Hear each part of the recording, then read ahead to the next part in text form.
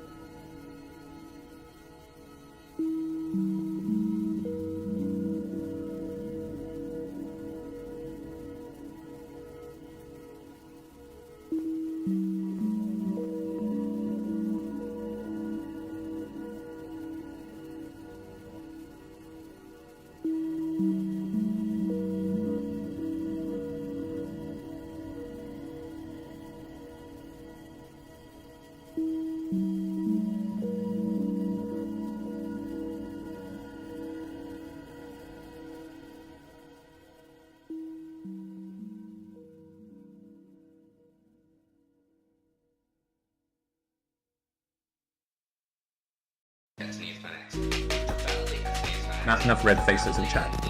Fix this.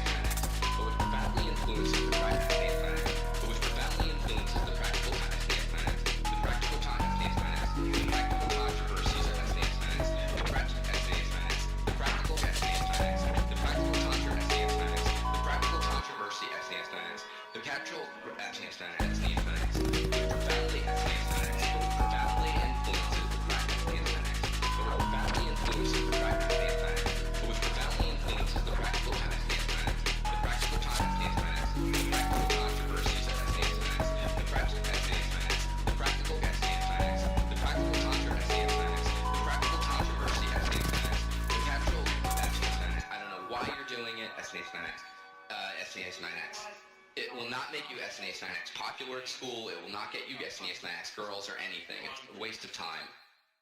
SNES 9X.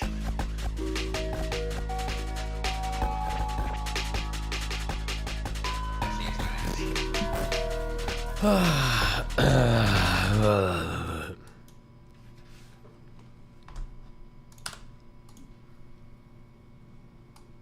listen to this dude talk while I finish this fucking dumb shit.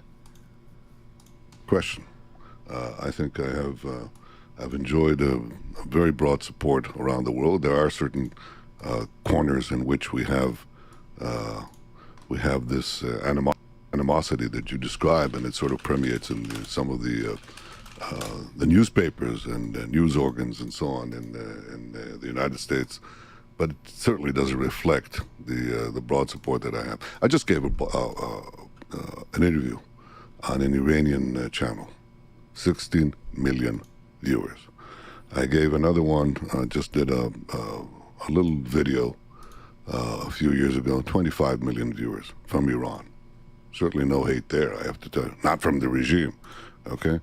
And when I go around the world, and I've been around the world, people want to hear what we have to say, what I have to say as a leader of Israel, whom they respect increasingly as a rising power in the world.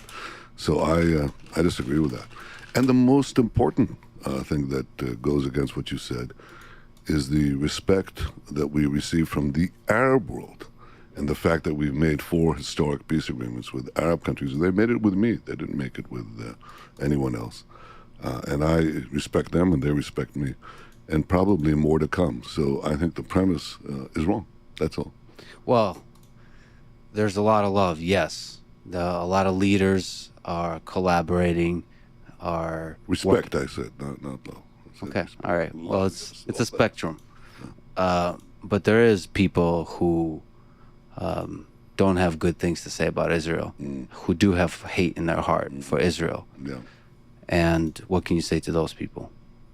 Well, I think they don't know very much. I think they're guided by a lot of ignorance. They don't know about Israel. They don't know that Israel is a stellar democracy, that it happens to be one of the most advanced societies on the planet, that what Israel develops helps humanity in every field, in medicine, in agriculture, in the environment, and telecoms, and talk about AI in a minute, but changing the world for the better. And spreading this among 6 continents. We've sent rescue teams more than any other country in the world, and we're 1/10 of 1% of the world's population. But when there's an earthquake or a devastation in Haiti or in the Philippines, Israel is there. When there's an earthquake, a devastating earthquake in Turkey, Israel was there. When there's something in Nepal, Israel is there. And it's the second country. It's the second country after, in one case, India, or after, in another case, the United States. Israel is there. Tiny Israel is a benefactor to all of humanity. So you're a student of history. If I can just linger on that philosophical notion of hate, that part of human nature. If you look at World War II, what do you learn from human nature, from the rise of the Third Reich and the rise of somebody like Hitler and the hate that permeates that? Well, what I've learned is that you have to nip bad things in the bud. You have to, there's a Latin term that says obsta principi, stop bad things when they're small. And the deliberate hatred, the incitement of hatred against one community, its demonization, delegitimization that goes with it, is a very dangerous thing. And that happened in the case of the Jews. What started with the Jews soon spread to all of humanity. So what we've learned is that's what we should never, and I never, sit aside and say, oh, they're just threatening to destroy us. They won't do it. If somebody threatens to eliminate you, as Iran is doing today, and as Hitler did then, and people discounted it, well, if somebody threatens to annihilate us, take them seriously and act to prevent it early on. Don't let them have the means to do so, because that may be too late. So in those threats, underlying that hatred, how much of it is anti-Zionism and how much of it is anti-Semitism? I don't distinguish between the two. You can't say, well, I'm okay with Jews, but I just don't think there should be a Jewish state. It's like saying, I'm not anti-American, I just don't think there should be an America. That's basically... That is the That is the worst comparison I have ever heard in my entire life. What people are saying vis-a-vis anti-Semitism and anti-Zionism. Just that America isn't a race, nor is it a religion. That's an insanely dumb comparison. I don't know if Lex will call him out on that. When you're saying anti-Zionism, you're saying the Jewish people don't have a right to have a state of their own, and that is a denial of a basic principle that I think completely You could be playing Satisfactory today. unmasks True. I will be playing Factory Idol. Thank you. what is involved here. Today, anti-Semitism is anti-Zionism. Those who oppose the Jewish people oppose the Jewish state. If we jump from human history to the current particular moment, there's protests in Israel now about the proposed judicial reform that gives power to your government to override the Supreme Court. So the critics say that this gives too much power to you, virtually making you a dictator. Yeah, well, that's ridiculous. The mere fact that you have so many demonstrations and protests, some dictatorship, huh? There's a lot of democracy here, more rambunctious and more robust than just anywhere on the planet. Can you steel man the case that this may give too much power to the coalition government, to the prime minister, not just to you but to those who follow? No, I think that's complete hogwash, because I think there's a very few people who are demonstrating against this. Quite a few, quite many, don't have an idea what is being discussed. They're basically being sloganized. You can sloganize, you know something about not mass media right now, but the social network. You can basically feed deliberately with big data and big money. You can just feed slogans How do you and actively get into counteract people's any minds. biases you may have about a particular topic? How do you remain conscious of them? I mean, for me, I'm just never biased ever, and then I don't have to worry about it. I think there's like two tricks that I use. One is you should always be able to argue the other side of an argument, and the other is you should always ask yourself what it would take to convince you that you're wrong. Those are two things I try to keep in mind, I guess, when I am considering positions. I don't know, those two things help, but... I'm sure you don't think I exaggerate, because you can tell me more about that. And you can create mass mobilization based on these absurd slogans. So here's where I come from and what we're doing, what we're trying to do, and what we've changed in what we're trying to do. I'm a 19th century Democrat in my small d, yes, in my views. That is, I ask the question, what is democracy? Okay, so democracy is the will of the majority and the protection of the rights of, they call it the rights of the minority, but I say the rights of the individual. Okay, so how do you balance the two? Okay, how do you get how do you avoid mobocracy? Okay, and how do you avoid dictatorship, the opposite side? The way you avoid it is something that was built essentially by British philosophers and French philosophers, but was encapsulated by the founding fathers of the United States. You create a balance between the three branches of government, okay? The legislative, the executive, and the judiciary. And this balance is what... No keeper kick today. I don't think it's on the schedule. It's not today, it's tomorrow. Jesus, fuck. Ensures the balance between majority rights and individual rights. And you have to balance all of them, okay? That balance was maintained in Israel in its first 50 years and was gradually overtaken and basically broken by the most activist judicial court on the planet. That's what happened here. And gradually over the last 2-3 decades, the court arrogated for itself the powers of the parliament and the executive. So we're trying to bring it back into line. Bringing it back into line into what is common in all parliamentary democracies and in the United States doesn't mean taking the pendulum from one side and bringing it to the other side. We want checks and balances, not unrivaled power. Just as we said, we want an independent judiciary, but not an all-powerful judiciary. That balance does not mean bringing it back into line, doesn't mean that you can have the parliament, our Knesset, override any decision that the Supreme Court does. So I pretty much early on said, after the judicial reform was introduced, get rid of the idea of sweeping override clause that would have, with 61 votes, that's a majority of one, you can just nullify any Supreme Court decision. So let's move it back into the center. So that's gone. And most of the criticism on the judicial reform was based on an unlimited override clause, which I've said is simply not going to happen. People are discussing something that already for 6 months does not exist. The second point that we received criticism on was the structure of how do you choose Supreme Court judges? Okay, how do you choose them? And the critics of the reform are saying that the idea that elected officials should choose Supreme Court judges is the end of democracy. If that's the case, the United States is not a democracy. Neither is France, and neither are just about every democracy on the planet. So there is a view here that you can't have the sordid hands of elected officials involved in the choosing of judges. And in the Israeli system, the judicial activism went so far that effectively the sitting judges have an effective veto on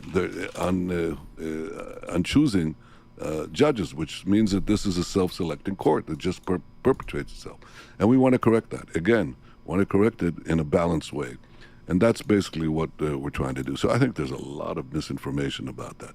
We're trying to bring Israeli democracy to where it was in its first 50 years. And it was a stellar democracy. It still is. Israel is a democracy, will remain a democracy, a vibrant democracy. And believe me, the fact that people are arguing and demonstrating in the streets and protesting is just is the best proof of that. And that's how it'll remain. We spoke about tech companies offline. There's a lot of tech companies nervous about this judicial reform. Can you speak to why large and small companies have a future in Israel? Destiny. Because Israel Stop saying base free is an market. adjective. Base is a noun, you fucking donkey. Nice. You mean I to say had something base? to do with that. I introduced dozens and dozens of free market reforms that made Israel move from $17,000 per capita income to, within a very short time, to $54,000. That's nominal GDP per capita, according to the IMF. And we've overtaken in that Japan, France, Britain, Germany. And how did that happen? Because we unleashed the genius that we have and the initiative and the entrepreneurship that is latent in our population. And to do that, we had to create free markets, so we created that. So Israel has one of the most vibrant free market economies in the world.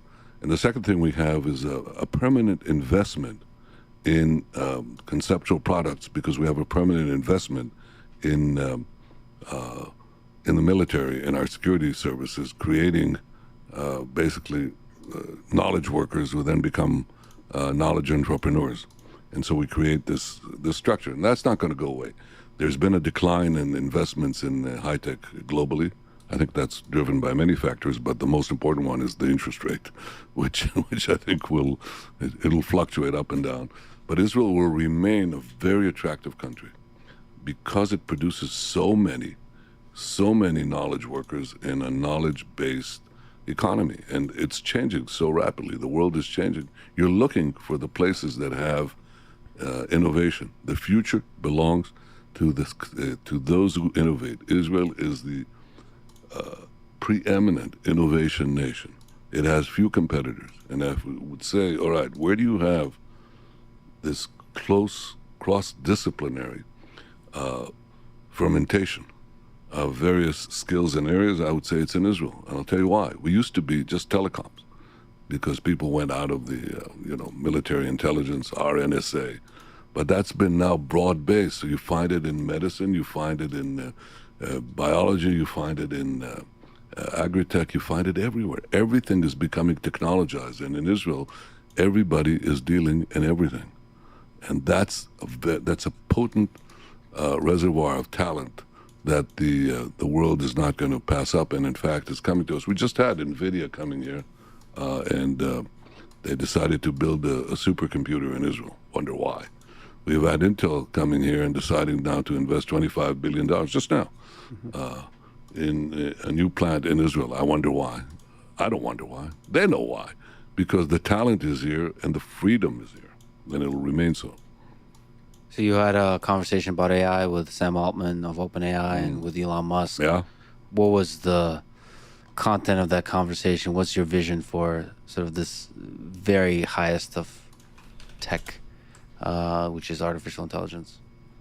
Well, first of all, I have a high regard for the people I talk to, okay? And I understand that they understand things I don't understand, and I don't pretend to understand everything, but I do understand one thing. I understand that AI is developing at a geometric rate. And mostly in political life and in life in general, people don't have an intuitive grasp of geometric growth. You understand things basically in linear increments. And the idea that you're coming up a ski slope is very foreign to people, so they don't understand it, and they're naturally also sort of taken aback by it, because what do you do? Okay? So I think there's several conclusions from my conversations with them and from my other observations that I've been talking about for many years. I'm talking about the need to do this. Well, the first thing is this. There is no possibility of not entering AI with full force. Secondly, there is a need for regulation. Third, it's not clear there will be global Obviously, Lex didn't prepare it if he doesn't challenge him on the judicial reform. And oh boy, there's a lot to ask.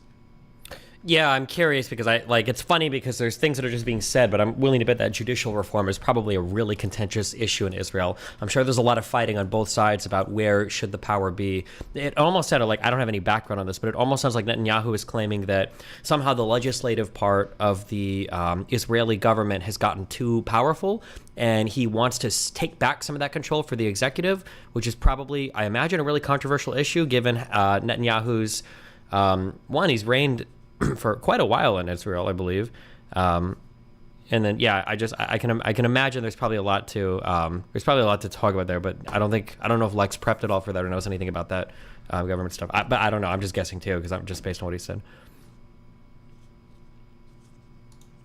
Fourth, it's not clear where it ends up. I certainly cannot say that. Now, you might say, does it come to control us? Okay, that's a question. Does it come to control us? I don't know the answer to that. I think that as one observation that I had from these conversations is if it does come to control us, that's probably the only chance of having universal regulation, because I don't see anyone deciding to avoid the race and cooperate unless you have that threat. Doesn't mean you can't regulate AI within countries, even without that understanding.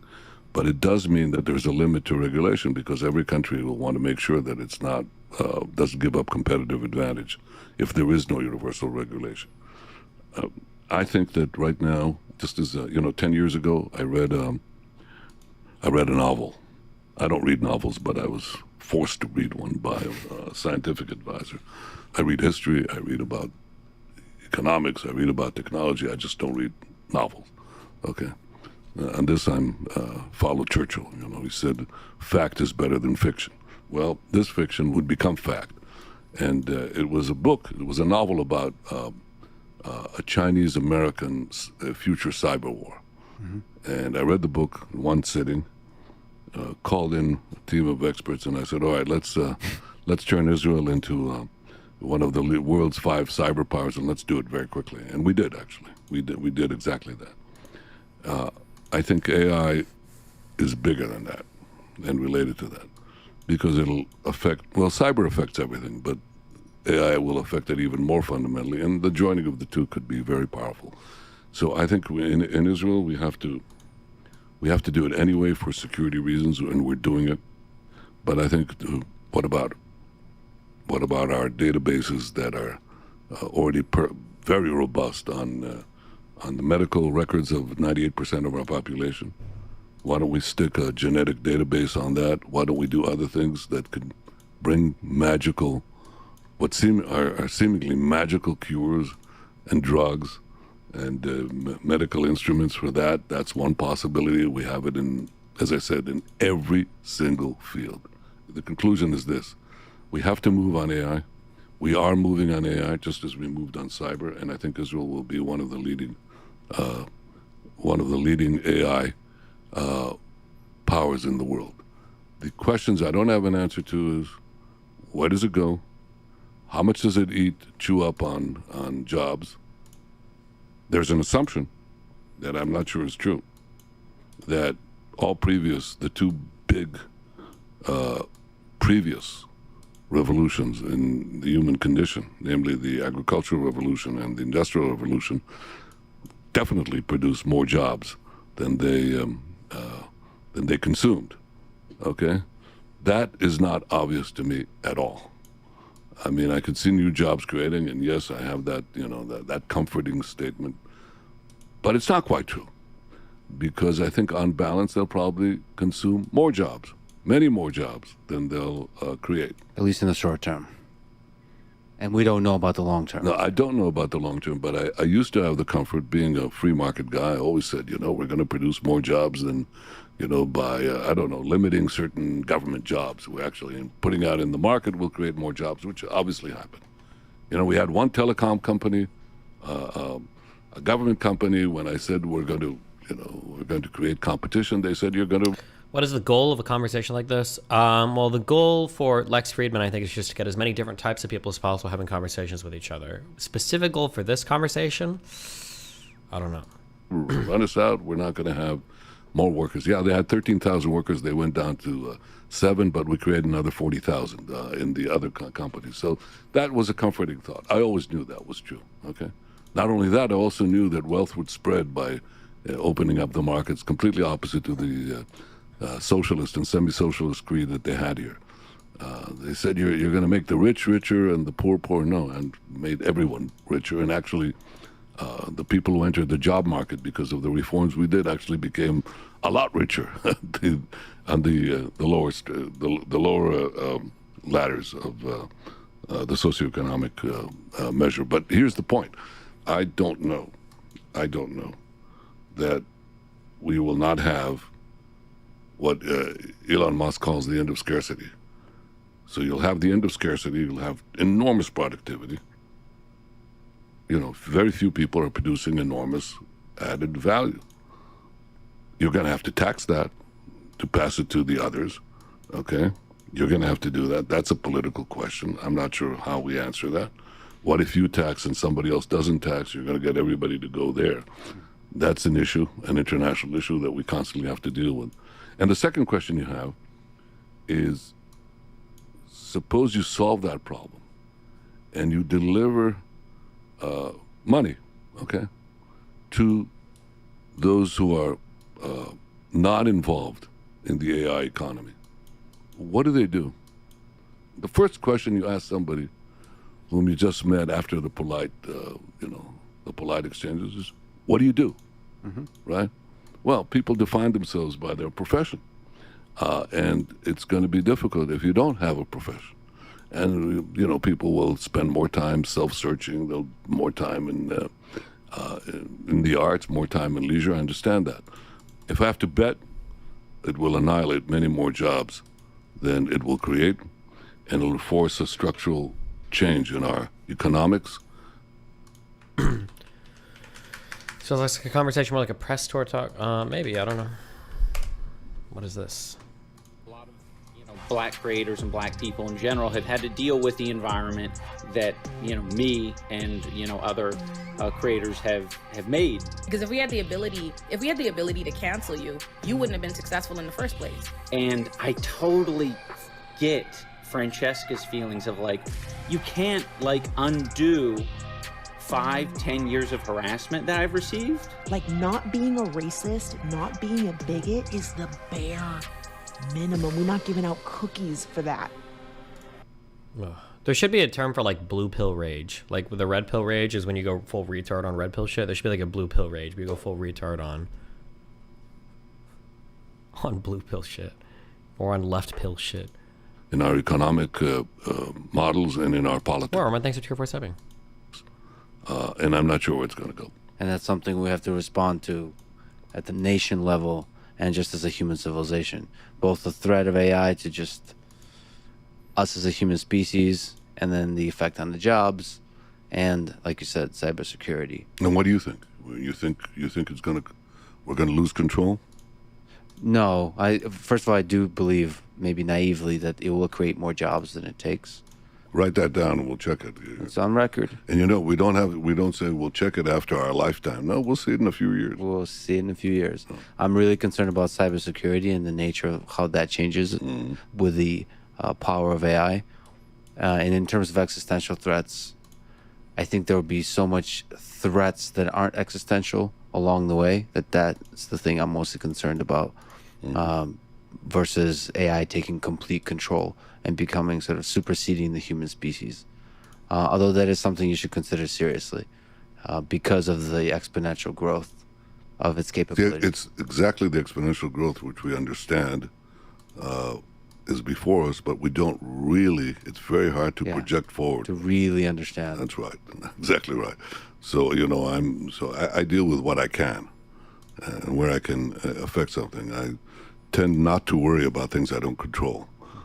Because at a certain point, there's no point. I mean, you have to decide what you're spending your time on. So I think, in practical terms, I think we'll make Israel a formidable AI power.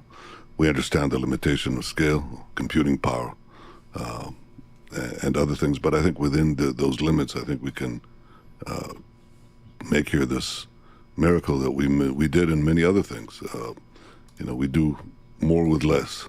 I don't care if it's water, the production of water, or the production of energy, or the production of knowledge, or the production of cyber capabilities, defense, and other.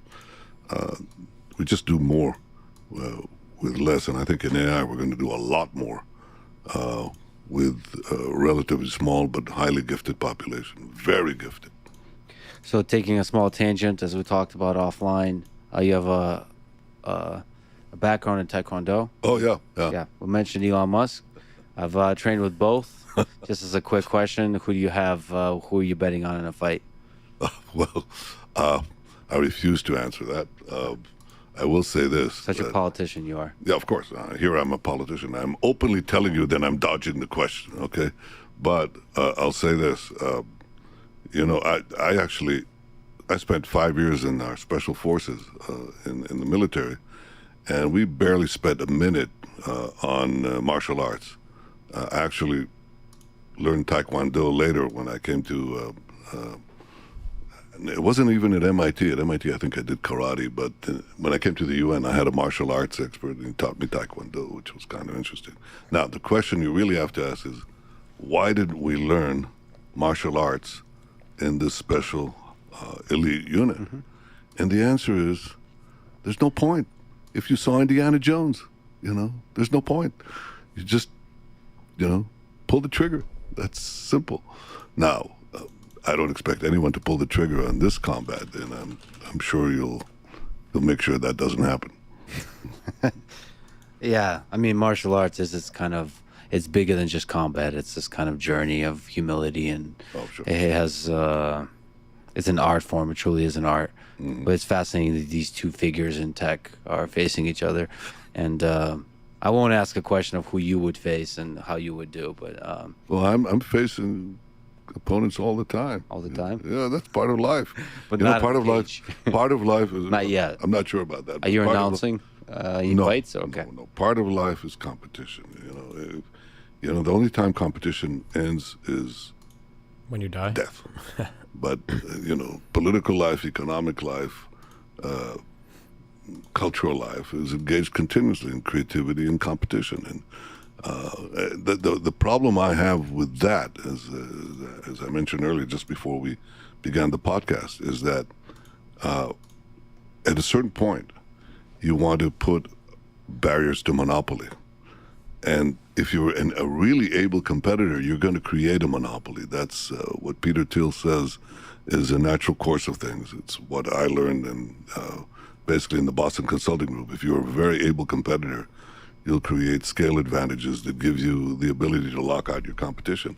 And as a prime minister, I want to assure that there is competition in the market, so you have to limit this competitive power at a certain point. And that becomes increasingly hard in in a world where everything is intermeshed, where do you define market segments? Where do you define monopoly?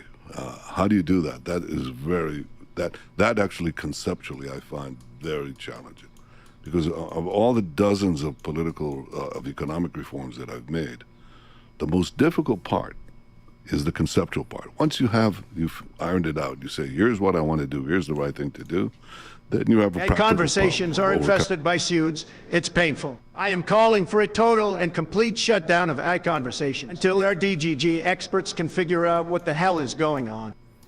Okay, but did you consider what your mom would say about them? Oh, but also true. Coming union resistance, political resistance, press calumny, opponents from this or that corner. Can you take the political compass test and stream? Walk us through your logic. What you answer the questions.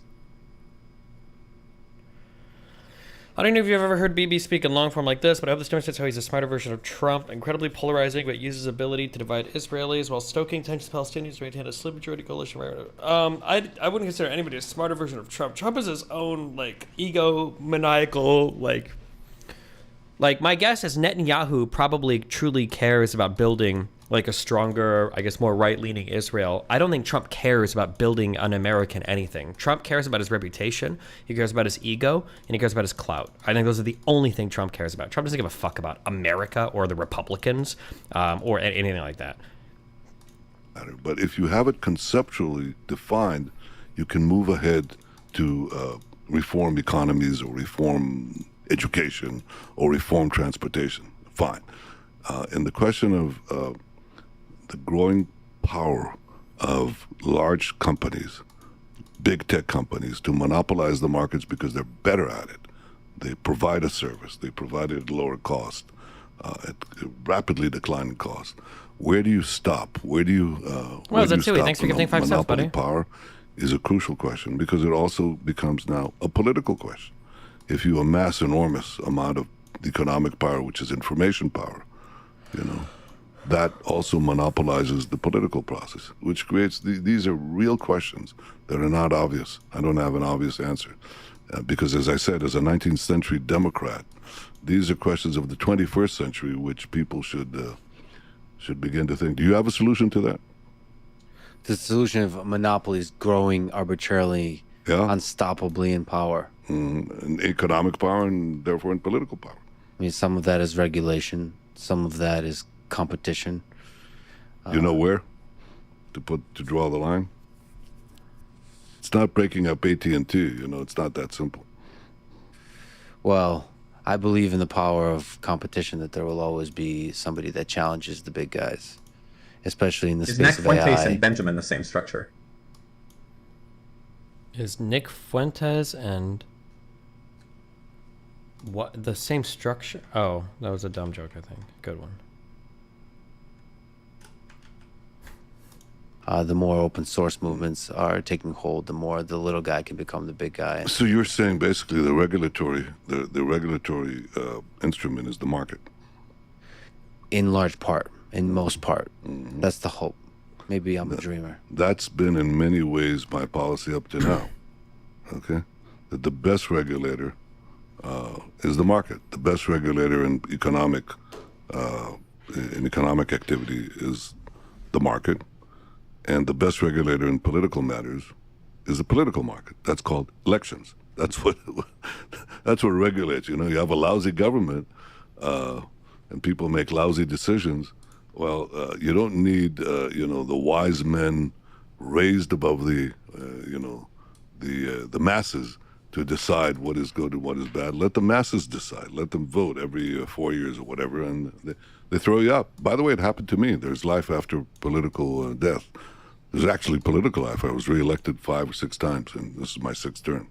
So, I believe in that. I'm not sure that in economic matters, in the geometric growth, it's less than 1/5 of 1% of Middle Eastern landmass. You'll always have Free Israel, the little guy, the nimble mammal that will come out and slay the dinosaurs or overcome the dinosaurs, which is essentially what you said. Yeah, I wouldn't count out the little guy.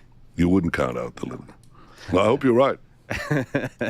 Well, let me ask you about this market of politics. So you have served 6 terms as prime minister, over 15 years in power. Let me ask you again, human nature. Do you worry about the corrupting nature of power on you as a leader, on you as a man? Not at all, because I think that I feel like these are interesting questions, like philosophically. Do you worry about the corrupting power? But I think that in order to truly dig into these, we're probably going to need to do a little bit of reading and get some examples, right? I think we're going to need, like, if we're going to ask if power corrupts this guy and he says no, not at all, it'd probably be important to have examples of things he's done where people might accuse him of being corrupt, right? the thing that drives me is nothing but the mission that I took to assure the survival and thriving of the state, the Jewish state. That is, its economic prosperity, but its security and its ability to achieve peace with our neighbors. And I'm committed to it. I think there are many things that have been done. There are a few big things that I can still do, but it doesn't only depend on my sense of mission. It depends on the market, as we say. It depends really on the will of the Israeli voters, and the Israeli voters have decided to vote for me again and again, even though I wield no power in the press, no power. Didn't he, am I wrong? I don't know how Israeli elections work. Didn't Netanyahu technically lose the last election, but he was able to broker to maintain his position because of the way that their parliamentary system works? I'd have to go back and check. I don't follow Israeli politics close enough, but in many quarters here, and so on. Nothing. I mean, I'm the government was lost and then was able to get a coalition. Oh, okay, maybe that might be what I'm thinking of. Going to be very soon the longest serving prime minister in the last half century in the Western democracies. But that's not because I amassed great political power in any of the institutions. I remember I had a conversation with Silvio Berlusconi, who recently died, and he said to me about, 15 years ago, something like that. He said, "So, Bibi, how many of Israel's television stations do you have?" And I said, "None." He said, "You have none?" Do you have? Do you have? I said, "None. I have 2. Yeah. He said, No, but what, you mean you don't have any that you control? I said, not only do I have none that I control, they're all against me. So he said, so how do you win elections? And, with both hands tied behind your back. And I said, the hard way. That's why, I have the largest party, but I don't have many more seats that I would have if I had a sympathetic voice in the media. And Israel until recently, was dominated completely by one side of the political spectrum that, often vilified me. Not me, because they viewed me as representing basically the conservative voices in Israel that are majority. So the idea that I'm an omnipotent, authoritarian dictator is ridiculous. I am, I would say, I'm not merely a champion of democracy and democratization. I believe ultimately the decision is with the voters, and the voters, even though they've had, they have constant press attacks, they have chosen to put me back in. So I don't believe in this thing of amassing the corrupting power. If you don't have elections, if you control the means of influencing the voters, I understand what you're saying, but in my case, it's the exact opposite. I have to constantly go in elections, constantly, with a disadvantage that the major media outlets is actually quite liberal, level-headed leader, but his ultra-orthodox partners in the coalition are absolute nuts, and he has to give in to them. Is that what your mom said? Ooh, fucking got him. Very violently sometimes against me. But it's fine, and I keep on winning. So I don't know what you're talking about. I would say the concentration of power lies elsewhere, not here. Well, you have been involved in several corruption cases. How much corruption is there in Israel? And how do you fight it in your own party and in Israel? Well, you should ask a different question. What's happened to these cases? These cases have basically are collapsing, and before our eyes, the There were. That's a lie. There was Edelson recently bought a newspaper for an him, event. and he is now a TV station that get direct orders from his party. Nice. In which the judges, the three judges in my case, called in the prosecution and said, your flagship, the bribery charge, so-called bribery charge, is gone, doesn't exist. Before a single defense witness was called, and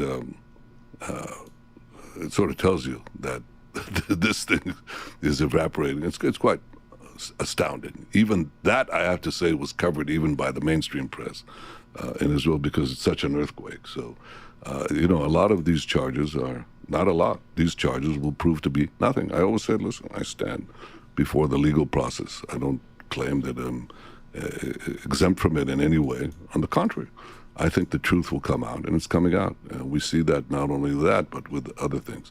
So I think it's kind of instructive that, no politician has been more vilified. None has been put to such a, what is it, about $250 million shekels were used to scrutinize. I keep forgetting that's a real currency. Me scour my bank accounts, sending people to the Philippines, into Mexico, into Europe, into America, and looking at everybody using spyware, the most advanced spyware on the planet against my associates, blackmailing witnesses, telling them, think about your family, think about your wife, you better tell us what you want. All that is coming out in the trial. So I would say that most people now are not asking, are no longer asking, including my opponents. It's sort of trickling in as the stuff comes out. People are not saying, what did Netanyahu do? Because he apparently did nothing. What was done to him is something that people ask. What was done to him? What was done to our democracy? What was done in the attempt to put down somebody who keeps winning elections despite the handicaps that I described? Maybe we can nail him by framing him. And the one thing I can say about this court trial is that things are coming out, and that's very good. Just objective things are coming out, changing the picture. So I would say the attempt to brand me as corrupt is falling on its face, but the thing that is being uncovered in the trial, such as the use of spyware on a politician. Does this type of rhetoric from a world leader concern you? I mean, not really. I don't really know anything about. I don't know enough about the government. I mean, the rhetoric is about what I'd expect it to be, but it's hard for me to gauge how good or bad it is because I don't know. I don't know what he actually does. I mean, Lex isn't really pushing back on anything here, though. I would expect any politician to speak highly of himself in this manner, though. This is how most politicians probably ought to speak. They should be their own cheerleaders, right? But I mean, Lex is obviously not providing much in the way of like pushback on this. So surroundings to try to shake them down in investigations, put them in flea-ridden cells for 21 days, invite their 84-year-old mother to investigations without cause, bringing in their mistresses in the corridor, shaking them down. That's what people are asking. That corruption is what they want corrected. What is the top obstacle to peaceful coexistence of Israelis and Palestinians? Let's talk about the big question of peace in this part. Oh, I feel like these questions all got pre-approved as well, probably, huh? He was reading for papers for me, but I wonder if he had to send each of these in to get pre-approved. So Netanyahu will have like the best prepared answer as well. For the world. Mm-hmm. Well, I think the reason you have the persistence of the Palestinian-Israeli conflict, which goes back about a century, is the persistent Palestinian refusal to recognize a Jewish state, a nation state for the Jewish people in any boundary. That's why they opposed the establishment of the state of Israel before we had a state, and that's why they've opposed it after we had a state. They opposed it when we didn't have Judea and Samaria, the West Bank in our heads, and Gaza, and they oppose it after we have it. Doesn't make a difference. It's basically their persistent refusal to recognize a Jewish state in any boundaries. And I think their tragedy is that they've been commandeered for a century by leadership that refused to compromise with the idea of Zionism, namely that the Jews deserve a state in this part of the world. The territorial dispute is something else. You have a territorial dispute if you say, okay, you're living on this side, we're living on that side, let's decide where the border is, and so on. That's not what the argument is. The Palestinian society, which is itself fragmented, but all the factions agree. Why would any politician not want the question to be sent and approved of in advance? I mean, it's I'd say it's a little, Lex probably already knows all this. It's a little worrying if you're already kind of known for being a bit softbally, and then if you're interviewing somebody that is highly contentious, and then there is and then there's the fact that, wait, fuck, I'm sorry, I'm reading chat. Lex is already a softballer. It's a highly contentious interview.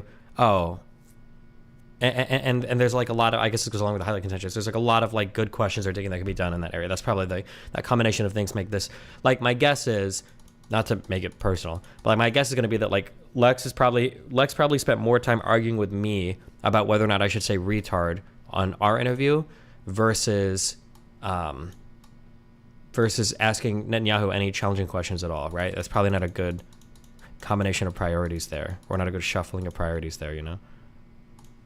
There shouldn't be a Jewish state anywhere, okay?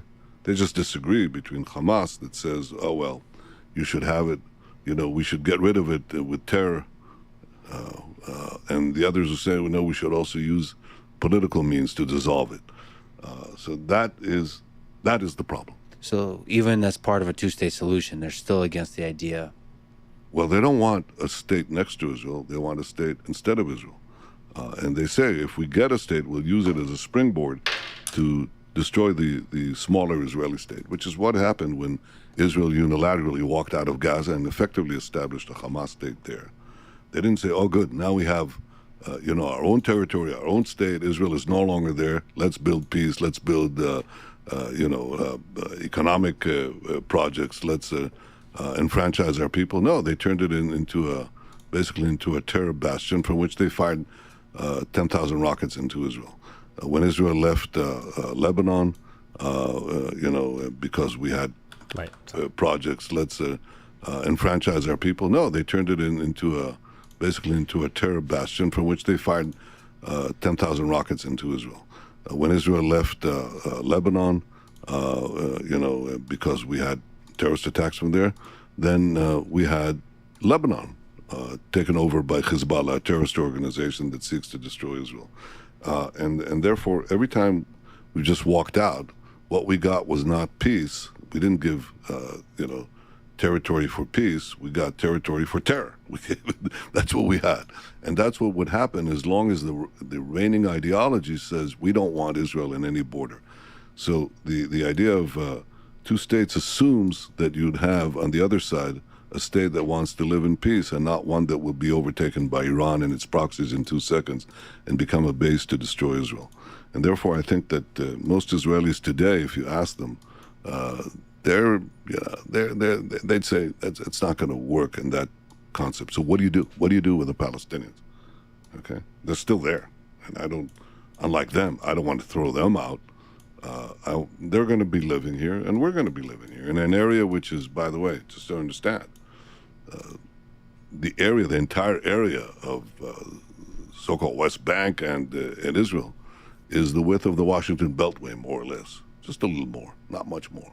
You can't really divide it up. You can't say, well, you're going to fly in. Who controls the airspace? Well, it takes you about 2.5 minutes to cross it with a regular 747, okay?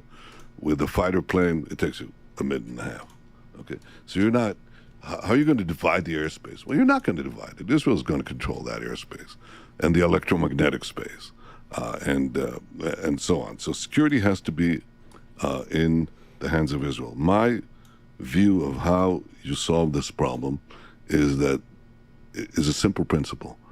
The Palestinians should have all the powers to govern themselves and none of the powers to threaten Israel, which basically means that the responsibility for overall security remains with Israel. And from a practical point of view, we've seen that every time that Israel leaves a territory and takes its security forces out of an area, it immediately is overtaken by Hamas or Hezbollah or jihadists who basically are committed to the destruction of Israel and also bring misery to the Palestinians or Arab subjects. So I think that that principle is less than perfect sovereignty, because you're taking a certain amount of powers, sovereign powers, especially security, away. But I think it's the only practical solution. So people say, but it's not a perfect state. I said, okay, call it what you will. Call it, I don't know, limited sovereignty, call it autonomy plus, call it whatever you want to call it. But that's the reality. And right now, if you ask Israelis across the political spectrum, except the very hard left, most Israelis agree with that. They don't really debate it. So a two-state solution where Israel controls the security of the entire region. We don't call it quite that. I mean, there are different names, but the idea is, yes, Israel controls security in it's the entire area. It's this tiny area between the Jordan River and the sea. I mean, it's like, you can walk it in not one afternoon. If you're really fit, you can do it in a day. Less than a day. What criticism of Lexier doesn't apply to you? If you were in his shoes, would you seriously decline an interview with the prime minister because you don't want softball questions for the interview? I don't know. I'm not sure. I'd have to think about that. I'm sure there'd be some balance there on what I'd want the approach to be. Like, there are going to be some people that if they're famous enough but not contentious enough or not powerful enough, I probably would take the interview, even if it was relatively softball-y. Like, when I got to talk to Tulsi Gabbard, it's not like I was, like, giving her hard-hitting questions. I don't remember if I pushed on her on that interview at all, but Tulsi Gabbard is also politically, like, relatively not that big a deal in the grand scheme of things. She's just another populist. But, like, given the opportunity to interview, like, al-Baghdadi or, the Ayatollah or fucking, or Netanyahu. I mean, like, I'm not sure. I don't know. I don't know. I'm not sure.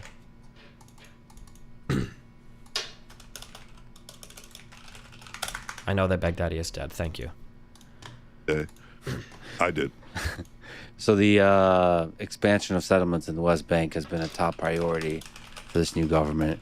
So many harshly criticize this as contributing to escalating the Israel-Palestine tensions.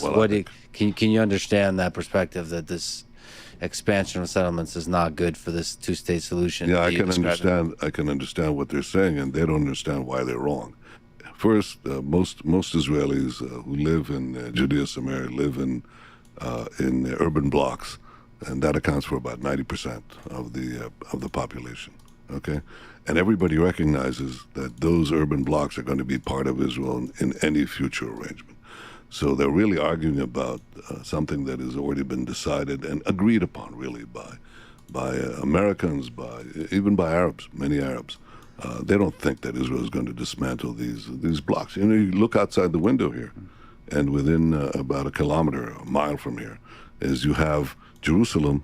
Half of Jerusalem grew naturally beyond the old 1967 border. So you're not going to dismantle half of Jerusalem. That's not going to happen. And most people don't expect that. Then you have the other 10% scattered in tiny, in small communities. And people say, well, you're going to have to take them out. Why? Remember that in pre-1967 Israel, we have over 1.5 million Arabs. You don't say, Israel has to be ethnically cleansed from Arabs from its Arab citizens in order to have peace. Of course not.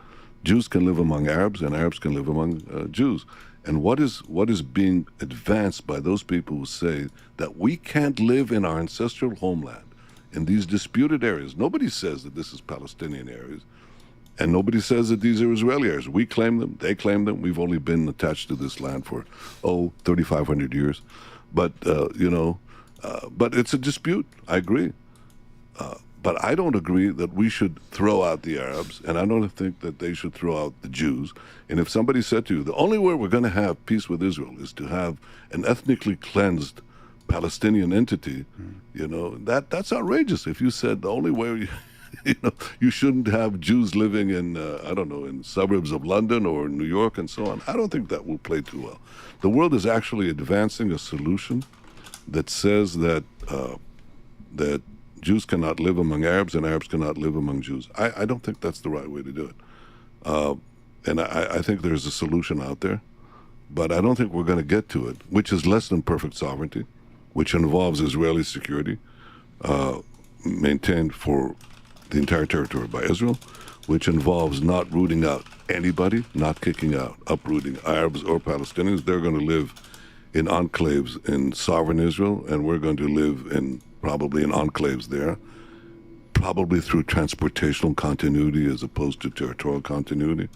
That is, for example, you can have tunnels and overpasses and so on that connect the various communities. We're doing that right now. And it actually works. I think there is a solution to this.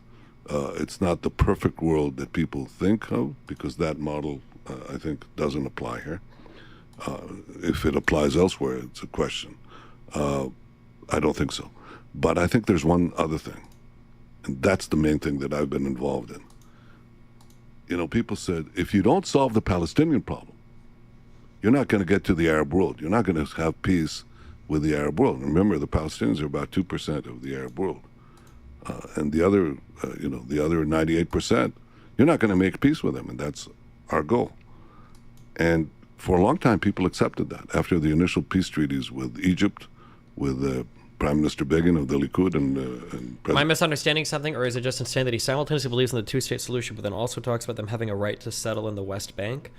Well, my guess would be is that he's okay. Israel would probably be okay with them settling wherever they want, as long as Israel basically gets to dictate the security of the entire region, right? So their armed forces, their airspace, their everything is under Israeli control. Would be a situation that Israel would probably be okay with, I would imagine, right? President Sadat of Egypt, and then with Jordan, between Prime Minister Rabin and King Hussein. For a quarter of a century, we didn't have any more peace treaties because people said, you got to go through the Palestinians. And the Palestinians, they don't want a solution of the kind that I described, or any kind, except the one that involved the dissolution of the State of Israel. So we could wait another half century. And I said, no. I don't think that we should accept the premise that we have to wait for the Palestinians, because we'll have to wait forever.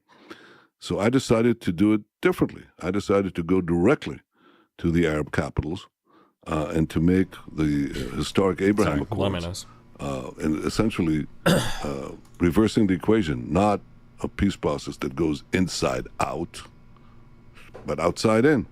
And we went directly to these countries and forged these breakthrough peace accords with the United Arab Emirates, with Bahrain, with Morocco, and with Sudan. And we're now trying to expand that in a quantum leap with Saudi Arabia. What does it take to do that with Saudi Arabia, with the Saudi Crown Prince Mohammed bin Salman?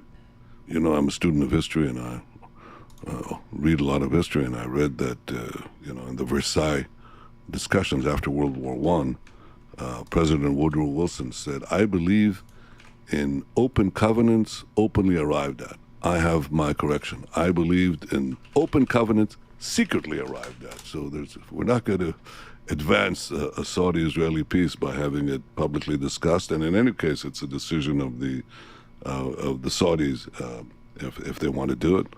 But there's obviously a mutual interest. So here's my view. If we try to wait for the 2% in order to get to the 98%, we're going to fail, and we have failed. If we go to the 98%, we have a much greater chance of persuading the 2%. You know why? Because the 2%, the Palestinian hope to vanquish the State of Israel and not make peace with it, is based, among other things, on the assumption that eventually the 98%, the rest of the Arab world, will kick in and destroy the Jewish state, help them to dissolve or destroy the Jewish state. When that hope is taken away, then you begin to have a turn to the realistic solutions of coexistence. By the way, they'll require compromise on the Israeli side too, and I'm perfectly cognizant of that and willing to do that. But I think a realistic compromise will be struck much more readily when this guy's a great speaker. All world leaders are essentially going to be great speakers, with Trump being a huge departure from that. Even Bush's speeches were okay.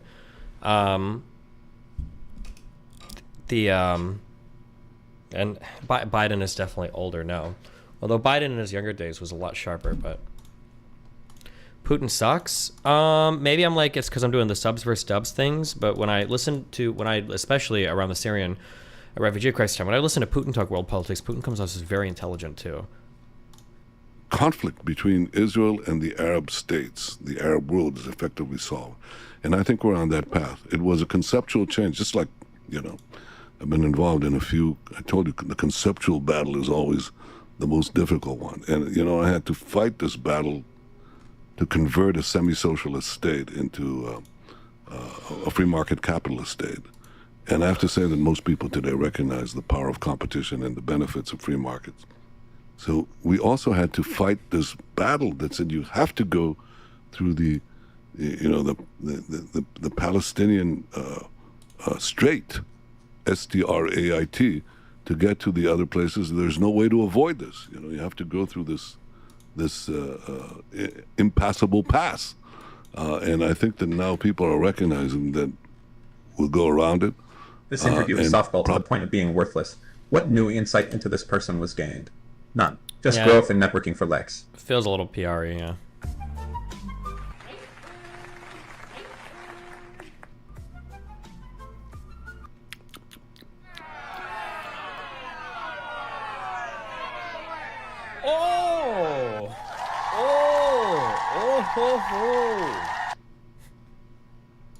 Probably circle back, and that I think actually gives hope not only to have an Arab-Israeli peace, but circling back an Israeli-Palestinian peace. And obviously, this is not something that you find in the in the soundbite. Frontline by PBS did a fantastic set of interviews on Putin. Would recommend the Julie Loft and Timothy Snyder ones are good. Yeah, there's one woman who we listened to her do an interview of Iran. What's the name of the Iranian leader?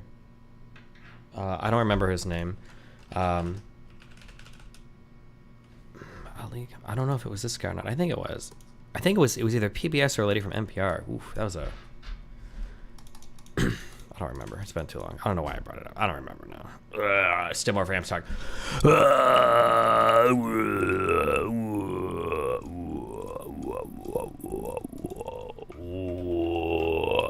Fights and so on, but in the popular discussion of the press, but that idea is permeating, and I think it's the right idea because I think it's the only one that will work.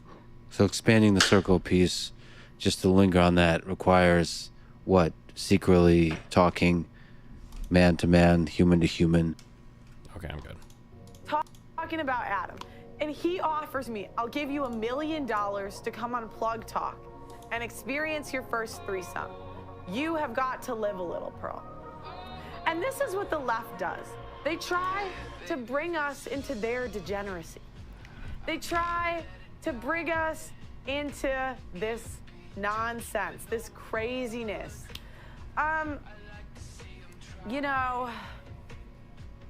am good. I'm okay. No, thank you. Nada. No, no, no. Unlike some of the women that are on your show, I had a dad in my life. Okay.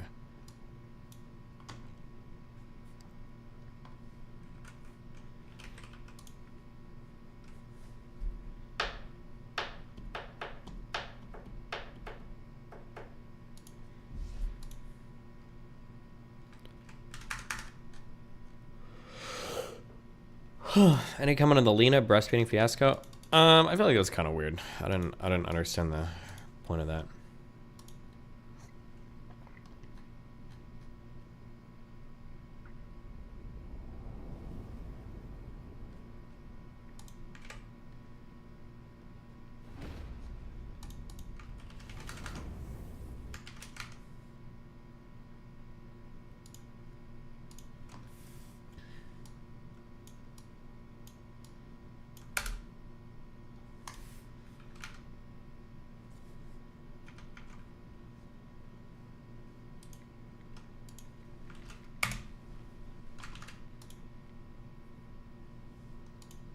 I was wondering because the streamer Destiny, if I don't know if you're aware of him. You're talking about Cuban-American streamer Stephen Kenneth Destiny Benel Goranson II? Yes. Oh, well, yeah, I know yes. him. I know him. I think he's some kind of fascist. I'm not sure. A fascist? That's not been my experience. I don't know. I heard different things about him. Anyway, he said that that Trump might split the vote for the Republicans. Are you of the same opinion? Or do you think Well, he I might just don't really know all the what Republicans? Stephen Kenneth Destiny Bennell Goranson II meant. What I would say is, if Trump doesn't win the nomination and runs third party or write-in, he will absolutely split the vote. Did Stephen mean that as the Republican nominee, he might split the vote? I think he said that DeSantis and Trump are basically running the party into the ground. And if Trump doesn't get to be the nominee, he will just run third party and will steal the votes. Basically, I hope of that all the happens. I Republicans. think in that scenario, absolutely Trump would split the vote. I just think Trump has a pretty easy path to the nomination right now. Yeah, so you would say it's probably just going to be Trump again. I do think so. All right, thank you. What country are you calling from, out of curiosity? From Germany. Oh, Germany. Okay, very good. My sister's going to be in Germany in a couple of days. She has. All they do is criticize. Sneeko reacts to his Twitter beef with Destiny. My morality, my decisions, what I do. All they do is criticize my morality, my decisions, what I do. So fuck it. If you're gonna do that, if you're gonna constantly do that shit on me, say I'm not gonna be able to get married, say that I'm a fake Muslim, say that I'm drinking, say that I'm a liar, all this stuff. What the fuck is going on with your life? I called out Aiden today too. Like, I could be drinking and gambling. I'm in the gym. I'm actually doing the self-improvement thing. I'm actually quitting things. I'm actually praying. Destiny, I'm actually working on becoming the best man I could possibly be so I can raise a family, so I can get married. These things are extremely important to me. So if you're gonna criticize that, what the fuck are you doing? What else is going on? Yeah, so there's... The issue with, like, and I understand what... oh, fuck. Hold on. I'm trying to treat him like this is an intellectual argument and not just like an emotional outburst. But it's just an emotional outburst. I think the reason why I'm so critical of Sneeko is because he uses and abuses the people in his life, and then he does it in like haram fucking ways because he just wants credit. So for instance, Sneeko wants to get all the credit from being Muslim. He wants to get all the social validation and all that from being pure and chaste and holy or whatever. Why does he still have girls on his stream? Why is he in the background with 2 girls laying on him making out? The answer is because he still desperately craves that validation that he gets from other men when women are validating him in the space, right? You don't need to do that. There's no point. If you really truly believed about the Muslim shit, if you really truly believe about shit like that, why the fuck are you trying to show off women? That's not, is it halal? That's not holy. That's not chaste. That's not good, right? Yeah, I don't know. It's just like if somebody makes mistakes, like here's something that so this is what I don't like. Here's what I don't give Sneeko for. And I've heard these rumors a lot, and apparently Aiden repeats them. I hear a lot that Sneeko gets caught slipping when he's out, when he's like drinking and shit. I don't know if that's true or not. But also, like, if he legitimately like makes a mistake and has a drink and he's off stream or some shit, you know what? Fuck it. Nobody's perfect. I wouldn't expect Sneeko to be perfect. The issue I have is when he's desperately trying to collect social clout from both sides of an issue. You can't do that. And I don't think anybody should abide that. I think you should be called out for that. If you want to be Muslim and you want to be holy and not haram and all that shit, then fine. But don't brag or show off. Don't brag or show off like girls on your stream. Like, that's haram. That's not good. Yeah, it's just not good. And then having friends close by in your life who are also doing that shit, like having Zerka, like trashing women in front of you and all this shit. That's another thing that will always bother me so much. And again, nope, hold on, sorry. I was going to qualify that. I won't qualify that. A good conservative man, Melina actually said this perfectly to the MLD guy. Hey, you said you're a high-value man. Why are you shitting on women? Why are you calling women fat? If you're a good conservative man, you respect women, you wouldn't do that. You wouldn't be in the presence of somebody. You wouldn't have a close friend like that who's just constantly degrading and screaming at women and calling them whores and joking about fucking 15-year-olds and 16-year-olds constantly doing that over and over and over and over again without ever calling him out or holding him to task. And he doesn't. Sneeko will never call Zerka out because Zerka is the strong man in the room that he's looking to emulate, that he's like imprinted on right now. But like, why would you let him get away with that over and over and over again? I don't know why. Yeah, well, I know why. And the reason why is because like there's not very much conviction behind this particular belief system. But yeah, I mean, like I'm not really, I guess I guess it's a weird thing. I guess it's a weird thing that Sneako feels like I'm calling out his like personal or private life, but I mean, I'm not really. These are just like the things that you're showing on stream. There are so many things. If I wanted to dig into private relationships, then I would start bringing up all the private shit that I'm aware of. But I don't do that because I don't think that that's necessarily fair game.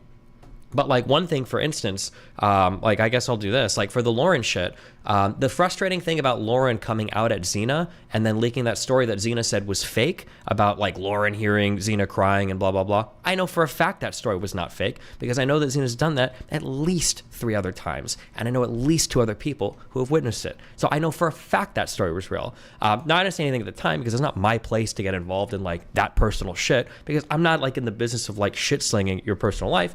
But I mean, like, if we want to go like really fucking personal, we can. You can bring up my kid all you want and you can bring up my cuck status all you want. My life is totally open. My life is super open, right? When Zerka referenced that fucking, never mind. There's, like, I know so much shit, right? If you want to, like, try to dig out, like, the same 2 personal tags people have used against me for 5 years, like, go for it. But your life is way more secret. Now, here's the issue. This is the issue. This is another thing that's hard for people to understand, okay? Ordinarily, I don't care if your life is more secretive and my life is more public. The issue is I generally don't come out with moral judgments for how people want to live a lifestyle. If some dude says, hey, I'm a cuckold, I like watching my, wife get fucked by other people, fine, go for it. Hey, as long as you're not hurting anybody, makes you happy, go for it. If some other dude is like, hey, I want to have 4 wives and I'll treat them with respect or blah, blah, blah, and this is my shit or whatever. Okay, fine. I think it's kind of weird. I don't know if I necessarily, but fine, go for it. If Myron, or Alex from whatever, Playing with Fire, is like, I do one-sided open relationships. I think personally, one-sided open relationships, I think they're pretty cringe. I feel like the people in them don't have much self-respect. That's just my feeling. But hey, listen, if you want to do it, fucking, if everybody consents to it, and I've said that a lot with Myron, I don't like the way that Myron necessarily approaches women, but he's open about it, and he's honest about it. If he wants to do it, go for it, So if you want to do your lifestyle, go for it. That's the difference, though, between me and Sneako, is Sneako's coming out with this heavy-handed moral judgment. Your lifestyle is wrong. My lifestyle is right.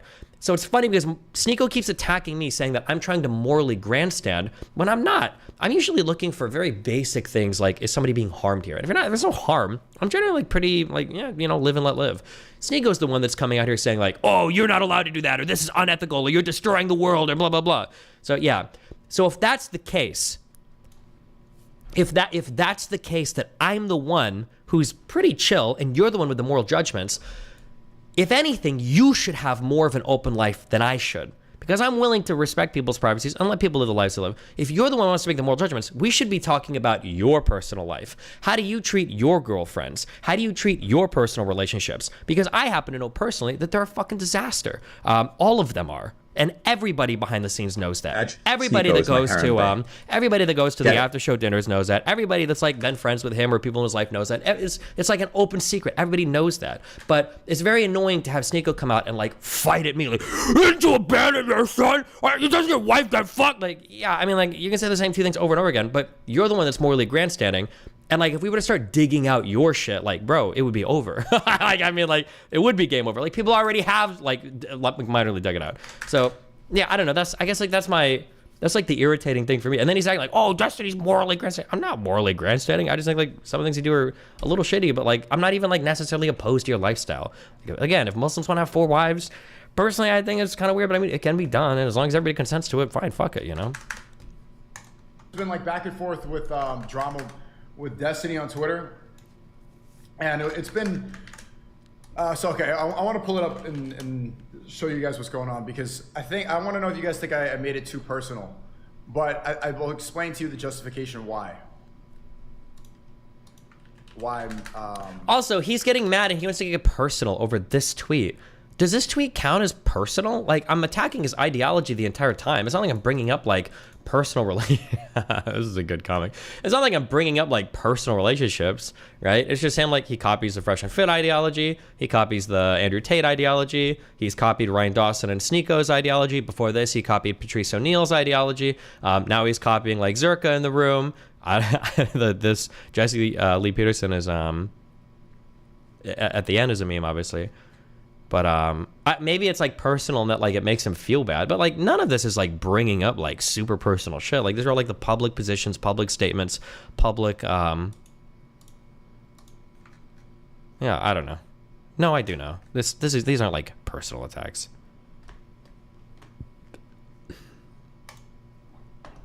Why I went there. Who'd you rip that meme from? Somebody emailed me the comic. Let's see. So Destiny posted this meme, which I think is funny actually.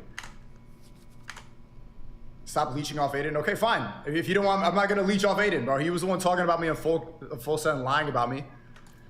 So, okay, but Destiny has been coping ever since he lost the debate against Nick, and this is a meme about me he found from his Discord. Probably found it while he was debating, looking through his Discord for moral support. But he says, fresh and fit, fuck women. I love the looking through his Discord for moral support when, one, I don't even use my Discord. I could be charitable to him and say DGG chat. But two, I don't really do it with DGG chat either. He's projecting from him because that's what he does. He'll go through his Discord being like, guys, give me a meme. Guys, can you do this? He had Fuentes like on Telegram, like tweeting out his shit. Like he's like posting stuff like in his Discord, like asking for likes and retweets and shit. Like it's funny that that's actually what he does. But yeah. Thanks, guys. You gave me lots to think about. Andrew Tate, converting to Islam to beat the Matrix in these charges. Thanks, Andrew. You gave me lots to think about. Nick, you know the are behind us being canceled. Thanks, Nick. You gave me lots to think about. Now I'm dressed as a Muslim. Before that, I dressed like Miami guy. Then Zerka, the Freemasons don't want you to know the earth is flat. And then I said, thanks, Zerka. You gave me lots to think about. And I'm wearing a hat with an X crossed over the Halfway. And then Jesse Lee Peterson, amazing. Thanks, Jesse. You gave me lots to think about. Now I'm a conspiracy theorist because Zerka. So basically, they're like making a joke saying I'm impressionable. Ryan says, do you talk to Romo CEO? Yeah, we've talked about him. And so I responded, I said, now draw the one where Destiny tells me to abandon my son to play StarCraft in Miami. Bomboka! Because, and this is the reason I took it like kind of personal. I've avoided this topic because, you know, it's very sensitive to talk about fatherhood stuff. But like the guy, that's what he did, you know?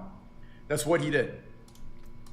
So what really bothers me when these people get on their moral high ground about other. So like, again, to reiterate, get on their moral, none of this is like on a moral high ground. I'm just criticizing his ideology. I don't know like what, unless we want to take like the sense of like everything is moral, or like if you criticize a person's political positions or make fun of them for like copying people, that's like a moral high ground, I guess. I don't know. Other people, especially like the leftists, they'll always play the moral high ground thing because that's what leftism is. It's thinking that they're better. And then this too, and now he webs to reinforce like because he doesn't really have ideas about me, or he's scared to engage with what I say, or he can't. I might like intellectually be at a level that he like can't access, right? So now it's just like Destiny, leftists think this thing and it's really bad, and here are the things that the leftists think, and I think that leftists are bad and dumb, and because leftists think, and it's like, okay, he like he's like looking for like the program to run, and it's like Destiny, leftist, progressive, bad, WEF bad, insects bad, like yeah, it's just like okay.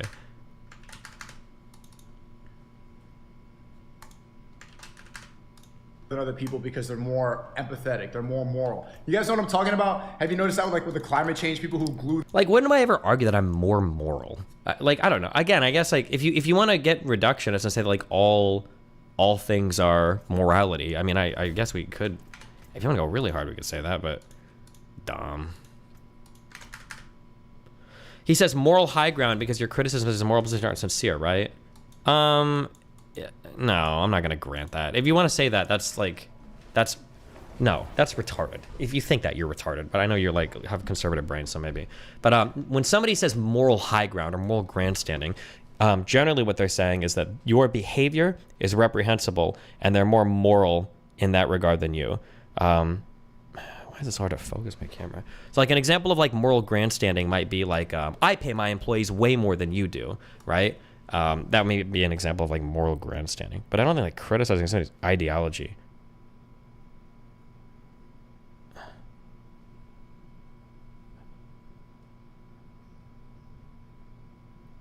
Okay, I think close enough. Counts as like moral grandstanding. Nick also does this to you?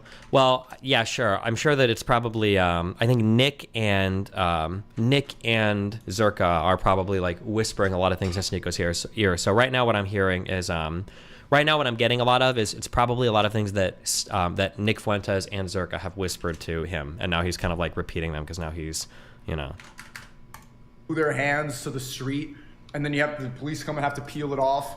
How dare you? That's leftism. How dare you? How dare you not think exactly like me? Throws paint on a statue. Like, it's so funny. He says that, how dare you not think exactly like me? But that's what he thinks, right? If you're not like him, you're immoral. If you lead alternate lifestyles, you're immoral. If you don't, you know, follow the whatever religious creed, I don't even know how he feels about Christians and shit. I'm not sure. But like, it's funny because he's the one that is of the religion that has the moral judgment. Wait, there's a unique boot that I think I actually need, right? Is it these? Ooh, and it has move speed. Did I actually get a good fucking drop for once in this dog shit fuck game? I think I need these, right? And I got it from a fucking random ass box. How do you avoid getting steered from the voices around you? It's a lot. There's a lot of work that goes into that. I need to make a video on that. So if you're gonna go and say that I'm never gonna be able to get married, which is what he's saying that I'm never. I'm not saying, and he doesn't understand when I say he's not going to be able to get married. I don't know if he understands the attack I'm making on him. The attack that I'm making is that he doesn't live a life that comports to the values that he claims to have, that he wants credit for having, and that he seems to be holding other people to. So for instance, he's on this Muslim kick so much, like, oh, but, oh, it's all so good, and blah, blah, blah. Despite, I don't even know how much he knows about Islam or any of that shit. But like, the reality is there are no Muslim fathers that would promise their daughter to a fucking man, you know, that pretends to want to have 4 wives, is like bragging about like threesomes and shit and having girls on stream all the time and like shitting on women and calling them all whores. Like no like reasonable father of a conservative woman is going to like promise their daughter this guy. And that's not to shit. That's not even shitting on him. Like, that's just like I'm just pointing out that like you're holding other people to a standard that you yourself are horrendously failing to meet. It's not a comparison to myself. I don't think any Muslim fathers would want their daughters marrying me. But Ever gonna be like no father's ever gonna want to marry his daughter off to me. Let's look at you. I'm sick of these moral high ground people, always talking about how they're superior. All right, fine. You're gonna say that Andrew Tate's a human trafficker. You're gonna say that all the people that I like to. Do you see the web thing? What else did that say? Andrew Tate? Andrew Tate? Like, what does Andrew Tate have to do with any of this? What does whether or not he's a trafficker have to do with any of this? Like, why even bring that up? Like, what? Speak to, you're gonna say that they're bad people. Let's look at you, right? You abandoned your son to play StarCraft in Miami, and so he responded again. Actually, by then it was League of Legends. Okay. This made him upset because like it did pretty well. He responded again, thanks, Seeker gave me lots of right? You abandoned your son to play StarCraft in Miami. And so he responded again, and this made him upset because like it did pretty well. He responded again, thanks, Seeker gave me lots to think about. First of all, none of Sneako's tweets will make me upset because they don't typically do well. Wait, does anybody have a link to the guy that showed the bots? Sneako generally he's got like the Griper assist right now. So hold on. Let me see if I can find this video. These are the likes that Sneako gets on his on his fucking Twitter. Bro, I swear to God, I'm like the only person on these fucking platforms that doesn't fucking bot. I think this is why podcasts that I go on do so well. I think I'm like the only person that doesn't have like a fucking botted following, like on any of my fucking platforms. Because why would I waste the money on it? But yeah, imagine like, bro, this shit is fucking wild. Like, is this what's upsetting me? Bro. Who's here? Bro. Oh, hey, what's up? Now you know how I feel, bro. What you just said?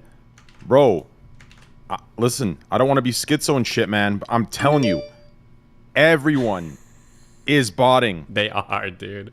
I've met so many more people now that I know are botting on their different accounts. Bro. You don't understand the world I've been in these last 4 months. No one believes me. Everyone is botting, and they're not just stopping on Twitch or Kick. We're talking Twitter. We're talking Yeah, they do Reddit. Instagram and shit. Yeah. No, Instagram and TikTok, that's a given. Like they can't even, if they deny that, This is I don't know what wild, to guys. say. Holy shit. It's just Brother, 2 minutes it's of fucking... Destiny, it's everywhere, bro. Like bro, I've lost my mind. I've lost my mind, Destiny. Like, I just had a conversation about you. I was going over people who I don't think do, and it was just like 2 hours ago. You were one of them. Thanks, bud. You're one of the only ones. No, you're one of, because listen, your numbers all make sense. They go down when you change content. They go up when you do your main content, right? You have fluctuations. Your Twitter posts make sense with your size of your streams. Your core community makes sense. Your Discord's massive. Like, everything makes sense. My numbers, same thing. Everything makes sense. But if you look at some people, bro, not even some, all of them, nothing makes sense.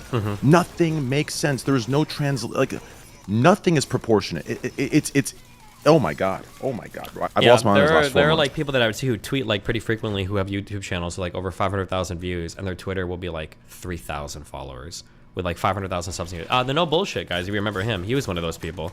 He had like Brooks or something. He had like 3,000 followers on Twitter despite using his Twitter account semi-frequently, and I think he had like almost 1 million subs on his YouTube channel, right? But yeah, people are wild. Yeah, it makes no sense. Like people think, listen, when you're that large of a creator, my size, your size, any size, if you're 15K to 30K viewers, that's a massive amount of, that's a massive size. Do you understand? The number of people you have coming in and out daily is in the hundreds of thousands of uniques. Yeah, for sure. So the people that have no footprint anywhere but that stream, it makes no sense, because if you have loyal people coming from other platforms to this platform, to to the level of hundreds of thousands of uniques daily, you're going to see some sort of footprint, whether it's on Twitter or Instagram or somewhere. But there is almost no correlation. There's almost no, or whatever the word is. I haven't slept all day. You don't see it. No, bro. I'm telling you, everyone is botting, and it's not just view count. It's Twitter likes. It's Reddit. It's everywhere. It's everywhere, and it's so fucking sickening. And the worst part is, the one thing I've been battling these last 4 months is the discoverability stuff. These people who are view botting, right? The people who are, doing these things, they make it so hard to make a fair discoverability system. Because, right, in a sense, they're manipulating it. And it's so fucking frustrating, bro. And no one believes me. They think I'm fucking crazy. People just think I'm crazy. Because everyone has plausible deniability, right? They just say, oh, someone's doing it to me. Sure. But it's like, bro, a harasser is not spending thousands of dollars every day for 6 years straight. Yeah. I still like my favorite moment in Twitch history. I think you were there for this, right? My favorite moment in Twitch history was the day the ViewBots died. Do you remember that? It was like was it like 5 or 6 years ago? And no. It wasn't just that nobody was live. It's that people started to go live, and then we're like, oh, I feel sick today. I don't think I can stream today, guys. There were so many big streamers that turned their shit on. Masan, I remember, from Hearthstone, was like a 5-figure streamer. He had like, I think like 1,000 viewers. And he was like, oh, I'm feeling sick today, guys. Oh my God, there were so many streamers. Yeah, holy shit, that was, bro, that was the funniest fucking day in the world. A lot of flus that day. A lot of 1 and 2 day flus. Yep. It's bad, bro. It's really fucking bad. And the worst part is, man, like, it feels like people are getting rewarded from it. Yeah. Like, it's almost as if they're being incentivized to do it. And it just, like, it's such a shitty feeling. Like, I wouldn't care if it wasn't affecting me. I wouldn't care. I would just do my own thing. I know, my shit's good. But it's getting to a point now in this industry where it's affecting my business, right? Because if you have 5 people that are my size around, and you have people who don't understand what you and I might understand being in the industry so long, right? About, numbers and, community strength, conversions, right? Because people with view bots don't have these things. They just have the number and they have nothing behind it. So it's like the people who don't understand that, they start equating your number with their number, but their number is all bullshit. So that's when it starts coming into my business and affecting my business, and that's why I care about it now so much, because it's just like, what the fuck? Yeah, the problem with bad behavior is that oftentimes it gets socially reinforced, and unfortunately, sometimes there are social punishments for not following it. So like, for instance, like, so I'll be really critical about girls using a lot of filters on Instagram and shit, or, you know, wearing a fuck ton of makeup or plastic surgery, right? However, it's easy for me to be critical of that, but if girls don't do that, oftentimes you get a lot of negative feedback because you're not doing what everybody else is. So yeah, there'll be like these social reinforcements that kind of encourage everybody to do the shitty behavior. Because like, do you want to be the one person not view botting and be the loser with like the low audience and shit? Yeah, it sucks. Yeah, that argument, that last part you just said, you want to be the loser that's not. Yeah. I feel that because I'm sitting there, right? Like, for example, me, right? You know, when I'm sitting there with 12 to 14K viewers on Kick, like, I know deep down I'm one of the 2 largest creators in the platform, right? Like, I know it. But then when I, you know, go outside of myself and I look at the sidebar and it looks like I'm the 20th largest creator, yeah, it does kind of feel like shit knowing that I grind and I put in the work and I have a real 14K versus everyone else's fake 30K, right? Yeah. So it does feel like shit, but I'm still not going to give and fuck those pussies. But realistically, on the other end, like, I think for the filters and the things you're bringing up, my opinion on it is, I think you're right that you know, mentality where everyone's doing it and you're not. But I do have to say, that's one of those things that in the long run, I think you're fucking yourself because. Well, everybody's fucking themselves in the long run, but the social pressure is always short term, right? Yep, yeah, but bro, like that. Once you rely on that, that has to cause, you know, it's a band-aid solution, right, for the short term. Because in the long term, whatever insecurities you have just been intensified, in my opinion, right? Because eventually, let's say you end up meeting someone. When you meet someone in real life and they see you look completely different, we're talking head shape differences. Yeah, we're but talking now eye shape I don't know how much of these differences. like Red Pill space you follow, but like now for a lot of these guys, like the expectation is literally that even when you're like around the house, your girl is supposed to be wearing like full on fucking makeup, like at all hours of the day and shit. So for a lot of people, they just might never expect to see somebody, you know, that's not like totally 100% kitted out, you know? Wait, is that real? Yes. I'm gonna say this, and I might just be old, maybe, but I prefer. Like, I personally... Okay, let me make a clarification. If it's somebody I care about, I prefer no makeup. Like, that's what I mean, it's up to them, whatever they want to do. I accept them as they are, but, like, I prefer no makeup if it's someone I care about. Mm-hmm. And if it's, you know, a one-night stand or some shit, then obviously, you know, I'm saying, look your best.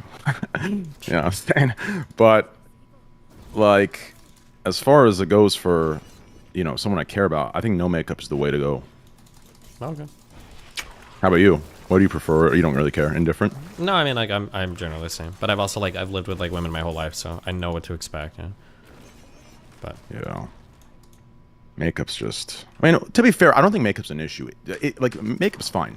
Because, you know, I think makeup's fine.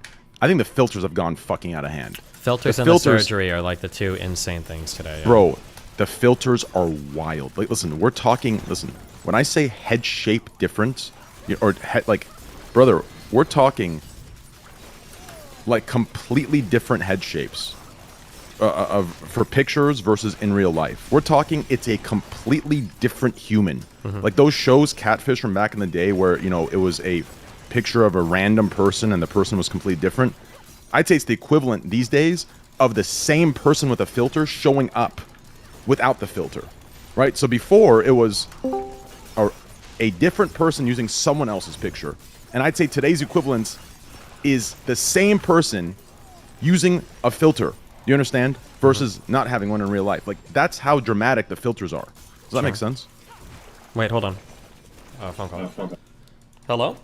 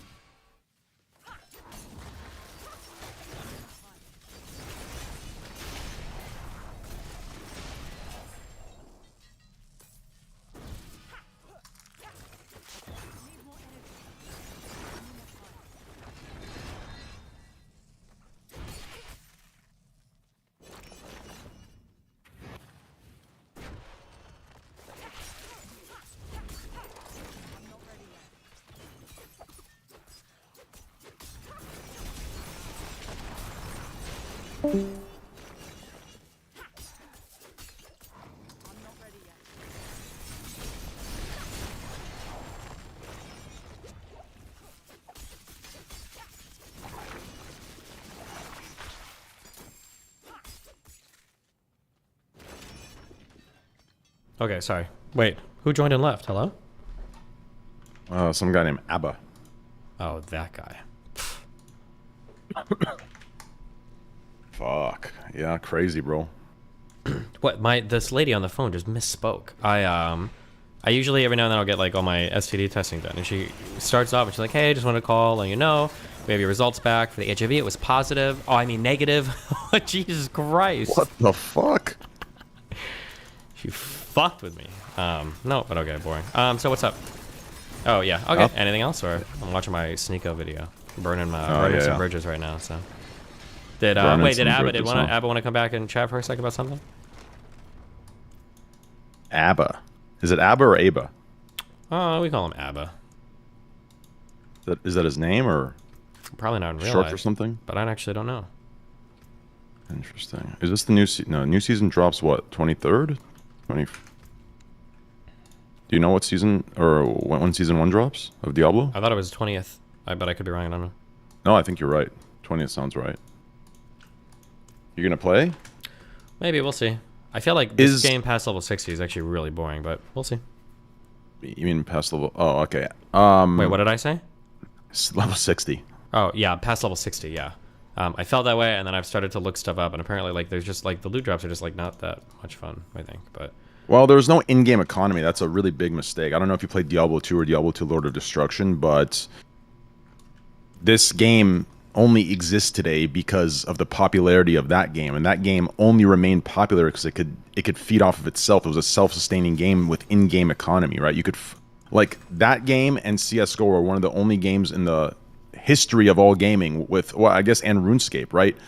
I never played it, but I guess RuneScape would also be one where there was an in-game economy that runs things. Like I really believe you need an in-game economy to have games last, not die out. And I just don't know why, other than corporate greed, why they would just, you know, remove all traces of in-game economy in a game like Diablo. I don't know. I think in-game economy might be fun, but I don't think in-game economy would help that much. Here, this is I'm still kind of newbie, I guess, so take everything I say with a grain of salt. But a couple of things that I think are bad is, one, maybe I just don't remember this from Path of Exile. I felt like in Path of Exile the affixes were way better. I felt like the affixes in this game were like they had like 2 years to develop the game, and in the last week somebody was like, "Oh shit, we didn't do this. Okay, let's just do bonus protection from close enemies, bonus protection from medium enemies, bonus protection from far enemies, additional damage to chilled enemies." Like the affixes are so boring in this game. There's like 4 or 5 like kind of exciting ones, and then everything's just like ugh. Yeah, I don't know. So the gear, and then also like I'm pretty sure you get like similar gear drops from literally level 70 to like level 100. Like you and the uniques are kind of disappointing, and like yeah, I don't know, just kind of boring. Uniques are very disappointing. I mean, like they really, in my opinion, missed with the uniques. Other than the Shaco equivalent, which is the helm that's like plus 4 to all stats, whatever the fuck it is. Like that's an amazing helm, but other than that, the uniques completely fucking missed. Everything is just. The in-game economy is the entire point of Diablo. It's what makes you want to keep playing, right? Mm-hmm. You get your, like, you sit there and you farm. Like, the reason I made a sorceress first is because that was going to be my magic find character. That's what I was set on, right? I was going to do a bunch of runs, try and get the best items, whether it was runes, whether it be, you know, just best items and, you know, best rings. And then you just get really, really fucking rich. And obviously there is, you know, a value that is set on your account. And it's just fun getting to that point because it's never ending. And you just dominate the market, and you can actually, you know, your time is traded for money. It's not just going to nothing. Yeah, but what would you do with the money? No, I'm saying like real life money. Oh, I guess. I don't know. Okay. Well, you know, like CS:GO, how you like, you know, you can open a case, same kind of thing. Yeah, your little ruby knife today, I saw that. Oh, that was wild, yeah. How much is that knife worth? It's 12.5K plus USD. It's probably around 15K, and then the emerald that I opened up is around like 25K. Jesus, amazing. Okay, any final thoughts? Pretty fucking nuts. Whoa, whoa, yeah. whoa, whoa, whoa, whoa, whoa, whoa. What? Hurry up. I'm supposed to watch a single video. I don't want to do 15 hours of random shit on my Discord. Don't worry. I won't let it We're not happen. gonna. What? We're not. Okay, tough guy. Listen. Am I a dickhead string? What the fuck is going on? Like, you know, you asked me what's up. I told you what's up. You fucking spent 10 minutes typing and you didn't send anything. Blue balled the fuck out of me. Damn. You know, like what's going on? Like, golly. Frontos, listen. Okay, Oh, listen. okay. Just, Okay, I'm gonna hit say me. this, and then we'll let Destiny do his thing. Okay, just hear it. Okay, listen, Frontos, I like you. Okay, I think you're great energy. I think you're hungry, and that's you need to have that to make it. You have to understand, Destiny and I, both of us, we have been him longer than me. Have been in the game a long time. Okay, so some days, you know, probably 9 out of 10 days. He and I just come in here, we have a conversation about absolutely fucking nothing. And we just go about our days. You always come in here, and there's always something, you know? Like, I get it, you're hungry, keep that hunger. Don't let this, you know, stop you from being hungry. But sometimes you just gotta read the room, be like, you know what? Today's just a chill day, let's not go in there, make any content, let's just chill. Say what's up, hey train. This feels like American Idol right now. You're letting me down softly, number one. You know how many... not throwing myself on the bus or anything, but 9 out of 10 times, I just have whatever conversations, number one. Number two, if really, like, if I had an agenda or if I was, like, headhunting or going for content every single day, I would ask you about what's going on with you and Greek. But I won't do that, right? I won't do that. I won't do that. I'm just saying, like, I would, right? Or maybe I would ask you why you're not streaming Diablo or all the other games that you play. Yeah, like, there's certain things I could ask, you know what I mean? But I'm not gonna do that because I just like to come in here and have fun. That's number one. Number two, you motherfucking gave me. First of all, I've been watching a lot of Sopranos, so I feel mobbed up right now. I'm in my element. Number one. Number two. Right? That's why I'll speak. You know, I speak like I eat the gabagool, number one. Number two, you said, you give me your word. You said you watched the fucking stream. You didn't. You know? Like First of all... They got that goddamn cannoli for that shit, if you get what I'm Yeah, saying. I told you I checked the stream out. You know, obviously, we have, knock on wood, hopefully we have time still. And, you know, I'll tune in one of these days. And Okay, last time I checked, Train, a week was 7 days. It's been more than 7 days. Wait, what are you trying to get him to do?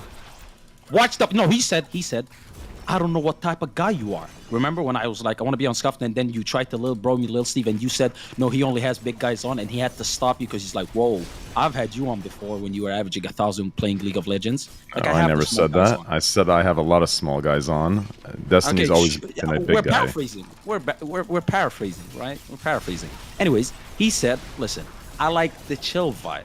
Right? I don't know if you're capable of the chill vibe. Even though we spoke for 4 fucking hours that one day when you were gambling, right? I'm pretty sure that was chill vibes.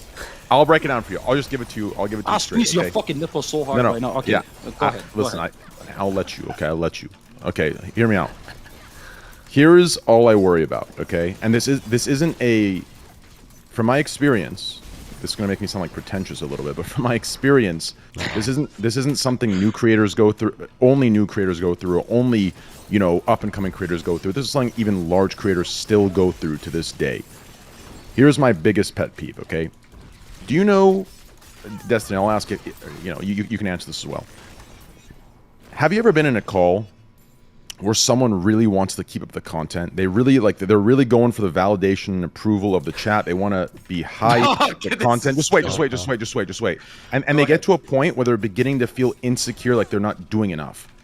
And at that moment, that is the moment everything hits the fan. Because now, in that moment, anything goes. Any content, anything, anyone gets hurt. It doesn't matter. At the cost of everybody's well-being and fucking peace, this individual is willing to do whatever to get that approval or that security back within him or herself or they self, right?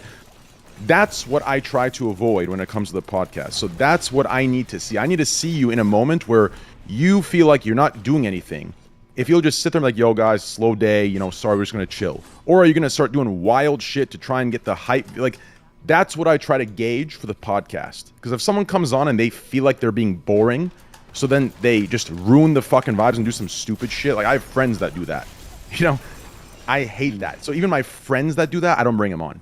Because I hate that shit. It just ruins everything. It's completely fucking trashy. I'm not in the mood for that shit. So that's what I need to gauge. I need to see you in an area where you are feeling insecure. You feel like you're not doing the content. Are you going to play it cool? Like, yo, my bad, guys. You know, we'll turn it on next stream. Or are you going to do some toxic What is this trial? shit? What are we even talking Honestly, about? I'm sweating. I'm sweating. I feel like fucking Will Smith in The Pursuit of Happiness right now. Holy shit. Okay. So, basically, what you're trying to say is. What I'm saying is, Okay, Karantos- holy shit. Are you gonna fucking Here's loop no, I'm me not up gonna at least? talk. Yeah, here's what I'm saying. Okay. Okay. I just need.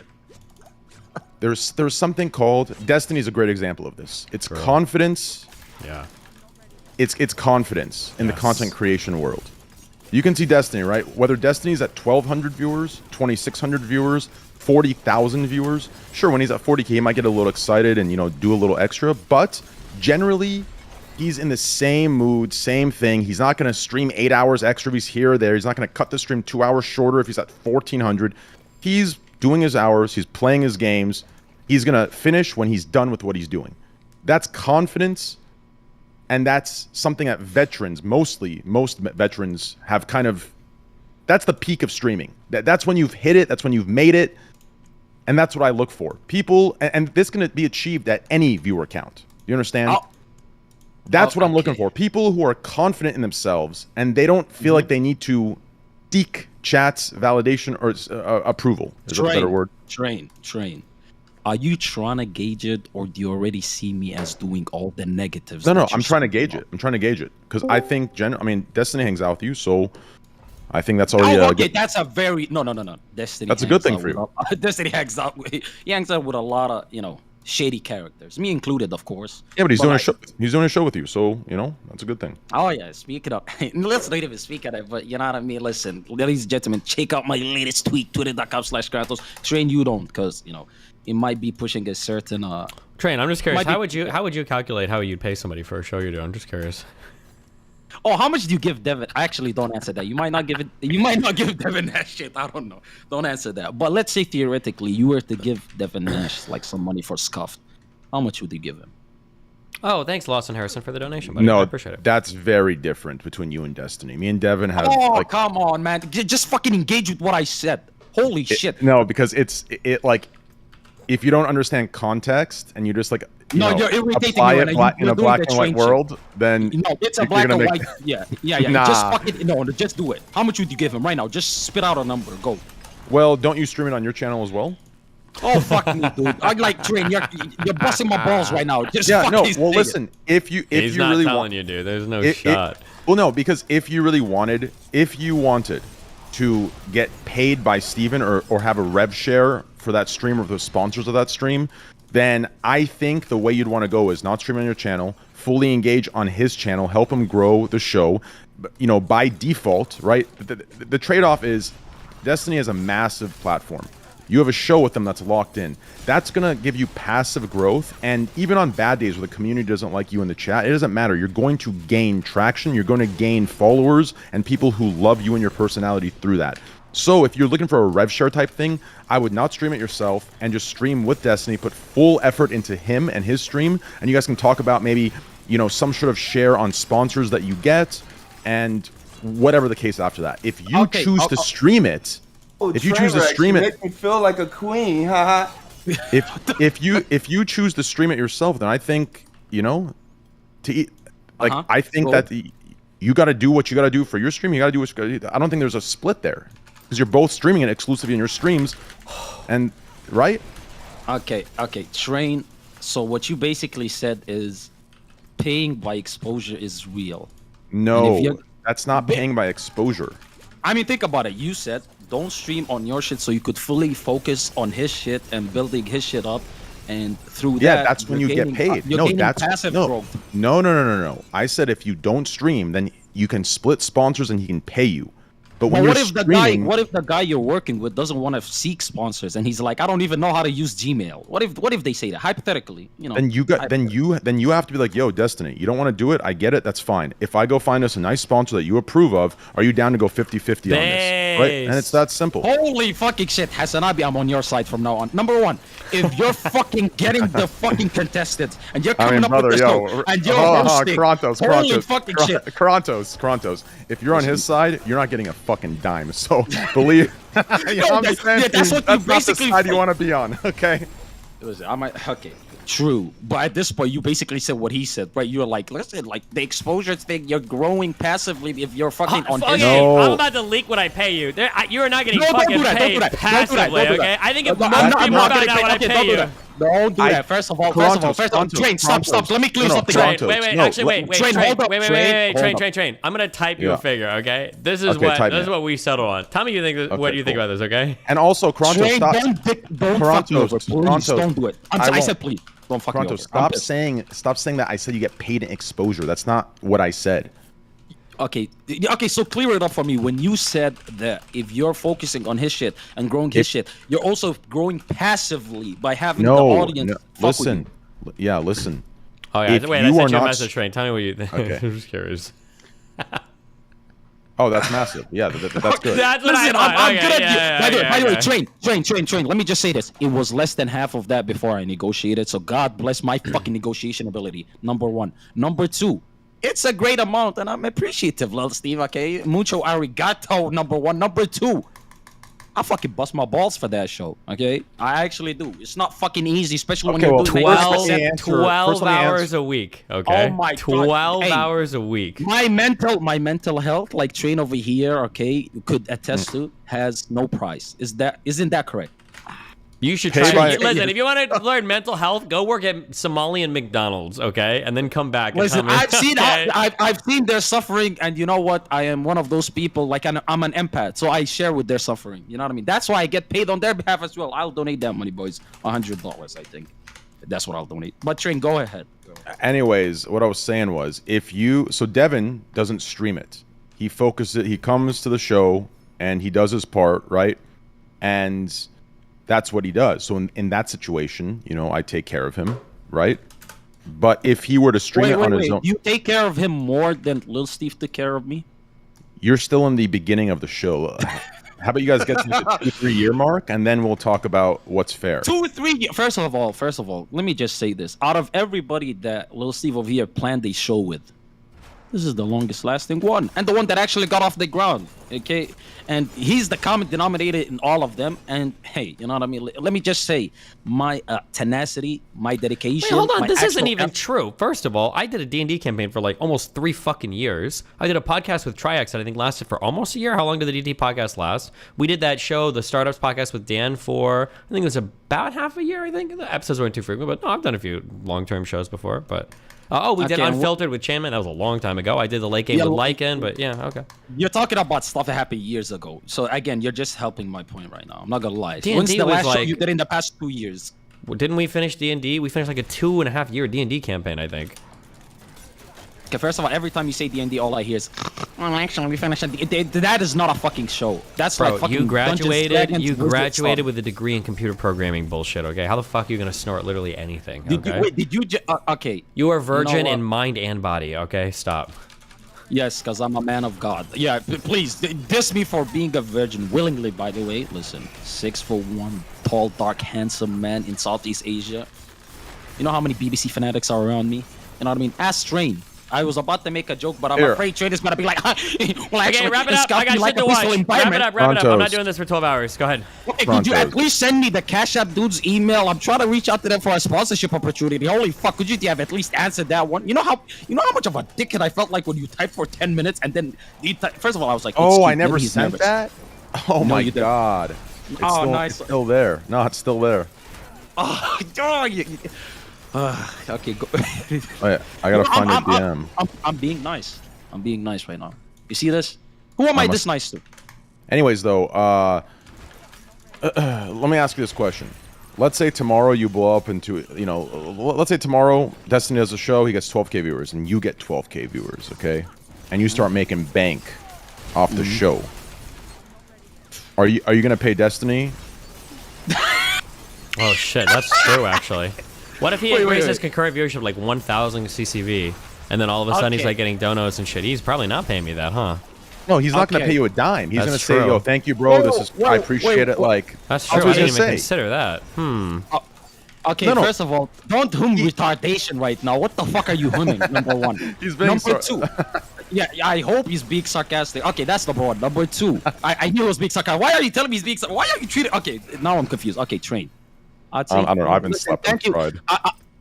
I could tell. I'll tell him this much, right? I'll tell him, listen, thank you for the boost. Now it's time for me to backstab you like Hassan did. You know what I mean? I gotta continue the legacy. That's what I'll do. Okay, I mentioned his name. Now you're silent. You feel some type. What's interesting? There's nothing interesting. Very about that. interesting. There's nothing interesting about that. But I'm not gonna lie. I do have a question for you, right? I was gonna Does say it- something. Oh, Destiny. Speaking of the podcast, Toronto's wants to come Oh. on. Are you free August 3rd, Destiny? Nice one. You know what? You yeah, know it what? should be. Yeah.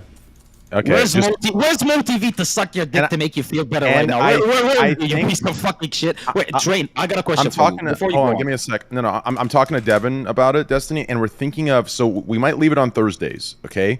But I'm thinking of doing the time earlier, like around. Ladies and gentlemen, this is my Hold on, black pill moment. Let me check what the fuck we said to each other. Pokemon Yeah. Hassan, please create a Tell me what you podcast right now. think. Create a podcast right now with Miskiff. What do you think around like afternoon With Mitch CST Jones- EST?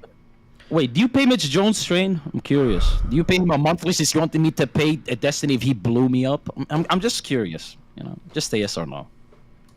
Because Lil Steve here is busy playing a game. Just Krontos. curious. I'm Krontos. asking. I'm asking. I can't ask. Krontos, let me ask you this. How many people have collaborated with large streamers and died off after 3 months? True. I mean, 99.9%. yeah, that could happen to me too after I get the 1,000 X increase. 99.9%. Now tell me, which streamers do a collaboration for 3 months, right? and come out and get to the top 5? You tell me. It's almost none. okay. It's almost non-existent. Okay? So does that mean we ignore the people that helped us get to that position? You might be the first, but you're still there, right?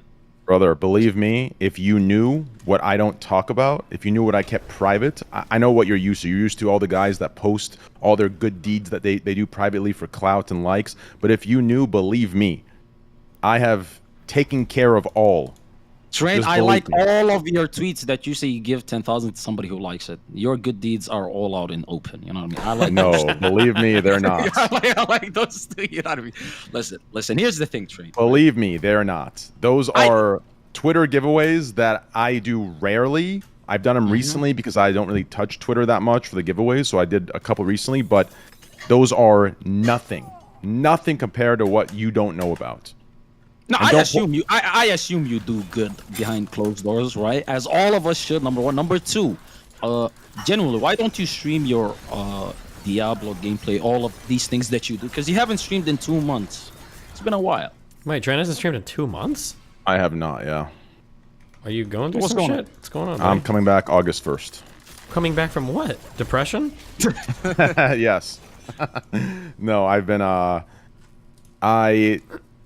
so I own multiple businesses, and during the 2.5 years I've been grinding, I kind of neglected, those businesses, and I just needed to like organize it. Like it was giving me severe anxiety. What are and these like, businesses? What? well, for the sake of, toxic trolls and stalkers, I keep that. I keep that part of Couple of wing stops, Romanian casinos. You know what I mean? I own a That breakfast type of restaurant, and I own, I don't believe this. but okay. I'm serious. Okay. I own a couple other little You ventures. looked at a restaurant and you were like, I want to own one. Is that even No. a good business? No, I don't think it is, no. No, it's the restaurant business sucks. It was one of my favorite breakfast restaurants, and they were shutting down. So Oh I want. shit! Yeah. Oh, yeah. yeah. So I came in at 30% and just to keep them afloat. It's the best breakfast. It's a simple breakfast. Listen, like here's what I hate these days. You cannot go and find a simple fucking breakfast these days. Everywhere What do it's you like mean? fucking. IHOP, it's like- Village Inn, Denny's. Brother, I'm not talking about that. I'm talking just like a simple restaurant. You know, you go in there. I'm talking a nice breakfast, okay? Like you know, a nice like type shit. a nice like $12 breakfast, right? Just simple eggs over easy, bacon, hash What's brown. wrong with any of the places I just mentioned? I feel like any diner will have this. Yeah. Not Diners marriage, are good, coffee but shop. I'm referring like a classy little joint, right? Not too expensive, but just a classy little joint. You go to a small little shop, you know, it's just delicious, right? These days, anything that's like that, it's like volcanic egg, bacon, you know, fondue. It's like, what the? I don't want that shit. Like, or French toast encrusted potato wedge bacon. Like, I don't want that shit. I Where just the want fuck fucking do you eggs. live? I just want eggs, bacon, hash brown, and a black coffee. Like that's it. Or a nice fucking tea. Like that's it. Simple. Everyone's trying too hard these days. I don't get it. Just give me a simple breakfast.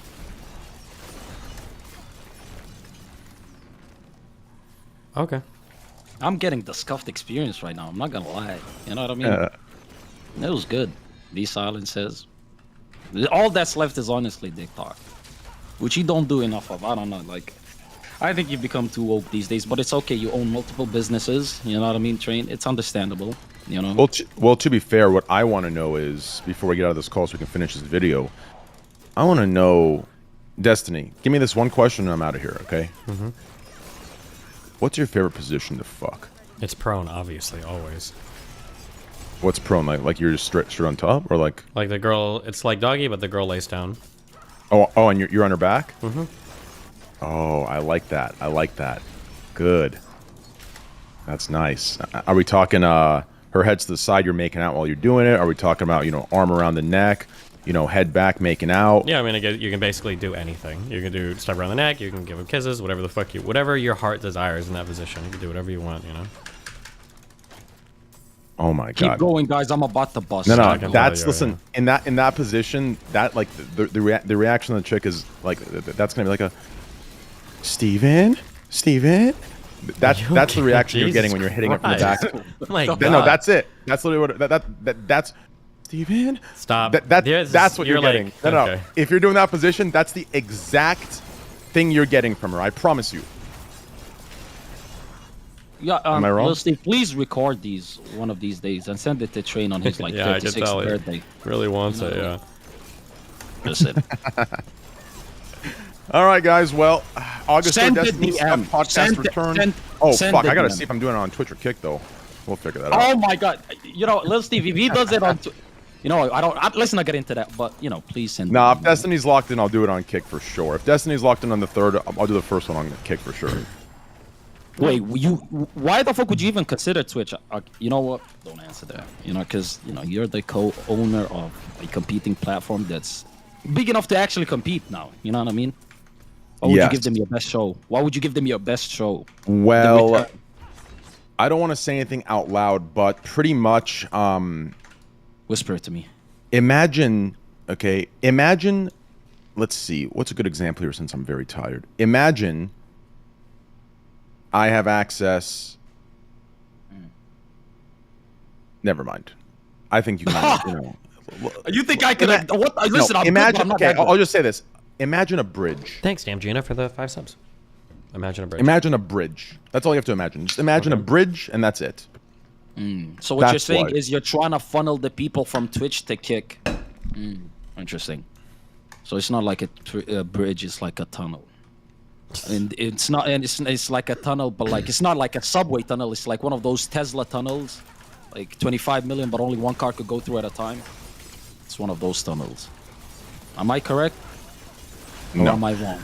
All right, Destiny. August 3rd, brother. I'll be lurking. Answer the fucking DM before you leave, please. Thank you very much. I'll be lurking, Destiny. I'll be watching your Well, analysis. Steve, of this don't join video. that shit. By the way, I'm just saying. Don't It's join the what protest. shit? Scuff podcast. We gotta. Train, you're invited to one of these kicker keeps if you ever want to join. You know what I mean? Maybe the next one next week, Sunday 6 p.m. Eastern time. Are you down?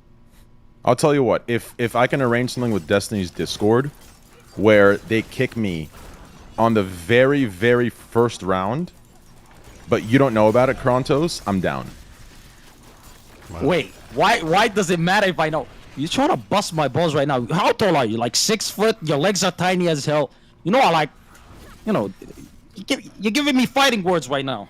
Brother, You know I could take you. Yeah, I listen, could sweep your tiny ass. Torontos, I'm I don't sorry. want to hear anything about the way I look or the size I am when you wear a fucking Why? mask on. Why? So you wear a Okay, mask. Does a mask size my does a mask hide my size? That doesn't make any sense. Number one. Number two, I would recommend you wear a mask with me as well. Maybe two. Ooh. I don't get it. Me neither. Of course. Yeah. Wait. Really? I know you get it, Leslie, but you're trying to get to me. You Is it do like a these things. terrorist joke, or I don't actually get it. You know what? Those who know. That's all I'm gonna say. Oh, it was a COVID joke apparently.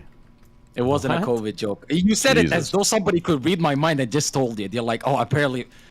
Who the fuck do you have in chat? Whose chat are you reading? You know what? Let's not get into it. Shout out DGG.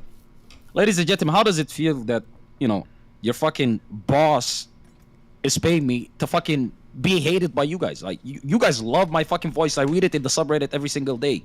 Also, do you dislike every time I call him Lil Steve? He kind of likes it. All right, Kinda you good? Are flirts we with me good? with the DMs. Okay, Yeah. okay. All right. We're good. Kick.com/Corantos, QORANTOS, ladies and gentlemen. Bye. How about every time he says that, you deduct 1,000? You deduct, Okay! Hey, you fucking piece of shit! you deduct a certain amount of money from the monthly. All right, that was my joke. See you guys later. Bye.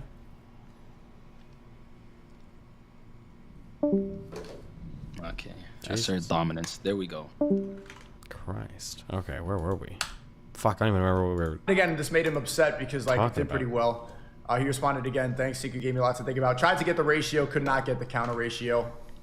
So instead he tweeted again. And I love the bragging with the bot accounts. That's just funny. And with the whole Groiper help too. That's pretty good. Wait, is Forsen on an actual run right now? Don't. Shut the fuck up. said, posted this meme again from his Discord, the left camp meme. He says, my father was never around. There's Andrew Tate. My father was never around because he was a CIA chess My father was never around because he was a CIA chess grandmaster, and that's why he made me into the strong man I am today. Fathers don't need to be there like mothers. Men are better. And then Sneeko, so true. I was actually just about to say the same thing. W Tate, and then Destiny, add me on Discord, and now I'm upset. Didn't get the counter ratio, but here's why this doesn't make any sense. One, because if you're gonna equate Andrew Tate's father to the way Destiny raises his children, Andrew Tate's father was poor. Andrew Tate's father was a chess grandmaster, and he was traveling around the world playing chess to go and make a little bit of money.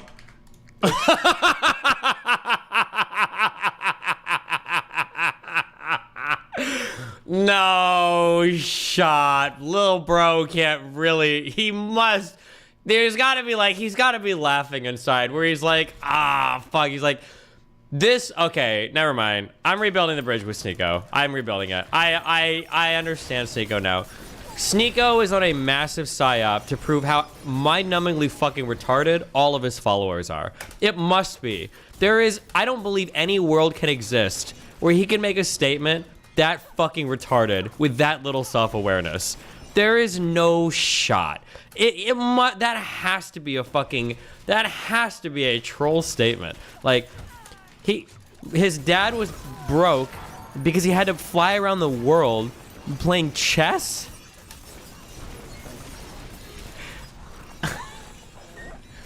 What? That has to be the stupidest fucking thing I've ever heard in my entire life. No one man can glaze that hard. There's no shot. No shot. Master, and he was traveling around the world playing chess to go and make a little bit of money. Like, he had a job translating languages for the CIA, and some people like conspiracy like it, but no, there's no conspiracy about that, to be honest. I've asked about it. Oh, there's no conspiracy because he asked him and he said there was no conspiracy. I like how skeptical Sneeko is when the people are on his side. So, you know, this guy who's like imagine if it was any other person, like a leftist, who was one of the largest social media figures on the planet, who had a father that was in the CIA. Do you think Sneeko would be like, well, I know it seems sus, but like the guy came out and said that there was nothing sus, so it must not be sus. Like, imagine any other like left-leaning figure giving that kind of an answer, like, Soros told you he wasn't sus and you believed him? Jesus. He would travel around the world to play chess to make a little bit of money for his children, and he was also there quite a bit. The difference in why it's really stupid for Destiny to equate the way he is a father by playing StarCraft in Miami, being around hoes, and then like, is because Destiny's a millionaire. You're a multi-millionaire from streaming. That's a job you could do at home with your kid. You can be in this room playing your games, well, gaming, and then your son can be over there and you see it. But no, you're all the way in Miami because you want to be fucking around with hoes, and you don't really want to be a present father.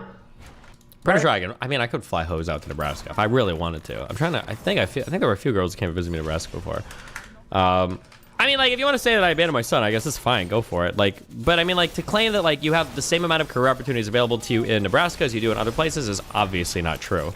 I mean, I waited till he was 8 or 9 to move. Like, theoretically, could I have stayed in Nebraska and probably done okay as a streamer? Yeah, probably. I mean, it's a tough decision, but to claim that, like, just as many career opportunities exist in Nebraska or you can do just as much from Nebraska, like, I don't think that's the same type of thing. But, hey, you know, what do I know? I'm just a streamer of 13, 14 years, you know? Why don't you ever fight the present father allegations by saying... I mean, it doesn't... Nothing, like... I mean, like, obviously I talk to my kid. Obviously I visit my kid. I think in a week, actually, or in 2 weeks, at the end of the month, he's coming over here for a week again. But, like, if you don't live with him directly, like, people are going to say it doesn't count anyway. But, of course, they never apply the same arguments to Andrew Tate's dad, who travels to make no money playing chess. Or the fact that... fuck, I don't remember what to say. Oh, I mean, or the fact, like, obviously I still see my kid. It's not like we never talk or never do anything, right?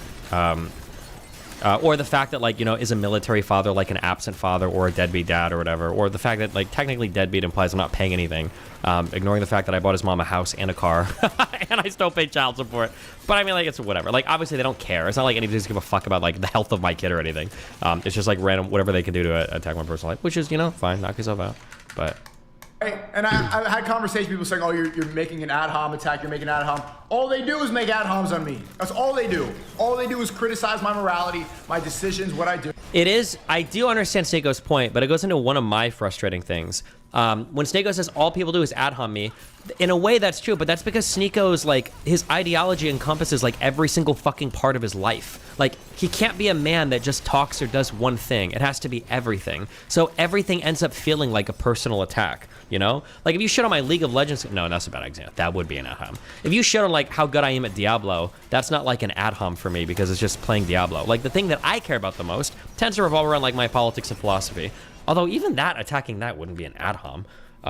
Necessarily. Actually, I don't even know what the fuck he means by ad hom. I think it's just because he's like a Muslim now, or no, actually, I think it's just because he's insecure. I think he views like every single attack as like an ad hom because every single thing he believes like somehow ties back to some way that he lives his life or whatever. So if I say like you're captive by a ton of bad ideologies, which is true, he's like that's an ad hom. That's not. I don't think that's really an ad hom, but.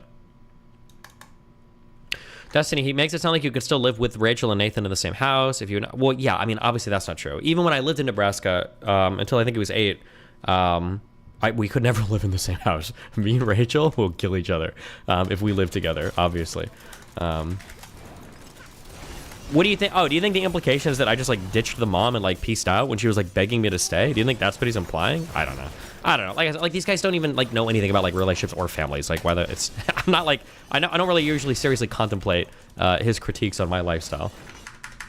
So fuck it. If you're gonna do that, if you're gonna constantly do that shit on me, say I'm not gonna be able to get married, say that I'm a fake Muslim, say that I'm drinking, say that I'm fake Muslim and drinking, these aren't like personal attacks. These are things that you're very, very, very public about, that you're very publicly contradicting yourself on, right? Like a more personal thing would be like, why do you shit on Xena whenever you go on every podcast? Why are you too ashamed to say that she's your girlfriend, despite the fact that she stands you like harder than any girl I've ever seen stand a man in my entire life? Like, I've never seen a more sad, one-sided like show of affection that he seems to be okay, like perpetually continuing for the entirety of his online career. And I think that's probably one of the more disgusting things that I know about on a personal level. Like, if we were to mine that would be kind of an ad hom. Although I don't even know if that would be an ad hom because Xena is like publicly out there, publicly talking about like her undying love and affection, all that shit for Sigo too. But yeah, I mean, I don't know. You know, what are you gonna do?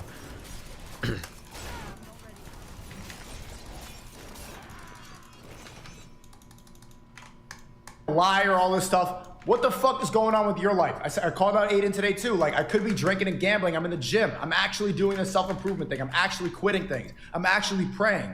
Destiny, I'm actually working on becoming the best man I could possibly be so I could raise a family, so I can get married. These things are extremely important to me. So if you're gonna criticize that, what the fuck are you doing? What is he working on that's not in the direct service of his career? Because it kind of seems to me like all he's generally working on is like career stuff.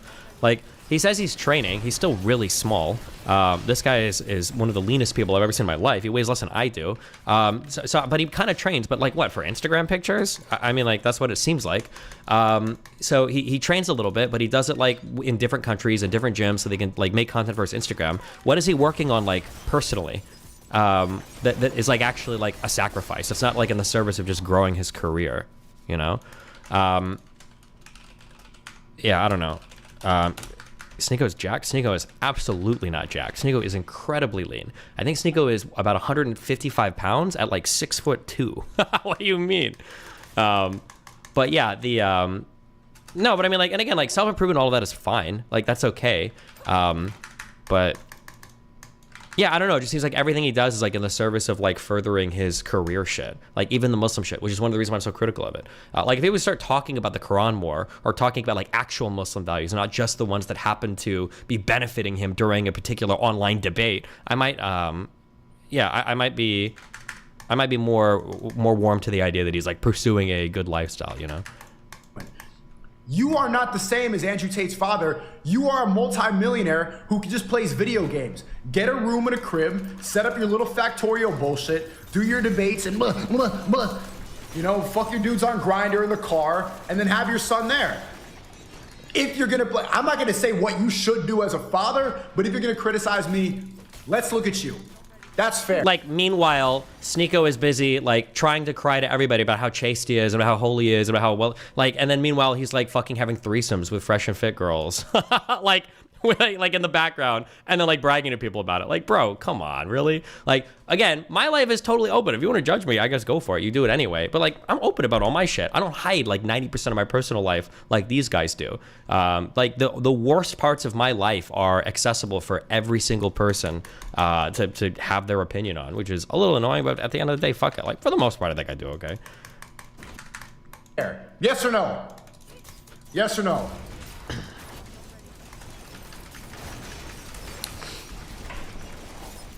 And also, you lost to Nick, so he's upset right now. How does him being small take away from the fact that he is training? Because I don't know if he actually does train. I think that it feels like he goes to countries, he records himself in like the Instagram gyms, and then he posts the pictures, and then he goes on to the next place. Like that's what it seems like to me. Like supposedly he's been training for a year. He's a young dude. He seems like pretty physically like healthy, but I don't know if he's like actually does it. I feel like he just does it for the Instagram pictures, and he goes on to the next thing. Right? Why did he, when he was looking for a fight so much, why did he avoid fighting the Brandon guy? Right? That would have been a perfect grudge match. I'm pretty sure people were offering a lot of money to see him actually do that fight, but he completely ducked it. Why? And then I think in the meanwhile, who was he calling out? Who was he calling out on top of that? He was calling out Charlie, that he's like 2 feet taller than? Like, how does that, I don't know. All of it feels like a performance to me. All of this feels like a performance to me. Like, you do it so that you look good on social media, get clout, and I don't know, this feels kind of gross to me, but. I'm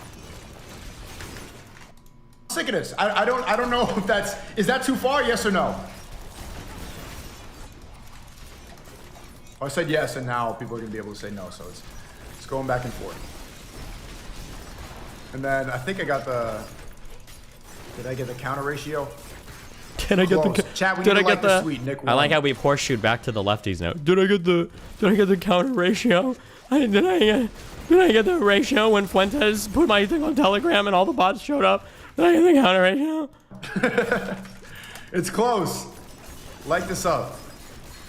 It's close without the whatever. Funny how he's so liberal, but he moved to Florida to abandon his son instead of one of his liberal heavens like California, New York. Yeah, the leftists, it's very. Even his state. First of all, I did move to California. I didn't move to Miami initially. I like how he's about to go on a whole tangent because it like proves his point when he doesn't even have the fact right. It's like the exact fucking opposite of. It's literally the exact fucking opposite of what he's about to say. Like, what the fuck? Funny too, how like Hasanabi, for example, the socialist communist, lives in a giant mansion in LA, but talking about how we should dismantle the 1%, that we need to give the money to the working class, and then his way of giving money to the working class is paying for a chef is paying for a Filipino illegal immigrant to wash his car in the driveway.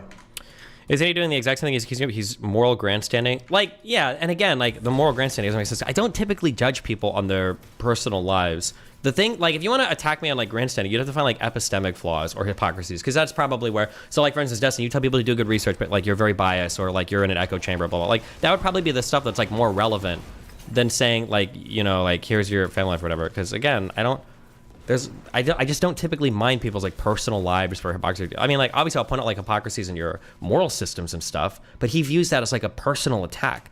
It's not a personal attack to say like, here are some things that you purportedly believe, but I think it's inconsistent with that or that. Like the things I just said about like Xena and the threesomes and shit, those would be personal attacks. But I think for a lot of people, either one, nobody sees that difference and I'm literally the only person on the planet that does, or they're just being intentionally obtuse because they want to pretend that everything is a personal attack or something, you know? I don't know. That's their version. Call Hunter Biden? No.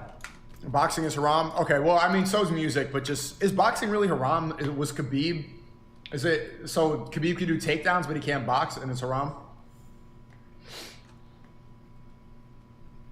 Refresh the ratio? Yeah, you guys need to step your game up on my Twitter. But even then, when it comes to Twitter, for example, and where I don't think I get the credit I deserve, like, I'm still, look at me, I'm trending right now. Look at me, look at me! Chris from Rumble, look at all these Rumble people. Bro, trending on Twitter, banned, canceled. Proof that you could, it's not haram? Yeah, I see back and forth about whether boxing is haram. Trending on Twitter. Still, I was able to pivot pretty well from cancellation. This is a good clip, I'm gonna play this.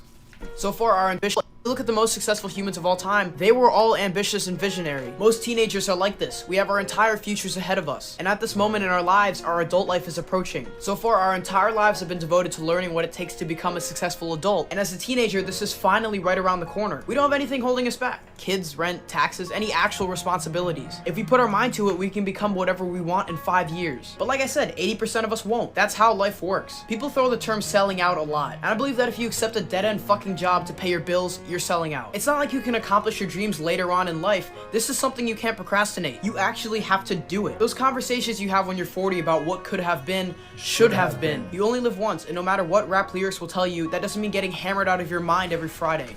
Hey, I was alcohol pilled back at 14. Do you want to finish your life with regret? Then just get off your ass and fucking do something. Getting this far on YouTube was a dream, and I fucking did it. What have you done? This isn't a rhetorical question. What have you done with your life?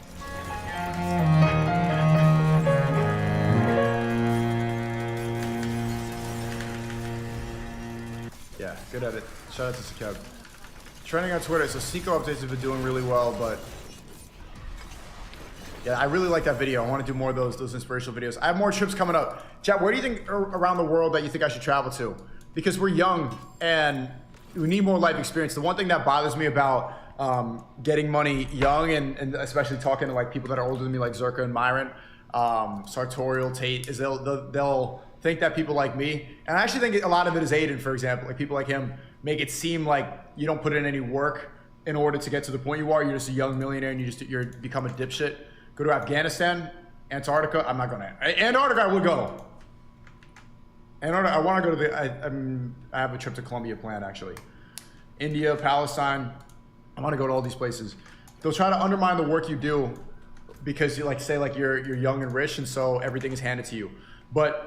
And that's why I think it's extremely important. Chat, once you I hate that his view of having a fulfilled life is fucking traveling and money. It feels so backwards. It really does too, and it's really funny to watch because typically, if you're traveling in like a good way, you're traveling as you're trying to meet other people and expand your worldview. But Sneakos has narrowed so much. So it's like he's doing everything completely backwards. Like it felt like when he was like a random kid that was 16 years old playing COD or whatever in his room, it felt like he had a more open point of view about the world. or a more expanded point of view about other people. But as he's traveled more and met more people, he's become more narrow-minded. Like, this is the way you got to live your life, and the liberals are fucking poisoning you, blah, blah, blah, blah. And it's like, Jesus, like, what are you doing when you're traveling? Are you talking to anybody? Or are you just going to the Instagram gyms and posting, like, a picture of you, you know, hitting the pads for 120 seconds, and then, like, clicking out, going to a hotel and fucking a new chick? Like, what are you actually doing in these other countries? When you say you're talking to other people, are you actually getting out and, like, talking to people? Or are you and your cameraman going to visit the guy you agreed to do a podcast with, and then sitting down, doing a show, getting the views, and then, like, hopping on a flight to go to the next country?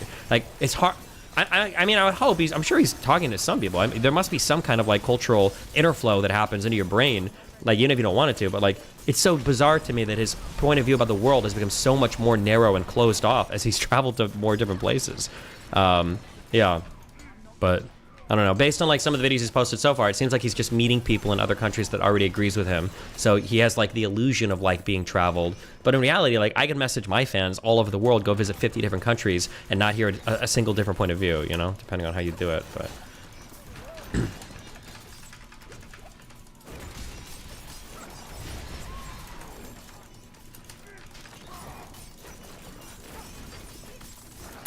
maybe you're not as convincing as you think, Destiny. Lim Mayo. I'm about as convincing as I think. I don't know what you mean. Like, the problem is I can't compete with ideologies and cults, right? Like, the problem is that, like, the answers that I'll give you, especially when it comes to epistemology, it's not gonna be fun, right? Like, how do you know? And most of the answers I give are, like, pretty boring. But if you look at most things in life, like, most of them are pretty boring. If some guy's got a guide, you know, or got a guide called, like, Get Ripped in 2 Easy Steps, it's probably not going to be a good guide. If somebody's got, like, three tricks to losing weight, probably not going to be a very good guide. If somebody has, like, one book that you need for all the answers in life, probably not going to be a very good book. If somebody's telling you, ignore all the mainstream media and get all your information from Tim Pool, right? Probably not going to be very good information.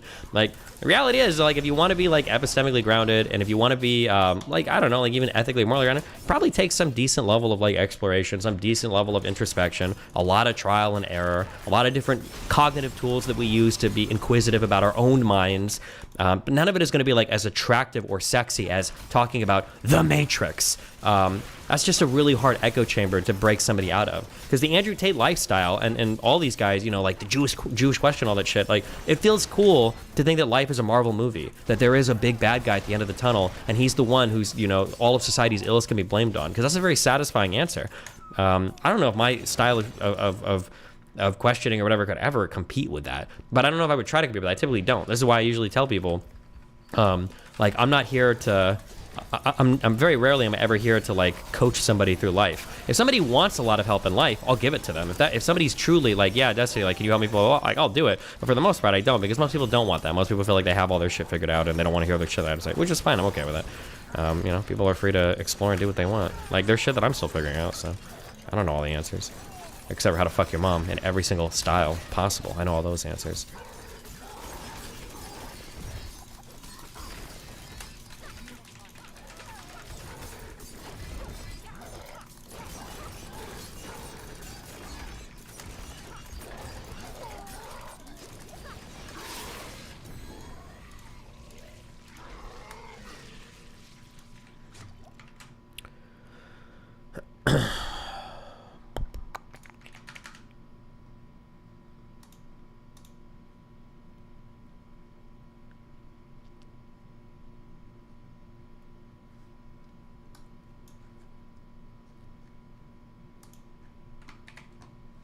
Would you actually help someone out who's like that with you 24/7? It seems like needy people like that would be exhausting. Well, no, I mean, like, if somebody asks me legitimate questions, like, I'll usually try to provide, like, guidance or a perspective or whatever. But, like, most people don't. Like, I'm not going to be, like, having, like, Sneeko doesn't care about my perspective of the world. It's not sexy enough for him, right? It's not, like, influencer ready. It's not made for TikTok. It's not digestible in 30-second clips, and it doesn't leave you feeling immediately good and empowered the second you walk away. Like, any journey requires a level. I'm gonna be abusing the fuck out of epistemic for a long time. I'm sorry. This is, like, my new buzzword. Like, to epistemically humble yourself is a really shitty process. It doesn't feel good to be like, maybe the things that I believed were wrong, or maybe my ideology that I had before was flawed, or maybe like the answers to the world are a little bit less satisfactory than I want, or maybe there are some news sources that I've listened to that have lied to me. Or like, that's not a good feeling, right? It's not a good feeling for me even. It's not good to say like, yeah, you know, the New York Times and the Washington Post do get quite a bit long. That's not cool. It doesn't feel good to like have mainstream media write lies about you. It doesn't feel good to admit that like, yeah, you know, I used to be super progressive and some of these people are crazy. It doesn't feel good to be like, you know, the research said this, but now it actually points to something different. Yeah. Those things don't feel good. It feels way better to be able to say there's a conspiracy, there's a rigging, there's a matrix, there's a machine, there's a deep state. Like those things just feel way better. You get in your echo chamber, you just, you know, everybody resonates the same points of view. And then even the things, this has always been one of my big criticisms of Red Pill.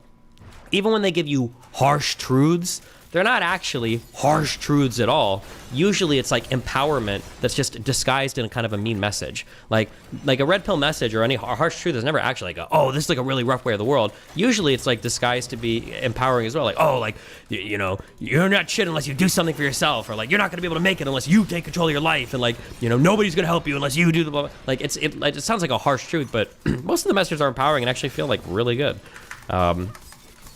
I think that's why people gravitate to them so much. But, you know, hey, who am I to say? Are able to start a business, once you're able to become financially independent and you can do whatever you want, I think it's important to put yourself in difficult situations and immediately avoid degeneracy. I think it's like, look at the way that he refers to other lifestyles. How are you going to call other lifestyles degenerate and then accuse other people of moral grandstanding? The word degenerate almost begs a version of moral grandstanding. Degeneracy begs the idea that you know better than others how to live. Degeneracy begs that you are on a high ground compared to people that live in another way. How could you call anything degenerate and then say, are you high grounding me? Like, it's so silly. It's all like virtue signaling and optics points, right? Ideally, you would never ever be a degenerate, but I think most men need to get it out of their system. Just that's the reality. So I think it's good to do it in your like late teens, early 20s. You do the partying thing, you get into a couple fights, you fuck some girls, you have a problem, maybe you catch the clap. You know what I'm saying? You go through those experiences, you go through a breakup. I think when you're 20, 21, I see so many guys like this, they obsess over a woman. Do you guys know, type of one of you know a guy like this? In their early 20s, they get into a relationship that they're obsessed with this girl nonstop. Type of one of you know a guy like this, or if you're a guy like this. And then nonstop, you're just always fiending about this girl. You're always texting her, you're giving her all your energy, you're always buying her gifts.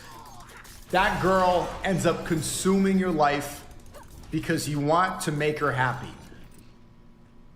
And then you get out of that and eventually you realize maybe it takes a year, maybe it takes 2 years, maybe it takes 3. You realize that you... Wait, is that true? Sneeko was on Heel Mike's stream hanging out with and holding hands with some OnlyFans girl in her underwear 2 days ago. Wait, bullshit. Linker, I don't believe you. Cannot make a girl happy. You can't make anyone happy. Someone has to be happy and you need to be happy, and then you complement each other and make each other happier. But you cannot make somebody happy. In your early 20s, you get in a relationship with a girl who's upset, who's psyoped by TikTok, who's on birth control and she's always hormonal, and she expects the world from this one guy, and he ends up consuming all of his energy, pouring into her. Like, listen to how bot that advice is. Like, imagine you're trying to go to some dude. Like, the real people, the real victims here are the people that take Sneeko's advice seriously on fucking anything, right? Like, what's wrong with my girl? Well, she's been psyoped by TikTok and she's on birth control, so her hormones are crazy. Like, tell me you've never been in a relationship and had any real problems in a relationship without actually saying it. Like, what is that? That's what you think problems in a relationship are women that have been psyoped by TikTok? Like, what?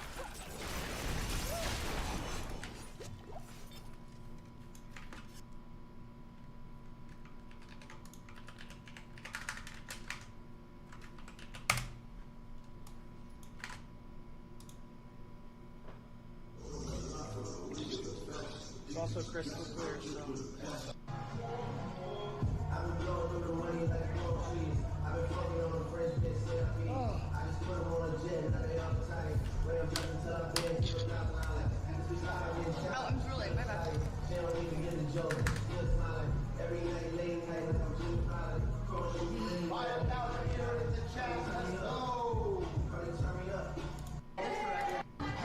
Yeah, what's up? Rumble up. Whoa. What's up? Get the fuck out of here, Rumble. Rumble's up right now. We're signing everybody. Who's the sign? We signed Rice Gum, K-Sam. K-Sam. Yeah. Rice Gum? Are you gonna act like Rice Gum is not the biggest signing? Patience, nice to meet you. Why is it not patience? Because it takes a long time to get to know you? Do you think he's gonna give her a big speech about how degenerate and unethical her lifestyle is?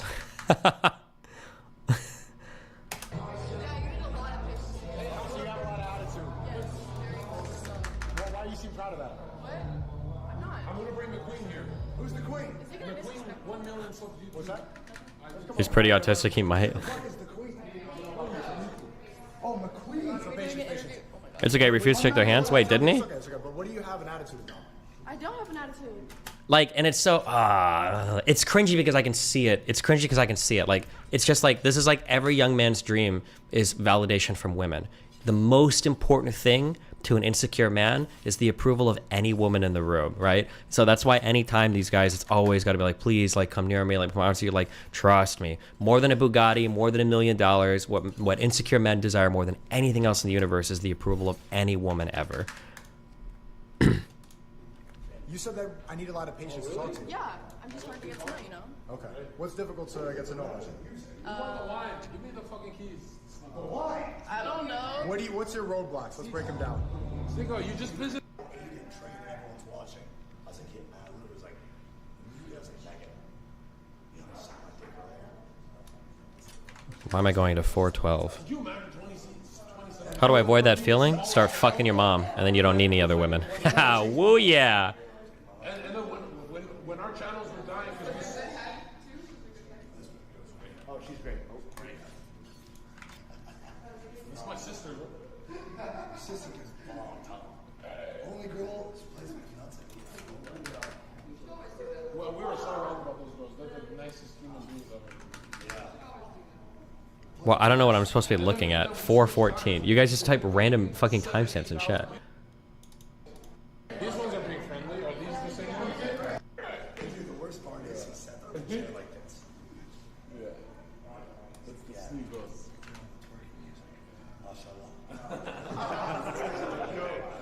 It just looks like they're at a mansion hanging out with OnlyFans girls. Show me all on that ass. Yo, we just made a monkey skin. What happened? There's no girls in here. Where did everybody go? I don't know. Well, actually, I think You like teenagers? I love them. How old are you? Somebody can correct me if I'm wrong, but in Islam, isn't there no purpose for single women and single men to ever hang out with each other unless it's on like a sanctioned like date? Like, aren't men and women supposed to be socializing in different areas, or is that just only like a fundamentalist point of view? Does anybody know? I thought that in Islam it was considered, I don't know if it's haram or not, for like men and women shouldn't be going to social functions together. Like, did this guy... Like, it's almost like Sneeko... It's almost like Sneeko converted to being a cultural Muslim. Is that a thing? Can you do that? Is that possible?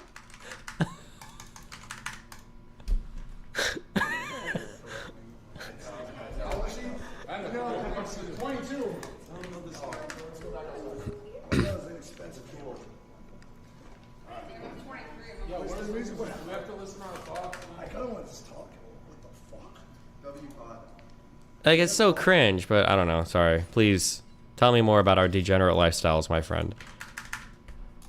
To make her, to try to prove to her that you're a good guy. And you can't do that. I mean, the best way to realize you can't do that is to go through it. Elon tweeted, "Yay, I want to check that out." You guys know what I'm talking about? I know so many guys in the 2021, and they're going through that right now. I would say Salim just kind of got over that. Steezy's kind of getting through that now. I went through that. And then you use that heartbreak. And what's a really defining moment in a man's life is figuring out how to pivot and become better after that. Because one, you can go down or incel rap. That's when Morpheus actually offers you the pills.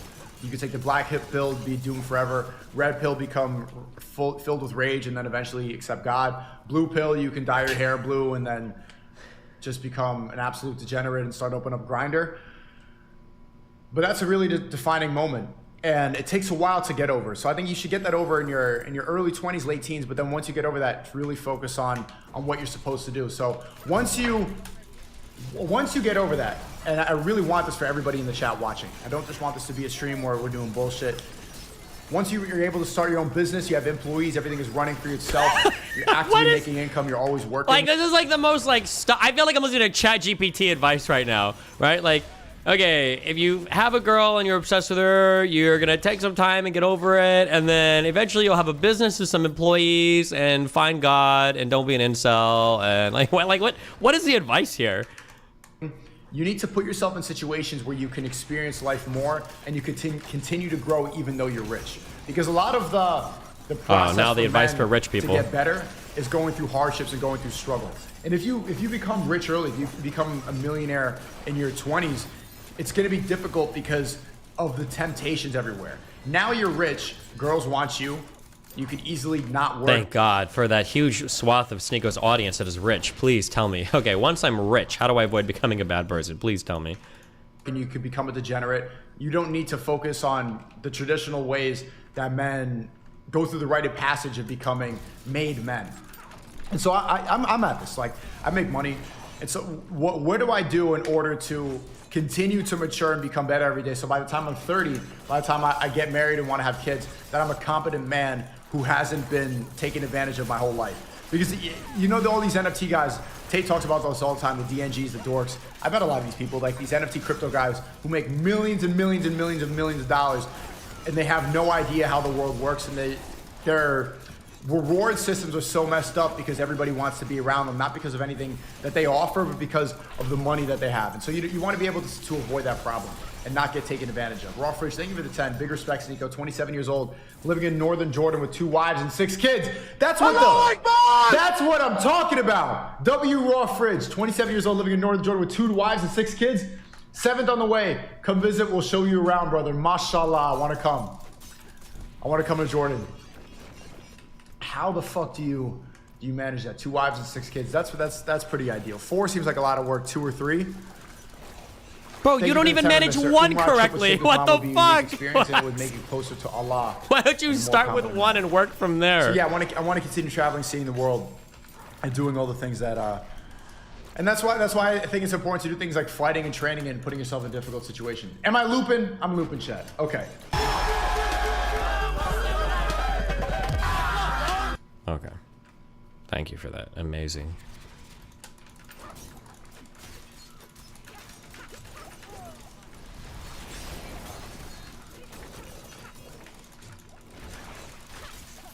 What do you think Sneako will be in 5 to 10 years? I don't know. It depends on which other man is popular on the internet at that point.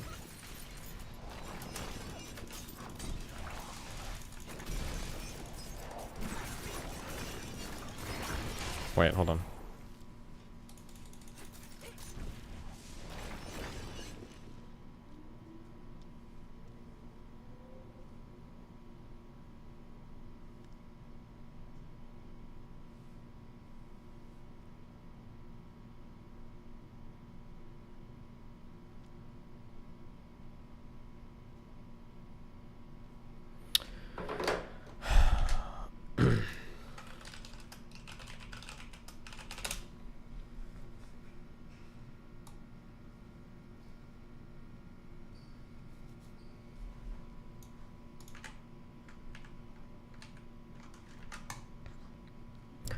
How do you avoid having a rational thought process captured by ideology? It seems like that's what's happening to Sneako.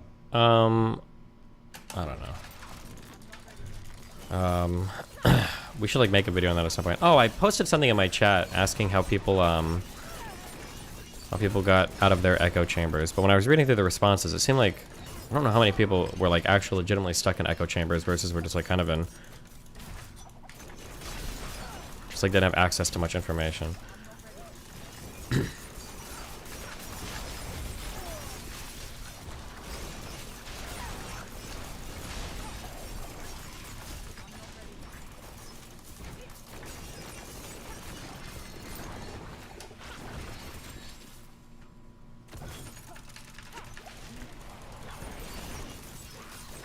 You and Sneaker do a live debate today? I mean, maybe if he wants to, but there's just not much to debate. Like, he doesn't have much. There's not much like going on there. How did did Forson's run end? I'm trying to figure out, how did Quinn die when he was in one of these bubbles at the end? I'm so curious now.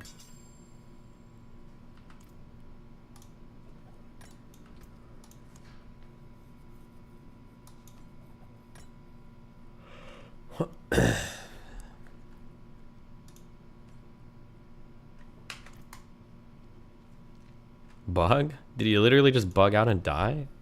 Jesus. He TV'd out and lightning killed him in the loading screen.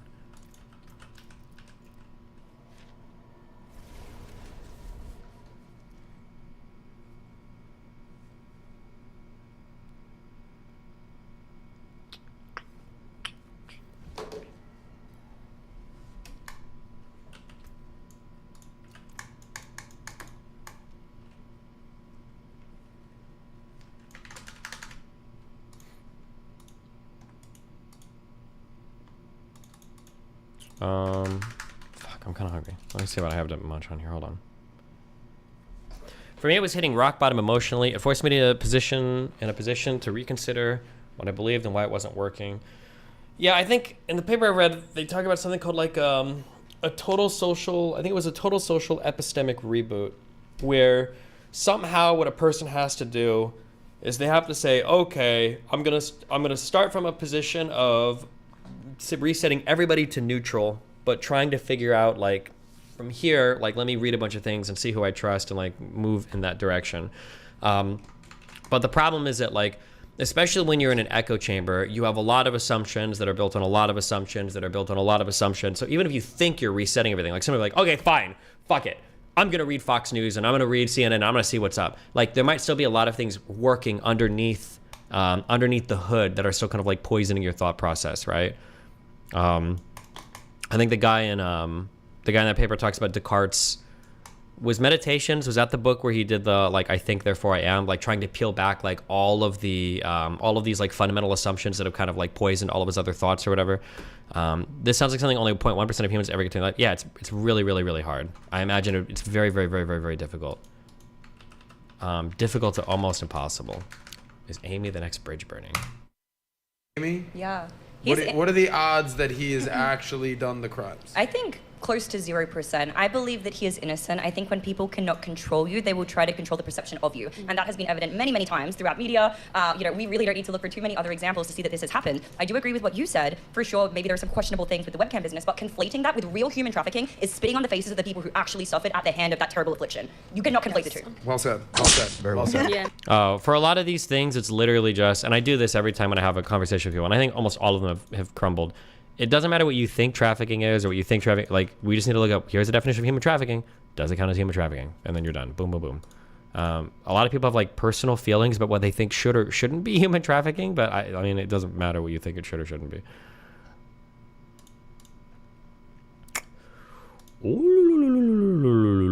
Bro, my factory takes forever. You actually have to buy tickets?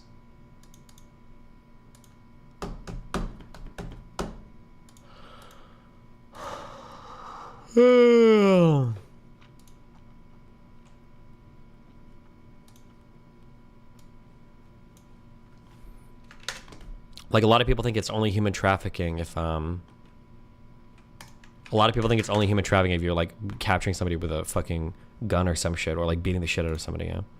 Doesn't this go back to the whole discussion about Tate and counter arguing an entire worldview? It seems hard to do that unless you can counter like 50 different consistent beliefs backed by anecdotal evidence. I mean, it's hard for sure. It's hard. I don't know a good way out. I got really lucky in that for whatever reason, well, but I could be in an echo chamber now and just not be aware of it. I think through a lot of luck, I think I discovered very, very, very good epistemic practices when I was a teenager. This was like here were a couple things that happened. I went from being very Catholic to gradually becoming an atheist. And on my journey from Catholic to atheist, obviously there's a whole bunch of metaphysical, ethical, and epistemic things that you leave. your understanding of the world, your understanding of ethics, your understanding of truth, right? You lose a lot from going from being religious to atheist. So I started reading, and I got a friend recommended me, I believe it was the short story Anthem, the guy that discovers the word ego at the end, and then it was Atlas Shrugged with our brave Huron. And then I think it was a couple other random writings of Ayn Rand and objectivism. And Ayn Rand and objectivism was like, I was fully 100% bought in immediately. It was like, oh my God, enlightened self-interest, capitalism, this is like the best, this is the most base shit in the world, holy fuck. I was completely and totally captivated by this ideology. But then what happened was I realized after, I think like 6 months, I paused for a moment and I was like, man, I'm only like 17, 18, and I haven't spent a lot of time in the world. And I feel like, I also read The Stranger by Camus. And then we had to read, I think it was Cat's Cradle and Slaughterhouse-Five by Vonnegut. And I think there was one other guy that we read. I read a lot. My AP English 4 class was insane. But what I noticed was like as I read these authors, as soon as I read them, I was fully bought into everything they said. I was like, oh my God, like Camus and absurdism and like the Sisyphean fucking rock, like 100%, the Vonnegut and all this like crazy, like all of this I completely, totally bought into. And after a moment, I took a step back and I realized, because I'm young, if any sufficiently educated philosopher writes me anything, I'd probably just believe it, because I'm a young person and these guys spend their whole lives like practicing their philosophy. So if I'm going to tread in any new philosophical waters, I should probably tread with not just a lot of humility, but a lot of caution as well, rather than assume that everything a person is saying. And for some reason, like I figured that out really early on in life, and that has like stuck with me very hard, that like I need to have some fixed internal rubric or schema by which I decide what I think is good or bad in the world, rather than just like I read an author and like, oh my God, I believe all of this. Because it was very easy for me. In the course of like 9 months, bro, I bounced between so many authors, like, oh my God, this is the best shit ever. I believe this. And oh my God. I was like, okay, yeah, fuck, I can't. Like, and then I realized like I'm actually a fucking child. I'm fucking retarded. So yeah, I don't know. Unless the last thing you heard was Destiny, then believe me.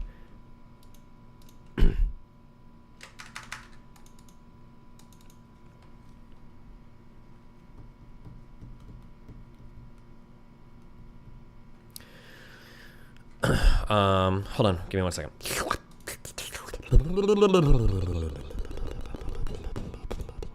Are donuts paused, or did you guys stop giving them? I don't know. I pushed play. I don't know. I'll be right. 1 second. You just seem to get hit from lot glass houses.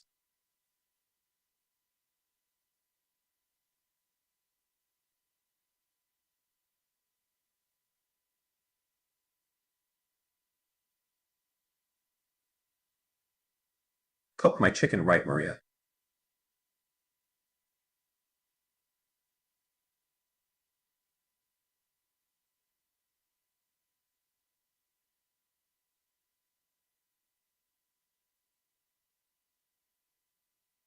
Thanks for the 33 months of content.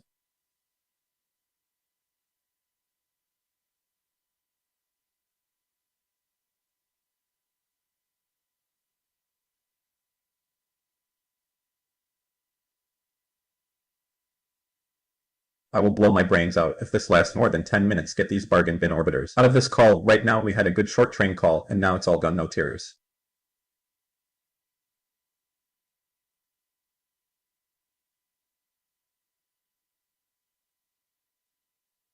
You should challenge Sneeko to convert his content to just Quran study videos to see how long he keeps up the act.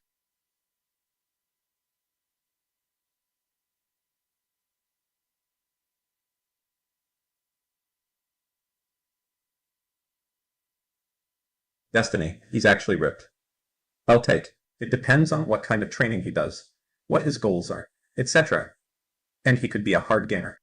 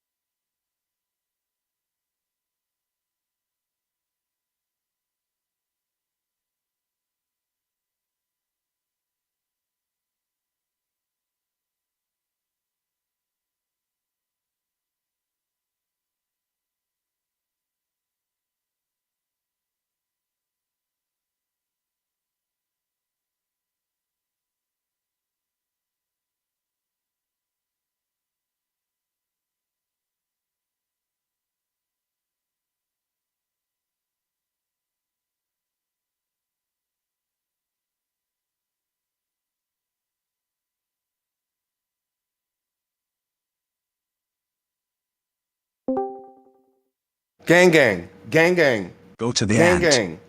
You sluggard. Consider its ways and be wise. Ice cream, Proverbs yum. 6:6.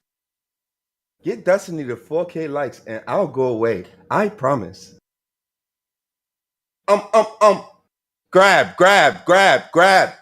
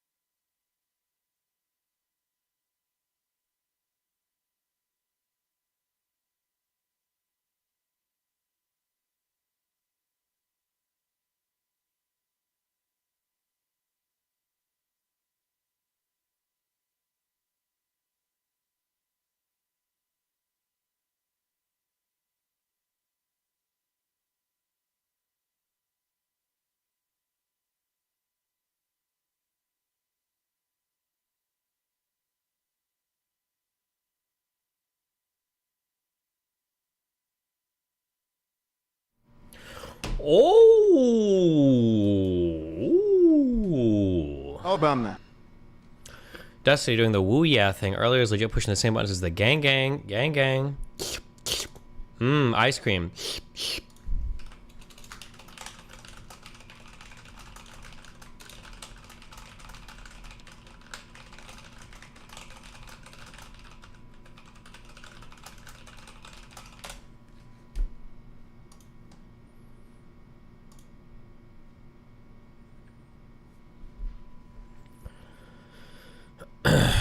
That female NPC thing is so cringe. Destiny, is it really fair to say Sneeko doesn't look like his training because he is lean looking, moist could look extremely skinny in his shirt, but without it, you can see he's almost jacked.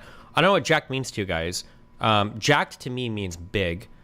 Shredded to me, or lean, shredded to me means lean. When I think of jacked, I think of big, not just lean. I'm not necessarily like shitting on Sneeko's training. It's just weird for him to like bring it up constantly, but he's been training for like a year. He won't fight anybody, and he's still like very lean. Like, or I could be wrong. I don't know. Fitness bros and Shaq could tell me. Like, would you consider somebody who weighs like 155 pounds at 6'2", like, is that person ever jacked?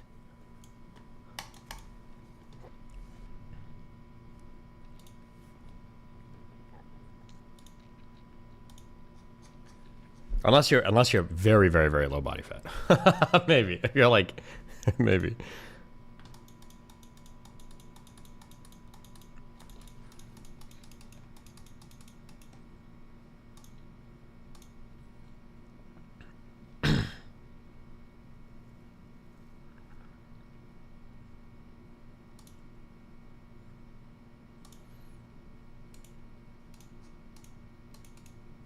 During your new atheist phase, did you ever read The God Delusion? I don't remember.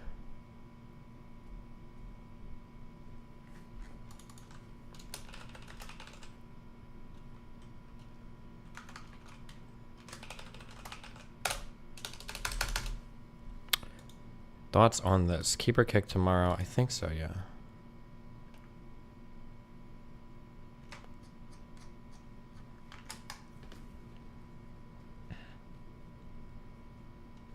Sneeko isn't shredded nor ripped. He's just skinny. I think he's pretty shredded. I think he seems very lean. Like, if you look at his pictures, he doesn't look. I don't think he looks like, he's not like skinny fat. I don't think I would say that at all. I think he looks relatively lean, at least from the IG stories and shit I saw. Gang. Ice cream, yummy. Dude, doing that for like an hour seems like it would be excruciating. Holy fuck.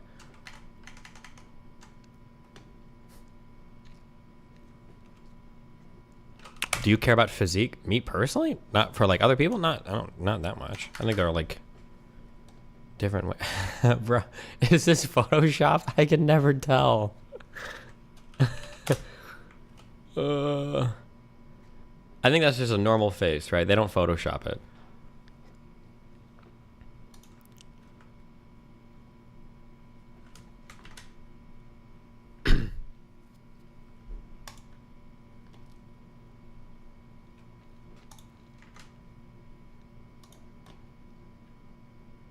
How I stopped being broke. What? I'm sorry. I got baited. I want to hear this now. I'm sorry. We're listening to this. Did you also grow up hearing these things? Money doesn't fall from the sky. Money is so hard to get. Money doesn't buy happiness. Wanting more money is greedy. Money is the root of evil. Well, I did. That's why I always dreamt of a world without money. A world where we could all thrive without numbers in the bank account. Years ago, I chose to quit the corporate life to start working for myself. Only a few months in this self-employed adventure, and there I was, standing at the crossroads of desire and need. All my life, I bounced back and forth between being broke and being okay financially. It's true, the road to financial independence is filled with obstacles. But the freedom running through my veins was the fuel that propelled me forward every step of the way. In this video, I take you along on my personal odyssey, a voyage that begins with worry and ends with healing.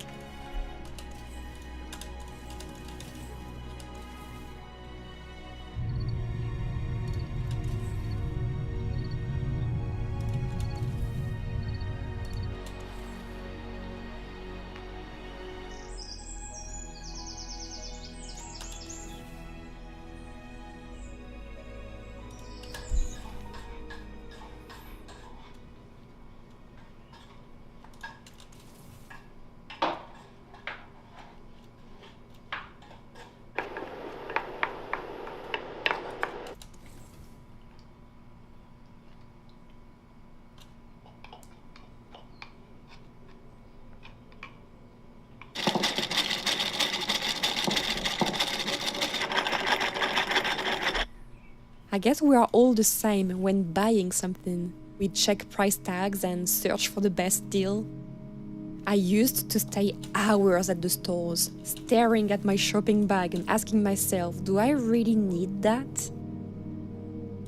Anytime I heard someone saying things like, oh, I'm gonna build this, I'm gonna buy that then, and I will travel there and invest in that, I would always make big eyes and think to myself, that person is crazy. All that is way too expensive. I couldn't afford that. And anyways, rich people aren't spiritual enough for me to envy them.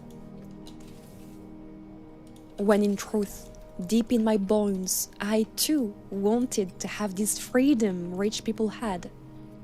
But that seemed so unattainable. What the fuck is this video I just kept about? convincing myself that I didn't need that freaking dirty money. I didn't realize the consequences of my self-talk at the time. But today, when I look back, I clearly see that I was actually digging myself a deeper hole into poverty. If only I knew that my words were the shackles that bound me. This is what Ninu's off-stream life is like, true. Last year came a day where I had spent all my savings and I could no longer afford a home. I was broke and wondered how on earth I was gonna get up from this. And that very moment marked the turning point of my story. My lack of money, of resources, gave birth to a hungry lioness. I was tired of barely surviving. I was thirsty for a better future. I was hungry for liberty. What the fuck are we watching? What is this? What did she do? I knew that my perception of money was the one thing keeping me poor. Yet somehow I just couldn't stop being afraid of money. Until I remembered my ancestors thousands of years ago. My ancestors. Back then, neither golden coins nor banknotes existed. Still, people relied on bartering to exchange goods and services. They didn't have money, but they traded things to each other. I now realize that for millennia, the human race has always been relying on some sort of circulating energy. Just that in the present era you and I exist in, that vital energy is none other than money. It's something we exchange, spend and receive to grow and empower ourselves, so we can empower others. It is an energy we use to create opportunities and leave our imprint in this world. I no longer This is a see crypto money as video? a dirty No shot. capitalistic invention. This has got to be 'Cause I like believe it's got to be like a going off the grid video. I think it's gonna be like because all of our shit that or at least when I keep looking at is all like planting fucking flowers and shit. There's no way it's gonna be crypto. Only what we decide to do with money that makes it either bad or uplifting. Actually, it's the same for any physical object.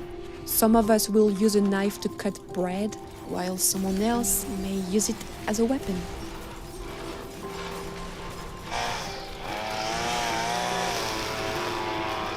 Okay, that's not very nature.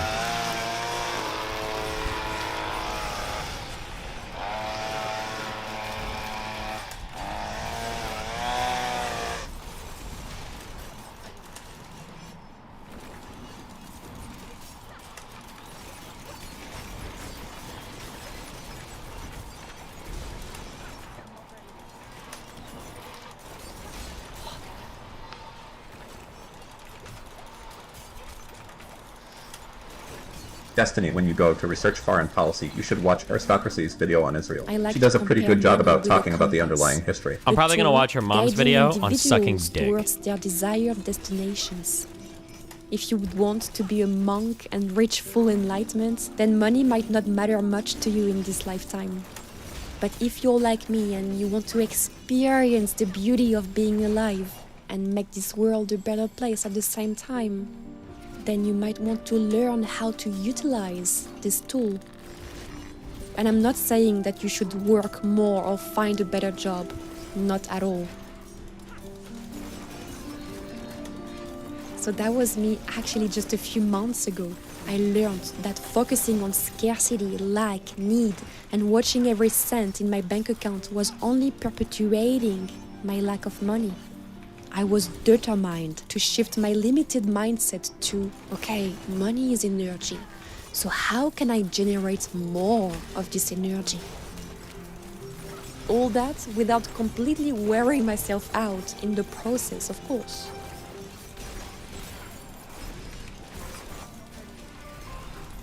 I was reading a book about white magic and financial abundance at that time. The author said that giving 1 to 10% of your income to a charity every month was a must to receive more money. In order to receive, I need to give. So then I started donating 3% of my meager income to non-profit organizations that are close to my heart. Okay, wait, have we figured out what she does yet? Has she said it or? In less than a month, I began to receive more. One of my videos went viral. Some of you sent me donations. Cottagecore. And I sold more things from my shop. This new income, it wasn't mind-blowing. I actually had less than 1,000 euros on my bank account. But still, with that money, I chose to invest in myself.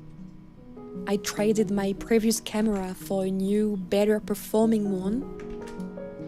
I thrifted a new dress for summer. And I booked a night in a fancy stay with the hot bath I was dreaming about for Did she so say long. spay? Based. But why did I do that if I had such short finances? You might be wondering. Well, because I value a lot how I feel on a daily basis. Investing in myself, regardless of the balance in my bank account, allows me to refill my inner tank with positive, radiant energy. Can you imagine how effortlessly productive and fruitful my business tasks then become?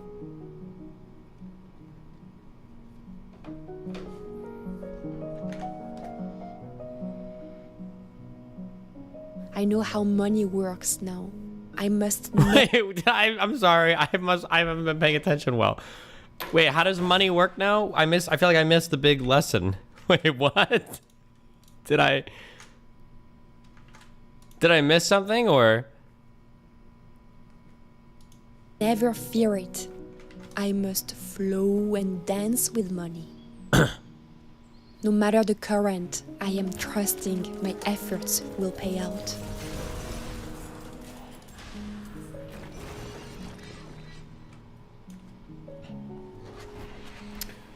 Hey, hello? Did you notice that I didn't use the word spending to talk about money? This is for a good reason. The meaning of spending implies a notion of loss, of waste even. So I rather replace this term for a more prosperous one. Investing. I invest in my food. I invest in my well-being. I invest in my car. I invest in my rent. I invest in myself. I really tend to forget about it. But the words I speak and the thoughts I have, everything I tell myself, it has such a significant impact on my finances.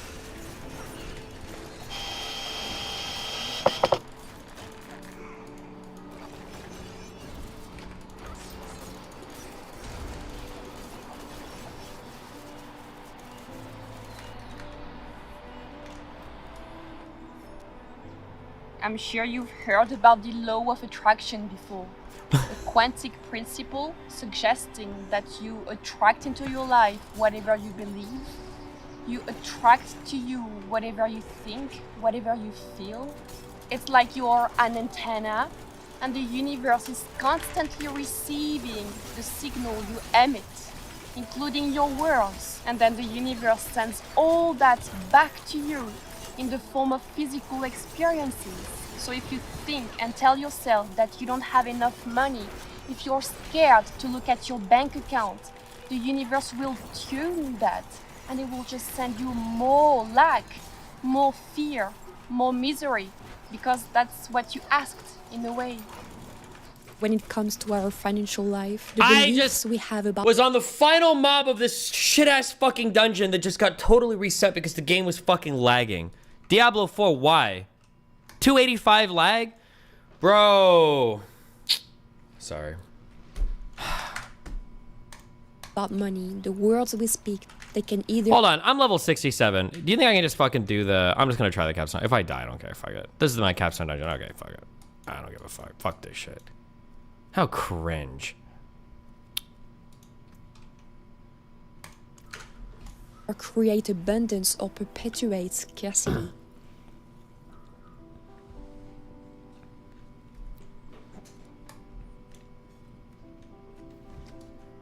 I'm still literally shocked to witness how using positive affirmations and empowering thoughts are transcending my mindset, and I can now easily attract financial abundance into my life. How? When I mindfully, carefully choose my words and intentionally direct them towards positive ones, it enables me to align my energy with the abundance frequency. Here are my favorite affirmations. Oh my... I know anyone can be well. Finally, here we go. These are, we just have to say these words and then we're gonna become fucking rich. Thank God she included in the video. Hell yes. Here are my favorite affirmations. I know anyone can be wealthy, including me. Money affords me freedom to share more of myself and my gifts. Money is good. Money is energy. Money is my friend. I am worthy of wealth and success. When I give, I get back. I am grateful for what I already have and for all that I receive now. Money flows to me in expected and unexpected ways. I am a rich child of a loving universe. I trust money to show up when I need it. I am free to replace my old programming concerning money, starting right now.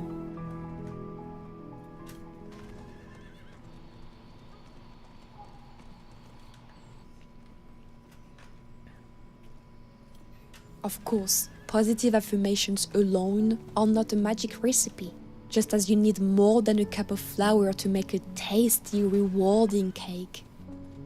Affirmations and mind reprogramming, they work in conjunction with concrete, smart actions to attract more money.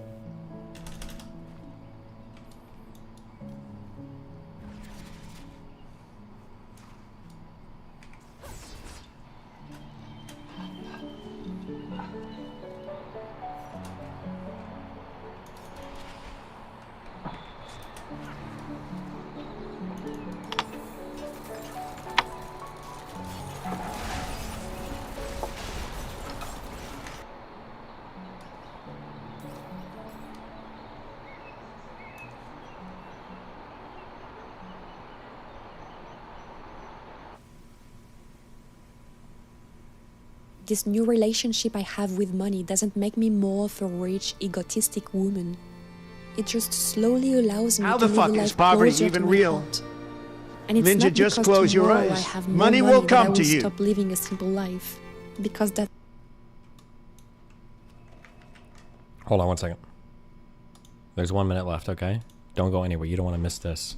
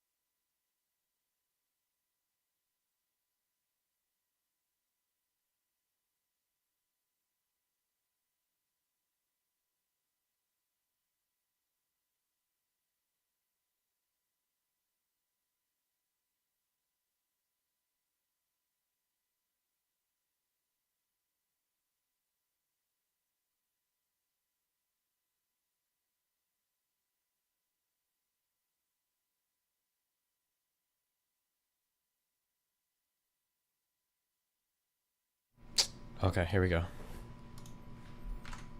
That's the very life I will always choose, no matter what.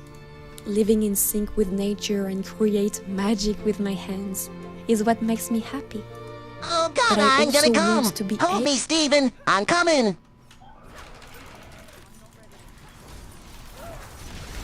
able to gift the people I love. My goal is to one day help my mom buy herself a cute little house. I want to invest in solar panels and maybe Sometimes build investing a in road yourself to is a bad investment. the house. I want to travel wherever my soul is called. I want to be able to donate more and more to animal causes so that animals get to suffer less and less on this planet. I just want to make sure I got all the tools I need to keep shining my light in this world. When I embrace this divine energy money is, when I finally stop to hold myself back, I give others permission to do the same. And this has no price. We all deserve to succeed, no matter our definition of success.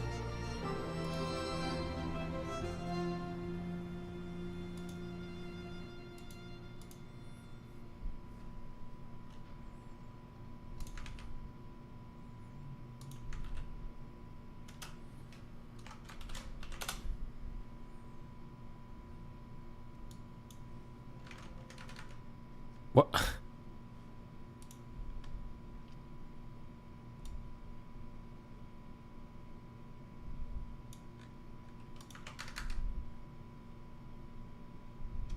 Check out her site. Keynote Cutestinian more based. Not spiritualism. Cottagecore YouTuber Cutestini we on Cottagecore. Destiny about to start doing embroidery and pressing flowers Cutestini.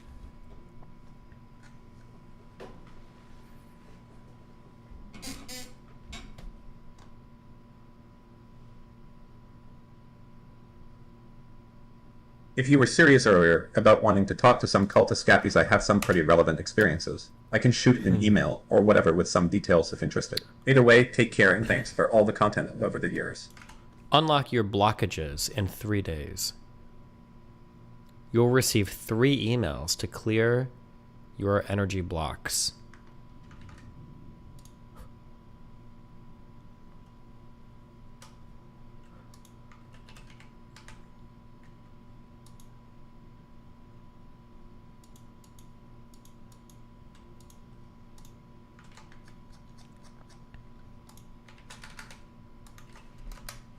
This is Rag Reynolds. He's a Scottish YouTuber who's convinced that the entire country of Australia doesn't really exist. There's no proof that it exists. It's a fantasy. It's no more real than Narnia. And while he'd eventually get into arguments with other large Australian creators, host podcasts in which he'd tell Australians that they weren't real, and even attempt to visit the non-existent country himself, his conspiracy theory began to develop on the 22nd of April 2014, when he'd start to express his hatred for the country. If you could destroy one country in the world, which would it be? This is without a doubt the easiest question to ever answer, because the answer is Australia. That country is a waste of space. That country is the worst place on... Wait, real quick. What is this dungeon?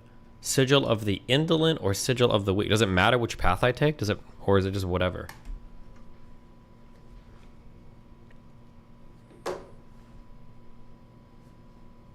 You do both.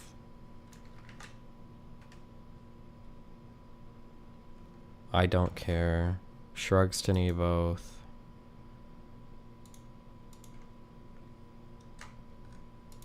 Doesn't matter. Okay. On Earth, Australia.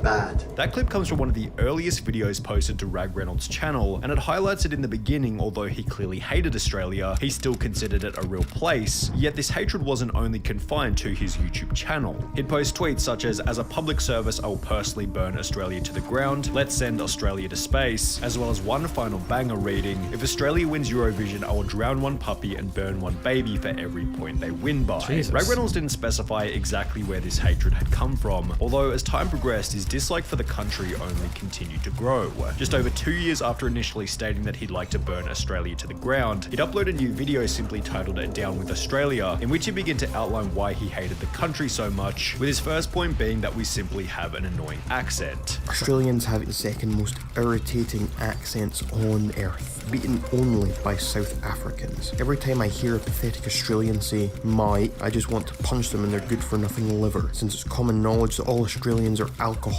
a punch to an Australian's liver would most likely be fatal. Before he display a map showing that Australians have an average IQ of 60, being the lowest out of any country in the entire world. Speaking of how dumb Australians are, the image on screen now is an IQ map of the world. As you can see, Australia has the lowest average IQ out of every single country on the planet. Yet, while these points showed that Rag Reynolds still believed in Australia's existence, it wasn't going to stay like this for much longer. Only 8 months after uploading Down with Australia, Rag Reynolds' hatred for the country would transform into the belief that Australia didn't exist at all. I was certainly pretty mad over the existence of Australia, and then without warning, I came across some guy on Twitter claiming that Australia does not exist. This was a theory I had never even considered prior to that moment. I just found out that Australia isn't actually a real place. Can't believe I was mad about that place for so long. It all makes sense now. I, Rag Reynolds, am an Australia denier. Now, Rag Reynolds' disbelief in Australia wasn't exactly an original idea. He even claimed in the previous clip that his theory had been inspired by another user on Twitter. In fact, the conspiracy theory dates all the way back to November of 2006, when the following post was made to the Flat Earth forums. Most of you have probably been brought up believing in the imaginary land called Australia. I bet many of you even learned about it in school. Well, the fact is that Australia doesn't really exist. Everything you've ever heard about it was made up, and any pictures of it you have seen were faked by the government. I'm sure you've even talked to people on the internet who claim to be from Australia. They are really secret government agents who are surfing the internet to enforce these false beliefs. We're not exactly sure why the government made up an imaginary continent, or why it is trying to convince the world that this continent is real, but we can tell you that we know for a fact that Australia doesn't really exist. Please join us in our quest to convince the world of the truth. However, as you might be able to gather from this reply, there wasn't exactly all that that much evidence for the theory. There was one individual who posted a world map with and without Australia in the bottom right-hand corner, and while this didn't exactly constitute evidence, the lack of proof for the theory hasn't stopped a select group of people from believing it to be true. In April of 2018, more than 200 individuals gathered in the UK city of Birmingham to discuss whether or not Australia was real, and while it's easy to laugh and scorn from a distance, one of the attendees actually had a pretty reasonable argument for why the theory might be true. Australia is not real. It's a hoax made for us to believe that Britain moved over their criminals to some place. In reality, all these criminals were loaded off the ships into the waters, drowning before they could see land ever again. It's a cover-up for one of the greatest mass murders in history, made by one of the most prominent empires. Now, to give credit where credit is due, this post establishes a pretty solid motive for why someone might have wanted to fake the country. However, as the post continued, it only got wackier and the credibility began to crumble. Your Australian friends, they're all actors and computer-generated personas, part of the plot to trick the world. If you think you've ever been to Australia, you're terribly wrong. The plane pilots are all in on this and have in all actuality only flown you to islands close nearby, or in some cases parts of South America, where they've cleared space and hired actors to act out as real Australians. However, this is the point at which Rag Reynolds begins to stand out as unique, as he actually has his own theory for why Australia has been faked. The theory goes like this. The founder of New Zealand hated how his people sounded when they spoke. It was necessary to make their country known as anything other than the worst received country known to man. So he got his council together and they put together a plan. They were going to take all of the worst parts of their culture, make it 50 times worse, ingrain it into the minds of 100 citizens with the lowest IQs, and then put those people into an abandoned city together with cameras on them 24/7. New Zealand had essentially set out to create a faux reality show in order to fool the world into thinking that there was a place worse than their homeland. Rag Reynolds would then go on to add that Australia's unique wildlife, such as kangaroos, had been roboticized by New Zealand in order to reinforce the lie. They decided it might be a good idea to start introducing strange new animals, so they created the robotic creature that we know today as a kangaroo. With his evidence for this claim being a debate.org poll. A poll shows that people are beginning to actually wake up and realise the truth that there's no Australia. 37% think yes, but 63% say no. A compelling argument is made here by a user going by the name of Massive Dump. Rag Reynolds' conspiracy theory pitch would receive a dislike ratio of over 94%. However, the comments were surprisingly supportive. Being an Australian myself, I completely agree with this theory. I'm totally not a secret robot living on planet Oogly Boogly. Being from Australia, I'm shocked that such a genius found out our secret. We are all not real. Thank you for enlightening me on the heinous truth about Australia. I no longer think that it exists. Thank you, Rag Reynolds. However, while these Australians had successfully been convinced that they didn't actually exist, others needed a little more persuading, which led to a Rag Reynolds podcast episode on which he would invite 3 different Australians to argue about whether or not they existed. I'm joined by self-proclaimed Australians as they're going to attempt to explain to me just why they think that Australia is a real place. While the people on the podcast made some pretty reasonable points, Rag Reynolds couldn't be convinced, and if anything, judging by these videos, it would only further strengthen his belief that Australia wasn't real. However, it would be with these videos that the hornet's nest was stirred up, as shortly after posting them, other larger YouTubers began to make videos on the stupidity of Rag Reynolds' theory. The third largest YouTuber in Australia, Laserbeam, would upload a video titled "It Turns Out Australia is Fake." No one's given literally any evidence. Nothing. They've just yelled at me and said it's fake. Prompting a response titled "Dear Laserbeam, you are delusional." He thinks he is from a place that he is not really from. He is clearly just drugged up. He does not seem to understand logic, reason, he ignores facts. Which was followed by Rag Reynolds getting into a full-blown YouTube war with one of Australia's most patriotic creators, Isaac Butterfield, leading both of them to argue about the theory on Ethan and Ralph and Nick Bridgeburn and Cumming. Wait, I thought Ethan Ralph and Nick Fuentes fucking hate each other. Didn't return the stone card. Why are there 2 stone cards here? I thought Ethan didn't Nick Fuentes try to spam report Ethan Ralph's shit a while ago? Isaac's podcast. Maybe I've been coming at you from the wrong orientation, so I hope that maybe today I could fix that. It seemed as though Rag Reynolds was never going to change his mind on Australia's... Or maybe I was thinking of Medicare. It might have been Mr. Medicare I was thinking of. Oh, okay, maybe, yeah.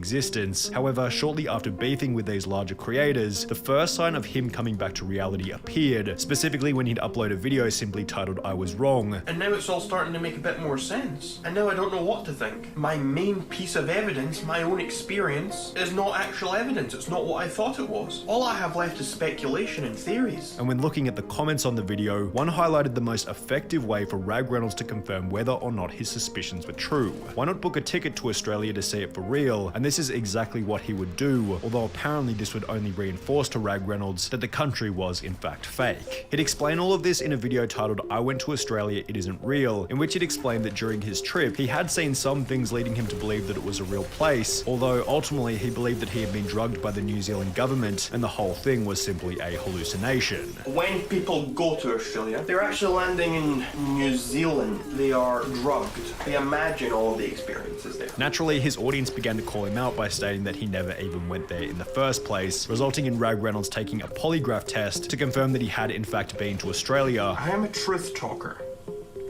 Everything I say in my videos is the truth, and this polygraph test has just confirmed that. However, by this point, it seemed as though the criticism was getting all too much for him. In September of 2020, Rag Reynolds would upload a video titled "I'm Sorry Australia," in which he'd explained that he was struggling to deal with the negativity. The hate I get, folks, the abuse I get in my comment section on every single video, people disliking my videos, my Instagram DMs, there's people being horrible to me. I don't know where it ends. It just goes on and it goes on, and it never seems to stop. And that maybe after everything, he was in the wrong and it was time to apologize. So maybe you people are right. It's time for me to issue the first apology of my entire life. This apology would come in one final video titled "Australia Does Exist," during which, after all of this time, Rag Reynolds would finally admit that Australia was a real place. Australia is real. Of course it's a real place. You can see pictures of it from satellites in space. They have lovely wildlife. And I would like to apologize to all Australians out there. Australians, Australia, I am sorry. Only Rag Reynolds was very careful about the date on which this video was uploaded. April 1st, also known as April Fool's Day. April Fools! You're all drugged up and brainwashed. And to this day, Rag Reynolds is still convinced that Australia isn't real.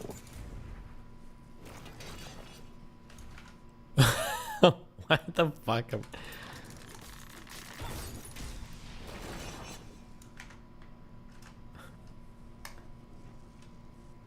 Okay. Alright, it's boring time.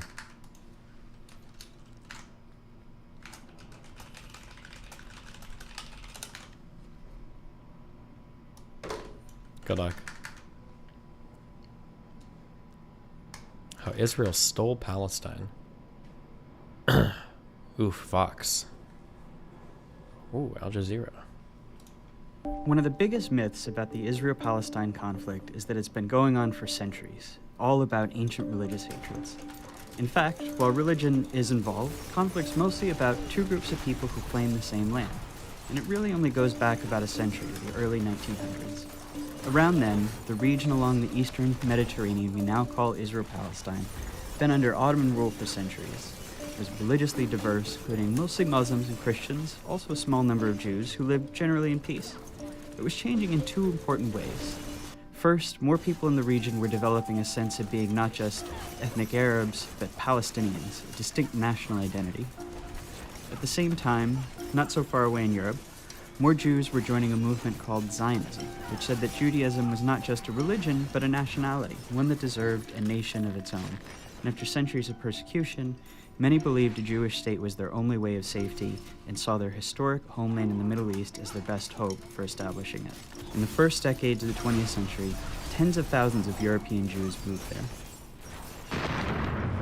After World War I, they believed a Jewish state was their only way of safety and saw their historic homeland in the Middle East as their best hope for establishing it. In the first decades of the 20th century, tens of thousands of European Jews moved there. Oh, to Palestine. After World War I, the Ottoman Empire collapsed. British and French empires carved up the Middle East, the British taking control of a region it called the British Mandate for Palestine. At first, the British allowed Jewish immigration, but as more Jews arrived, settling in the farming communities, tension between Jews and Arabs grew. Both sides committed acts of violence, and by the 1930s, the British began limiting Jewish immigration. In response, Jewish militias formed to fight both the local Arabs and to resist British rule. Then came the Holocaust, leading many more Jews to flee Europe for British Palestine and galvanizing much of the world in support of a Jewish state. In 1947, as sectarian violence between Jews and Arabs there grew, the United Nations approved a plan to divide British Palestine into two separate states. One for Jews, Israel, and one for Arabs, Palestine. The city of Jerusalem, where Jews, Muslims, and Christians all have holy sites, was to become a special international zone. The plan was meant to give Jews a state, to establish Palestinian independence, and to end the sectarian violence that the British could no longer control. The Jews accepted the plan, and they declared independence as Israel. But Arabs throughout the region saw the UN plan as just more European colonialism trying to steal their land. Many of the Arab states, who had just recently won independence themselves, declared war on Israel in an effort to establish a unified Arab Palestine where all of British Palestine had been. The new state of Israel won the war, but in the process, they pushed well past their borders under the UN plan, taking the western half of Jerusalem and much of the land that was to have been part of Palestine. They also expelled huge numbers of Palestinians from their homes, creating a massive refugee population whose descendants today number about 7 million. At the end of the war, Israel controlled all of the territory except for Gaza, which Egypt controlled, and the West Bank, named because it's west of the Jordan River, which Jordan controlled. This was the beginning of the decades-long Arab-Israeli conflict. During this period, many Jews in Arab-majority countries fled or were expelled, arriving in Israel. Then something happened that transformed the conflict. In 1967, Israel and the neighboring Arab states fought another war. When it ended, Israel had seized the Golan Heights from Syria, the West Bank from Jordan, and both Gaza and the Sinai Peninsula from Egypt. Israel was now occupying the Palestinian territories, including all of Jerusalem and its holy sites. This left Israel responsible for governing the Palestinians, a people it had fought for decades. In 1978, Israel and Egypt signed the US-brokered Camp David Accords. Shortly after that, Israel gave Sinai back to Egypt as part of the peace treaty. At the time, this was hugely controversial in the Arab world. Egyptian President Anwar Sadat was assassinated in part because of outrage against it. But it marked the beginning of the end of the wider Arab-Israeli conflict. Over the next few decades, the other Arab states gradually made peace with Israel, even if they never signed formal peace treaties.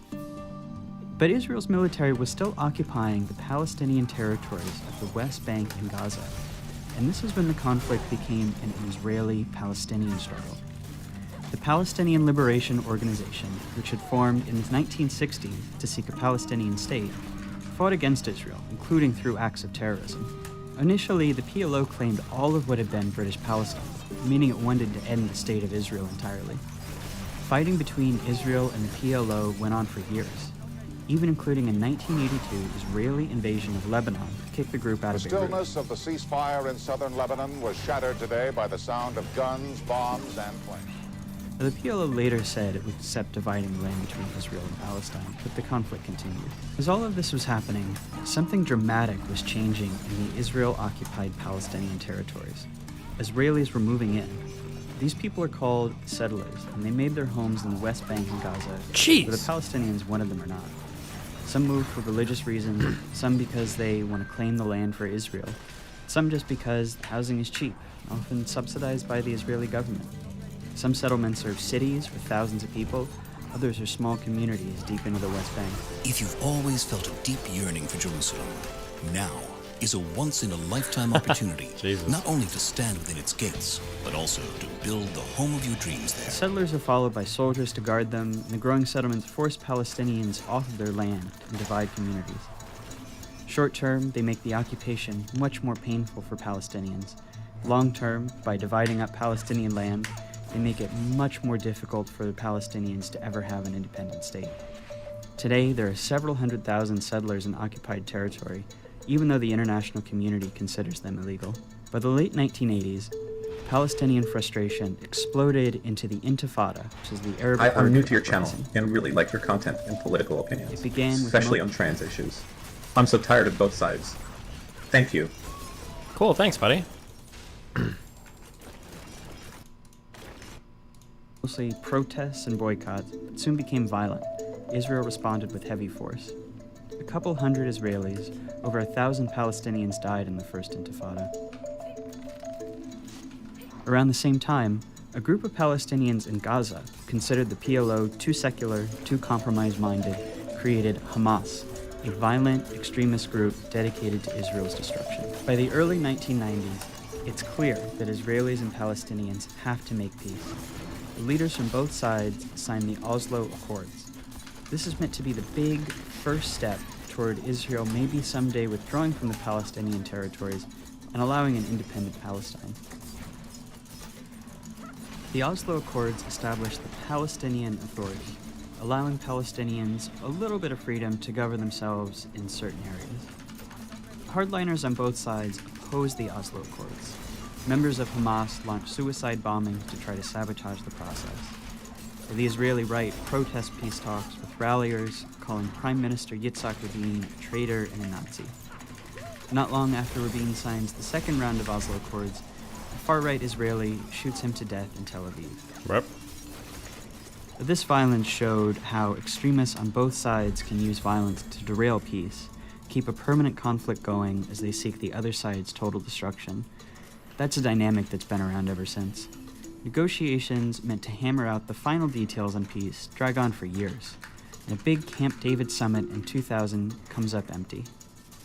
Palestinians come to believe peace isn't coming, rise up in a second intifada, this one much more violent than the first. By the time it wound down a few years later, about 1,000 Israelis and 3,200 Palestinians had died.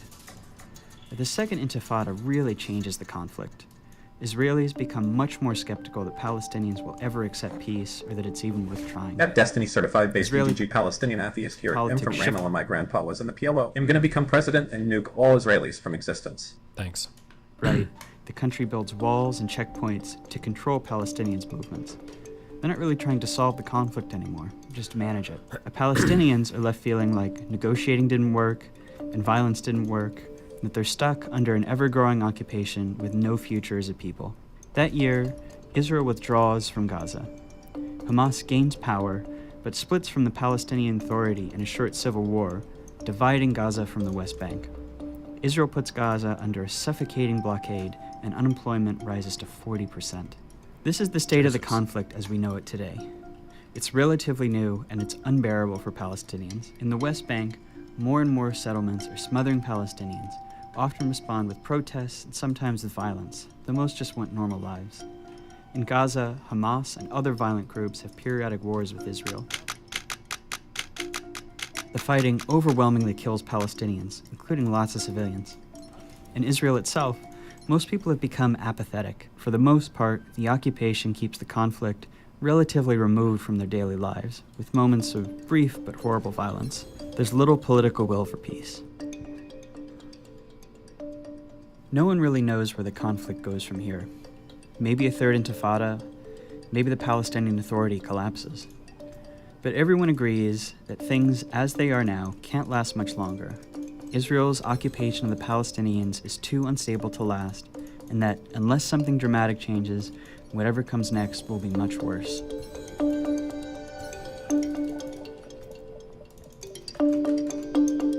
Cringe. I feel like this is way too much history in like 10 minutes.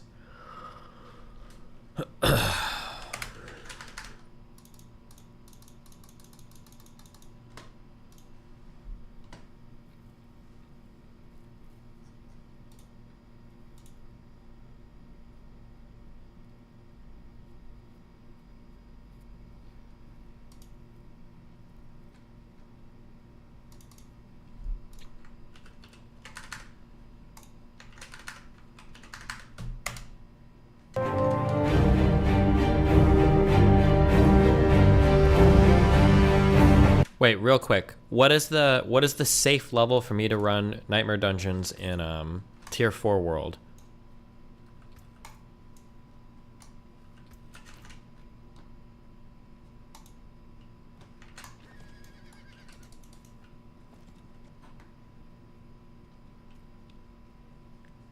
Nothing at level 67? Oh, so I should just run normal dungeons? You don't have a sigil for Tier 4 nightmares.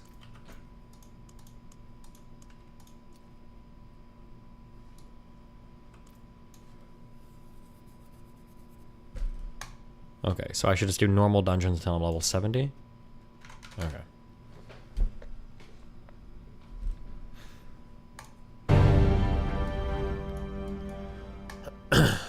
This video is sponsored by Skillshare. Learn more about Skillshare and the exclusive offer they have for our viewers at the end of the video.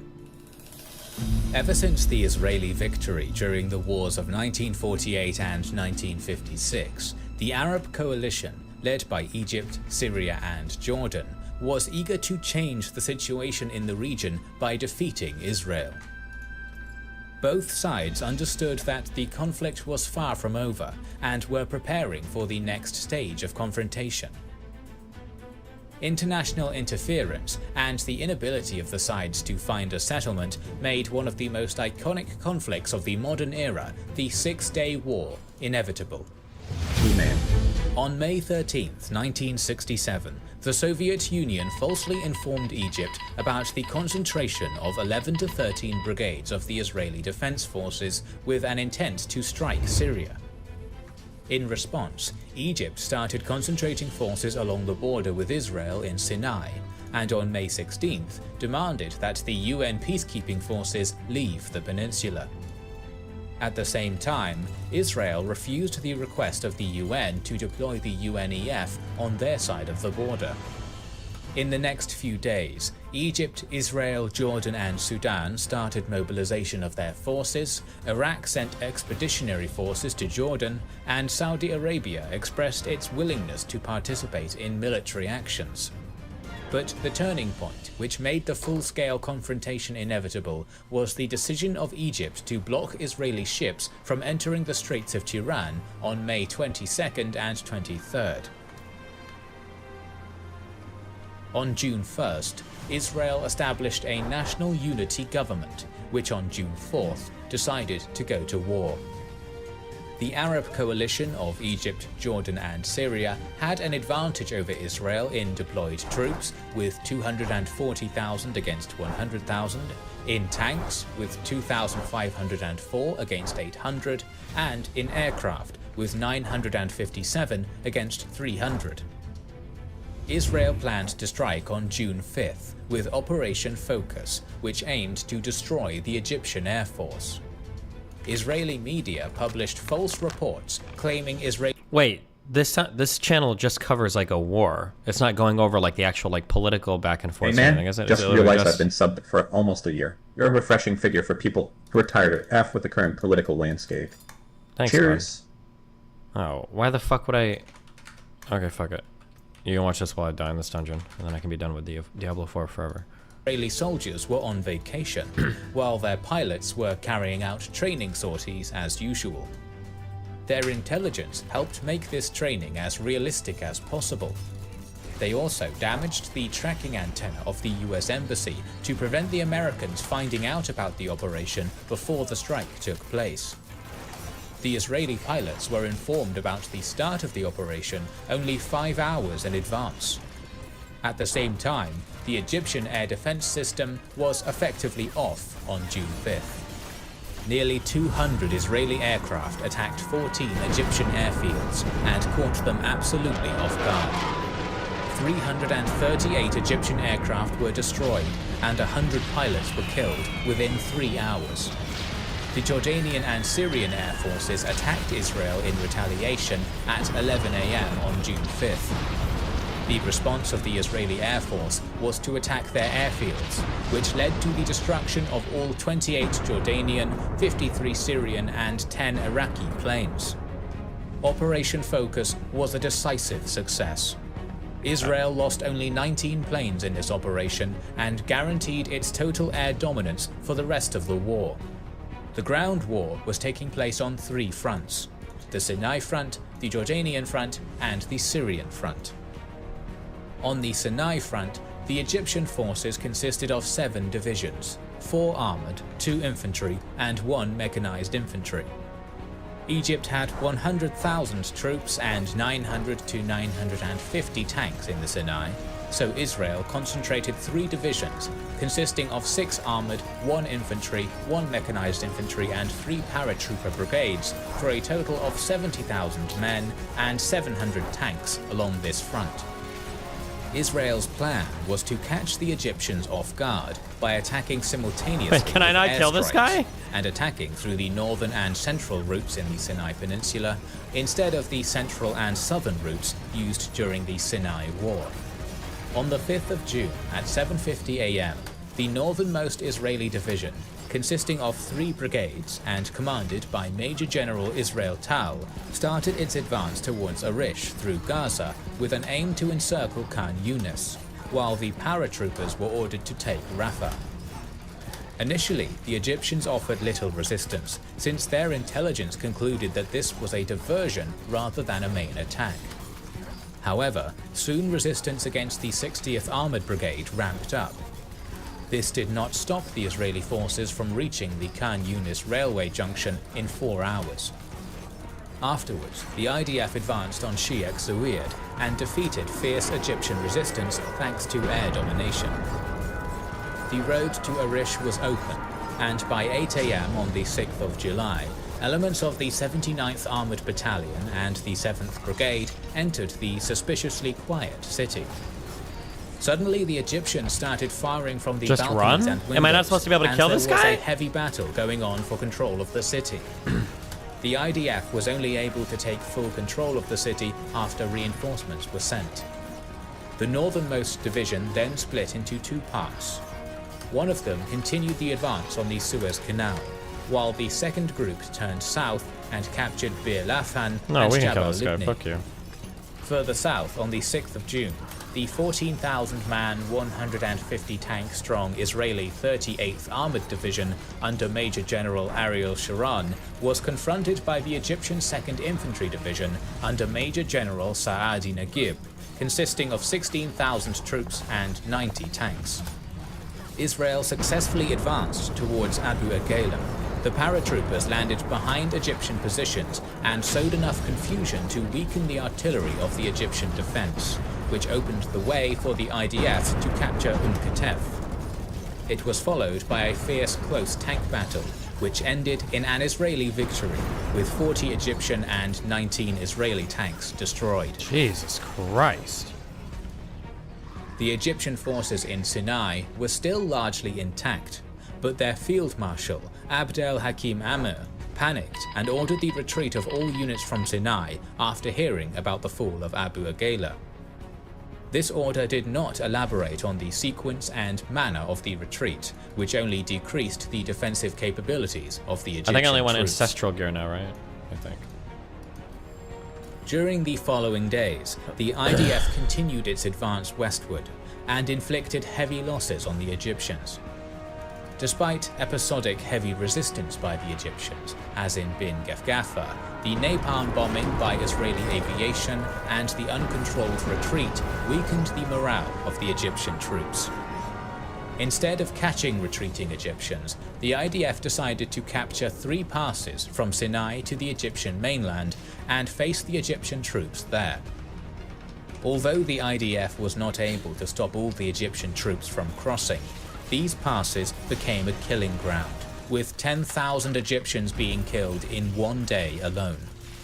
The capture of Sinai was completed by the fall of Sharm el-Sheikh on June 7th and Ras Sudah on June 8th. On June 9th, the UN Security Council achieved armistice between both sides. Israel wanted to avoid confrontation with Jordan and Syria before defeating Egypt, but the offers of neutrality to Jordan were rejected, as the Egyptian President Nasser persuaded King Hussein of Jordan that Egypt had an advantage against Israel. On the morning of the 5th of June, both sides started to fire, but Israel attempted a last-gasp attempt to avoid confrontation with Jordan by passing its message requesting peace through the UN representative, Bull. King Hussein countered that it was too late, and the Jordanian Air Force was already on the way. Jordanian and Iraqi aviation started shelling Israeli-controlled West Jerusalem, which caused 16 military and 20 civilian casualties, with 900 buildings damaged. Israel responded with its own air attack within Operation Focus, which damaged the military aviation infrastructure of Jordan and secured Israeli air dominance. East Jerusalem was controlled by Jordan at the time, and the Jordanian army took position in the UN residency, the government house, to fire on the Israeli sector. The Jerusalem Brigade's Reserve Battalion 161 of Israel took the government house despite heavy losses and forced the Jordanians to retreat to Bethlehem. Later on that day, Israel encircled eastern Jerusalem with the Jerusalem Brigade from the south and the mechanized Harel Brigade and 55th Paratroopers Brigade from the north. A fierce battle took place for Ammunition Hill. Jordanian resistance was so strong that the IDF lost all but 2 of their attacking officers and achieved the goal only after 4 hours. The 55th Paratroopers Brigade afterwards drove eastwards, reaching Mount Scopus and defeating the other Jordanian positions around the American colony. Towards the evening of June 5th, the mechanized Harel Brigade succeeded in taking Latrun and Ramallah. Also, the 163rd Infantry Battalion secured Abu Tor and cut the old city from Bethlehem and Hebron. On June 7th, the Israeli Minister of Defense, Moshe Dayan, ordered the IDF to enter the old city, despite reservations and concerns by the Israeli government. The fighting was conducted solely by the paratroopers out of fear of destruction of holy sites. The IDF took control of the old city with little resistance. Judea, Hebron, Bethlehem, and Nablus were also captured by the IDF on June 7th. Remnants of the Jordanian army fell back into Jordan. Israel was victorious on this front as well.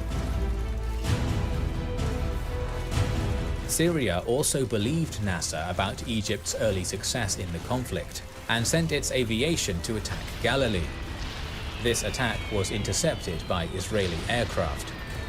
A minor ground attack was also attempted by the Syrians, hoping to capture the water plants at Tel Dan, Dan, and Shia Yashuv.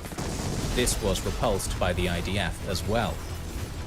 Israeli air domination, lack of communication by Syrian units, and tanks being too wide for bridges were among the causes of the unsuccessful attack of the Syrians.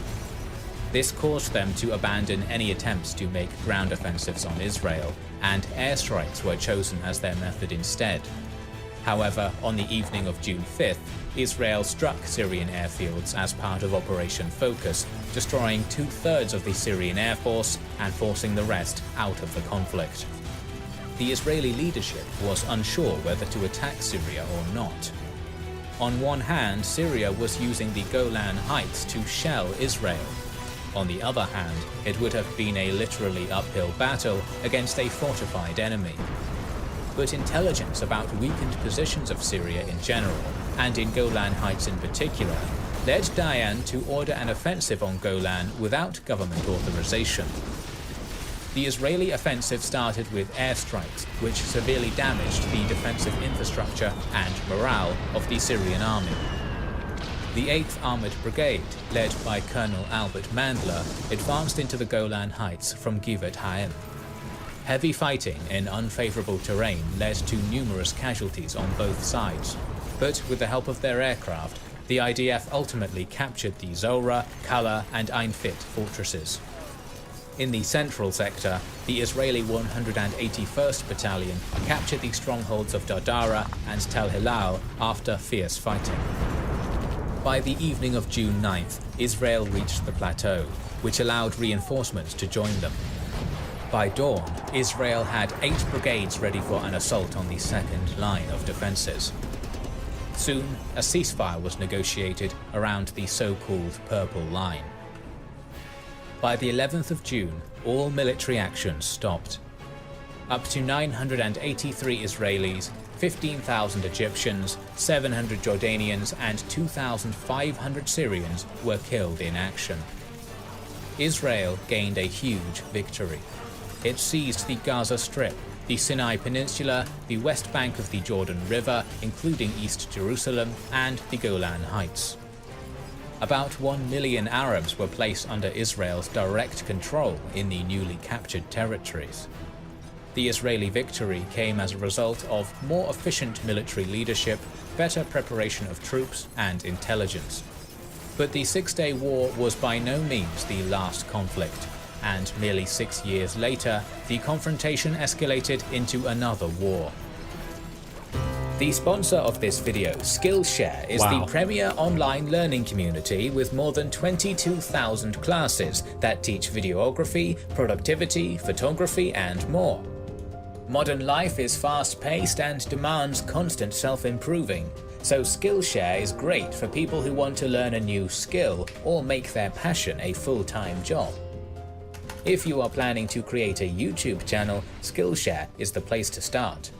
It has more than 500 courses teaching After Effects, ranging from the basics to what about the courses creativity that can kit, surprise though? even advanced users.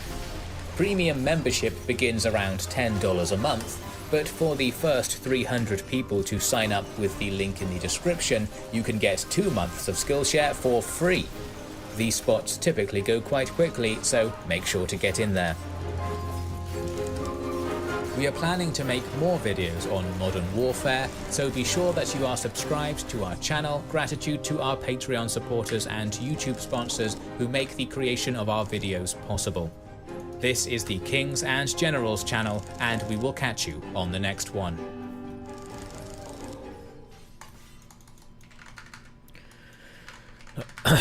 Okay.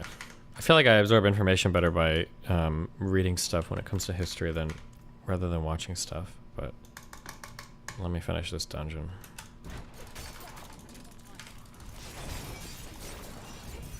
Also, why is all this shit dropping, not ancestral? I feel like my drops are kind of shit.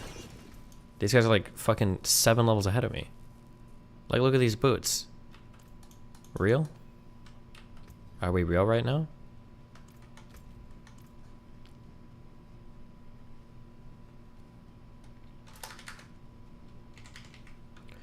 Because you're playing games at the same time, of course, you don't absorb anything.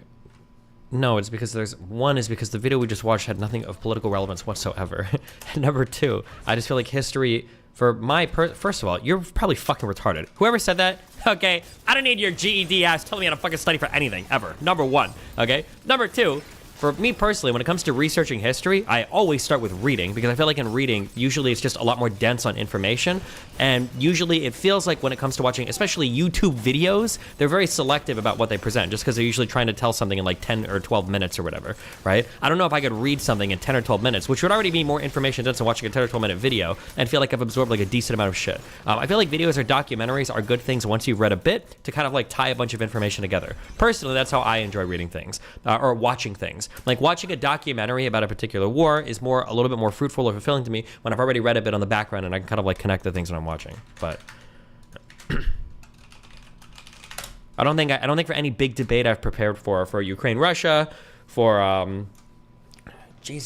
for any of the vaccine related shit, for any of the COVID related stuff. I don't think for anything I've done. I don't think most of my prep work for any of that came from for any of my Middle East stuff I don't think any of that prep work came from watching a 10-minute video. Not that there's nothing wrong with that, but it's just not, I don't think it's the best. I just don't feel like it's information dense enough.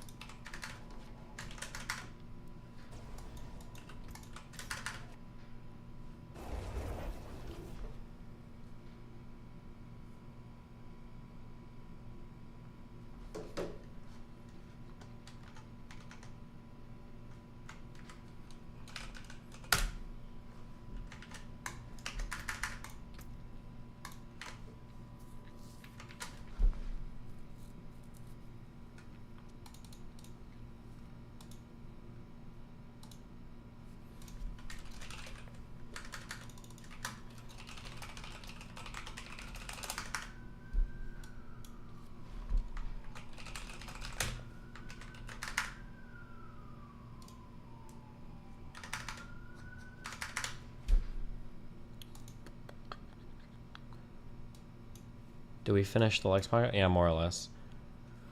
Are you debating Nick with or against Michael Sartain? If I do that debate, it'll be against Nick. Some guy was tweeting earlier that apparently Nick is trying to have me removed from that debate because I think he's scared of a rematch, which might be true. I have no idea what's going on in the background for that. I don't know.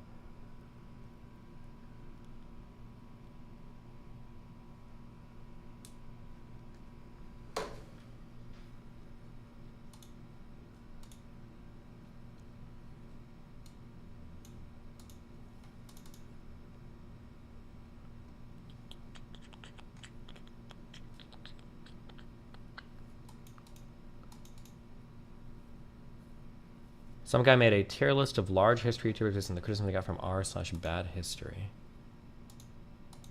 I don't remember if bad history was a trend. I think bad history and bad philosophy are both really shitty subs. I think they just like lean left on everything. I think Ask History is a very good sub.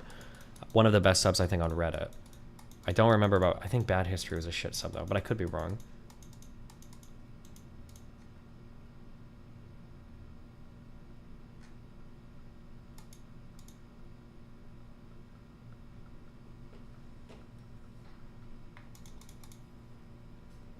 Bad history is 50-50. If something is 50-50, that means it's dog shit. Why would you want to read through something, correcting misinformation that's 50-50?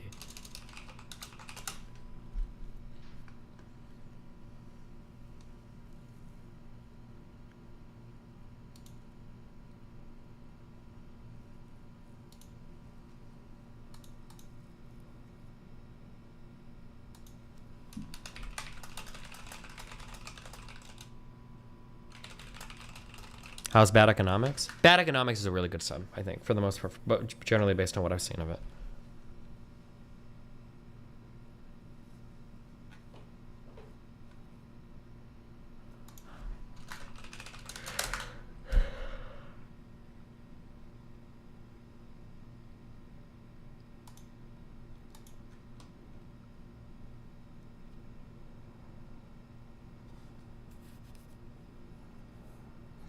Have you read the sequel, though, MMM?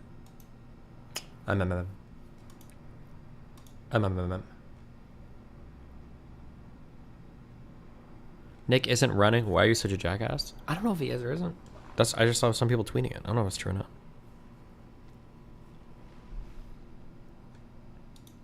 How would you recommend a young guy get over needing validation from women, become gay, and then you just need validation from men?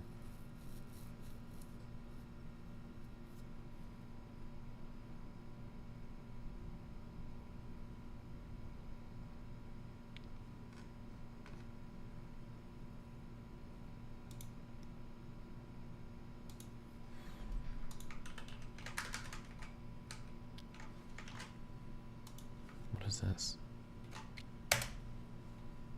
Ethan Ralph! Ethan Ralph! Ethan Ralph! Ethan Ralph! Ethan Ralph! Ethan Ralph! Ethan Ralph! Ethan Ralph! Ethan Ralph!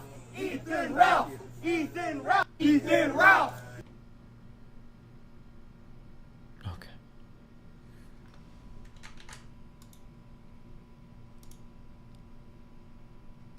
When is Final Fantasy 16? I don't know if I'll play it. I don't know if I want to buy a whole PS5 for it.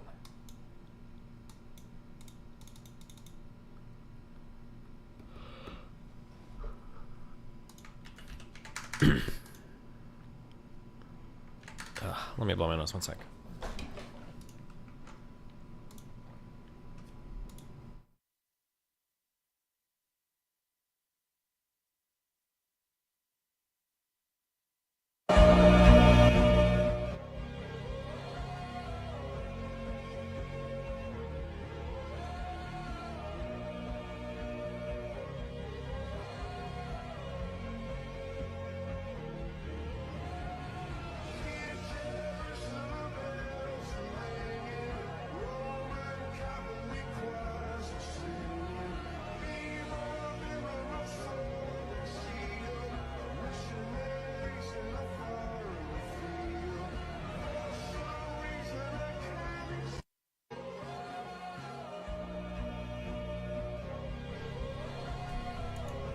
Why?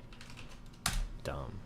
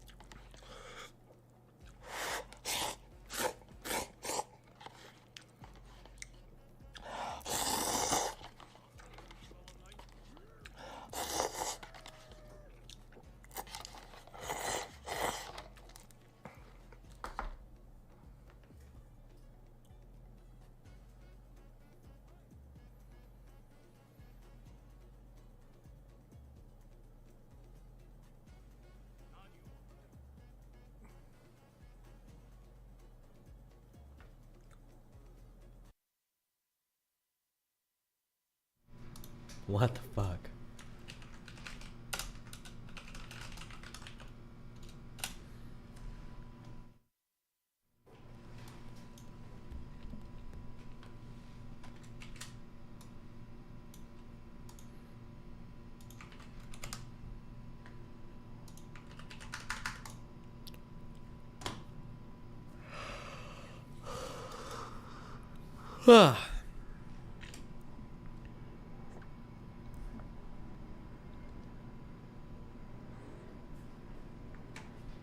As a racing driver loves. Absolutely, and it launches off the line as we eagerly look at its first 100 metre, and it's not quite as fast as the Rimac, but it certainly has got the pace to charge up the hill. We've got a glimpse of the fantastic onboard here of Rob Bell taking it up earlier. 829 brake horsepower as it steams past our commentary box, slams onto the brake through Molecombe Corner, takes it a little bit gentle, and you can see how dirty it is there, Ben, kicking up the dust. Yeah, you've got to be so careful with track limitations here. There are no curves to go on. You can end up in that wall too. We've seen cars hit that flip wall before, but it was beautifully done. Marvin Kirchhoffer is actually driving it very, very well, and the sector times are looking good. This is going to be a very rapid time coming over the line. 45.34. That is a very quick time, fastest so far. Yeah, it's not quite the record that we saw last. As a racing driver loves.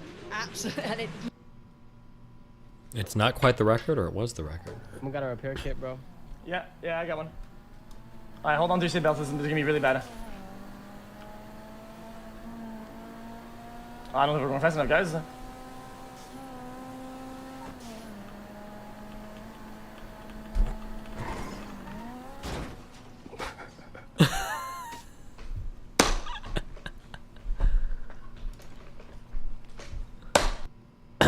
Good one.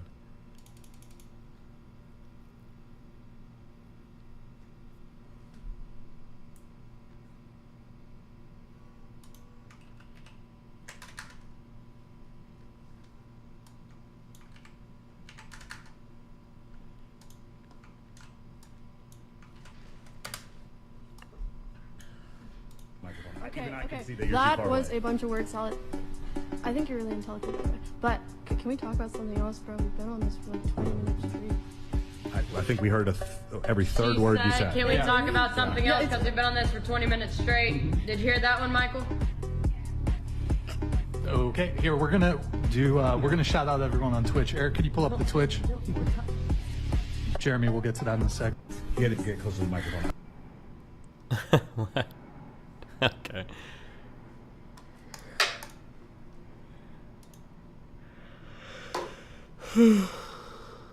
Ah.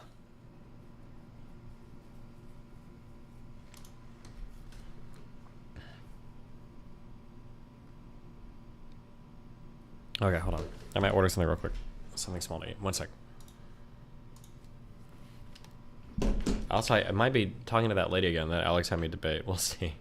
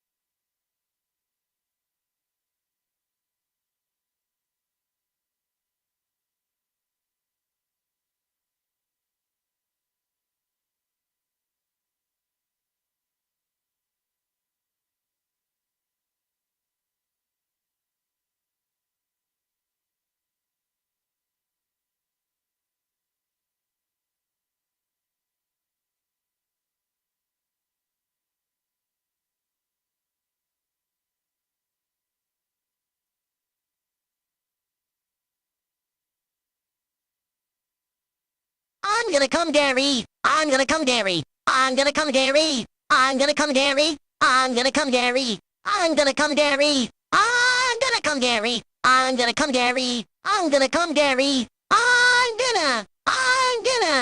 gonna come.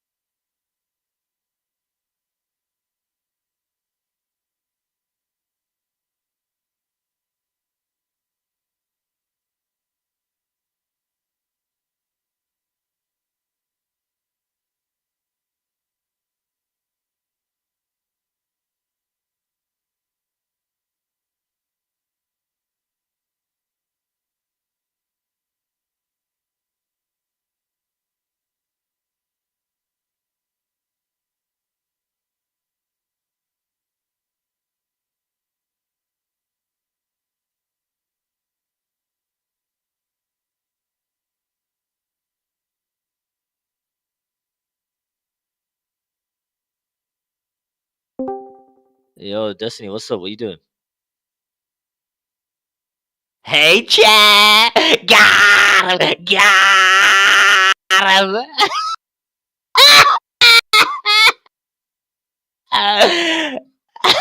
Yo, I'm sorry. That was cringe. But yo, what's up? What happened to him? Where did he go? I just joined. Wait, you guys are toxic, bro. You guys are toxic. Look, I don't got no beef with the DGG. Yo, DGG, listen to me. I got no beef. I got no beef with you guys, bro. You know? Ratio. Shut the fuck up, you broke ass virgin. Alright, first of all, I ain't no virgin, bro. I still get pussy to this day. I'm not, bro. I'm not. Look, DGG for life. DGG for life. I ain't got no beef with you guys. I got no beef with you guys. DGG for life. What the fuck are you saying? I'm sorry, bro. I thought like, cause I saw him live in it, so I just jumped in it. You jump in, but don't suck the fucking DGG niggas meat. Bro, man, I don't want these guys to hack me. True. Wait, you think these guys actually know how to hack? Actually, you know Yeah. what? DGG, WDGG, you know what I mean? I'm not trying to provoke nobody. Actually, don't do it. Don't do it. Slicky, you're kind of like maybe an hour and a half late. You know, the big man was here. You could have spoke to him. You know what I'm Nah, saying? bro, I was joking. I didn't want to speak to him. I just wanted to say hello. But yo, No, DGG I'm not for talking life, him DGG as in for life. Steve. I'm Kill talking yourself, Flicker. Kill yourself, Flicker. Kill Trey, yourself, no, Flicker. Kill yourself, Flicker. What? Kill yourself, Flicker. Trey Kill wasn't yourself, here. You guys Flicker. said what's Kill up, you know yourself, what I mean? Flicker. Kill yourself, Yo, Flicker. what's up, Kill Trey? yourself, Yo. Flicker. Kill yourself, Flicker. Okay, dude. I'm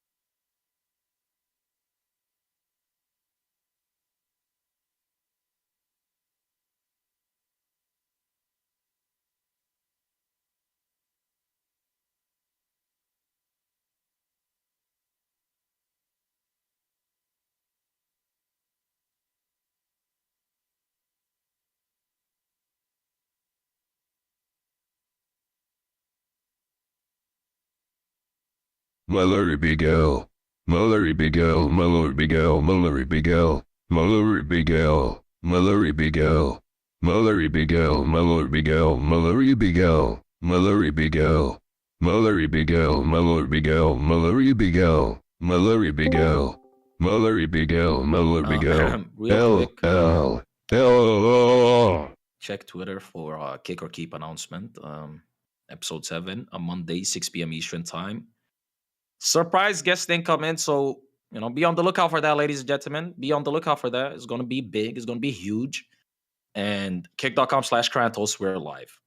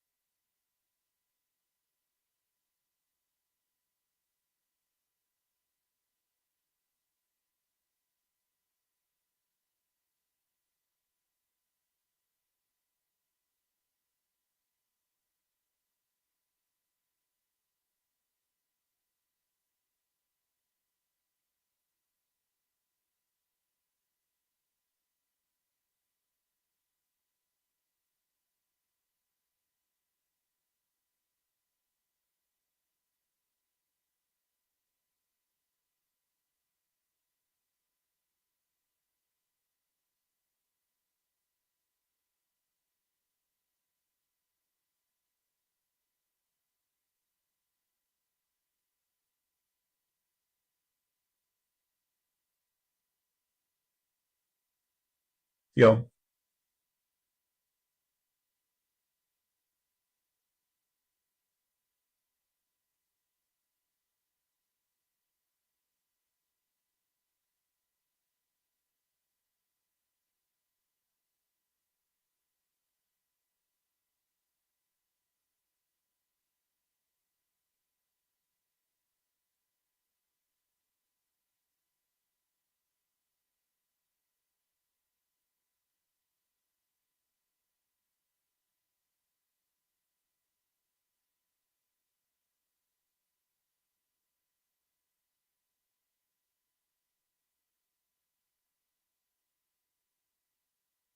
What do I have to do to Destiny so I can show my channel as much as Corantos does?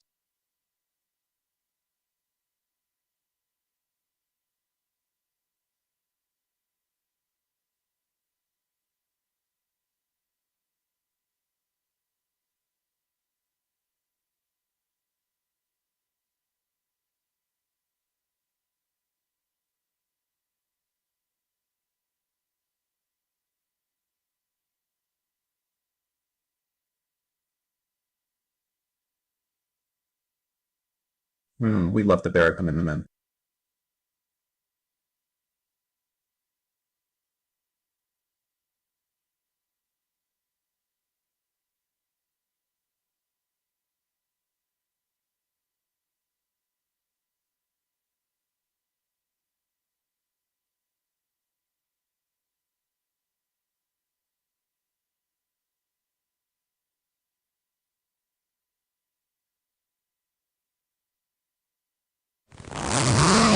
Oh God, Ambutuku.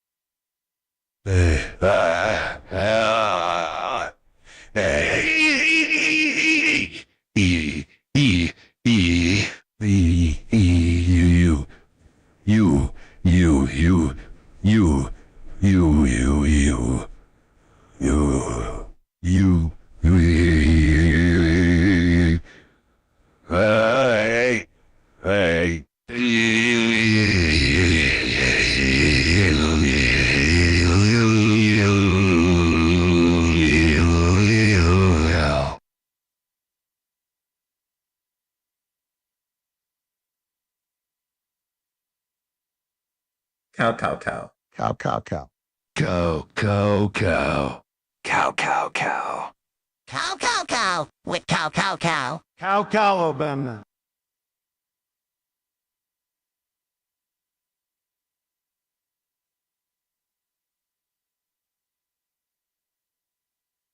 Cow, cow, cow. Cow, cow, cow. Cow, cow, cow. Cow, cow, cow. Cow, cow, cow. With cow, cow, cow. Cow, cow, Obama.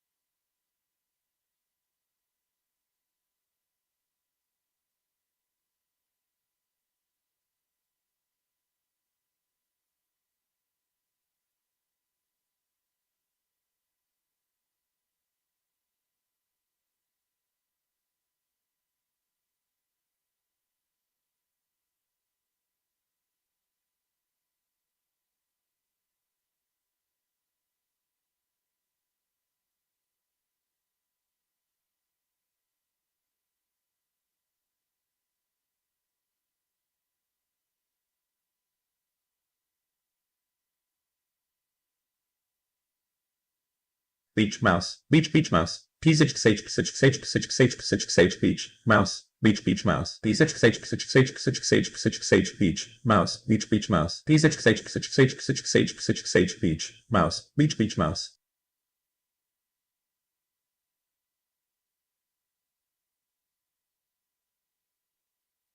Fadamium vendisceptoramus temporis est. Consuum accipit semper centum centissimus rectus in singulis exemplis. Etium hisum affair optima moderatrix est in historia temperanti. Fortes semper. Cupio com.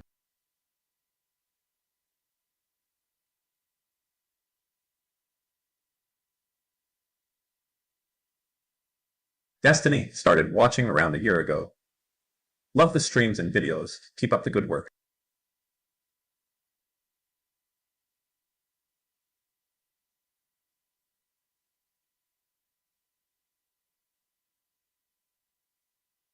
For those of you who remember Moonbase Alpha TTS songs. If it works, Ni less than 99.20 greater than ni less than 99.20 greater than ni less than 99.19 greater than ni less than 99.19 greater ni less than 99.18 greater than ni less than 99.18 greater than ni less than 99.19 greater than ni less than 99.19 greater and be less than 140.25 greater than TME less than 600.25 greater than NN.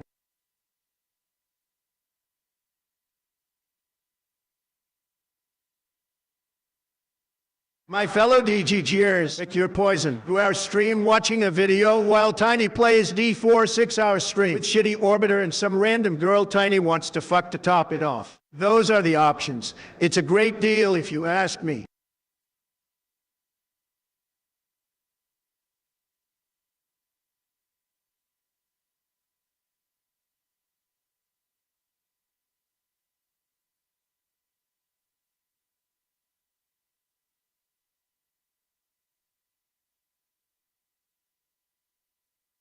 John Madden. John Madden. John Madden. John Madden. John Madden. John Madden. John Madden. John Madden. John Madden. John Madden. John Madden. John Madden. John Madden. John Madden. John Madden. John Madden. John Madden. John Madden. John Madden, Obama.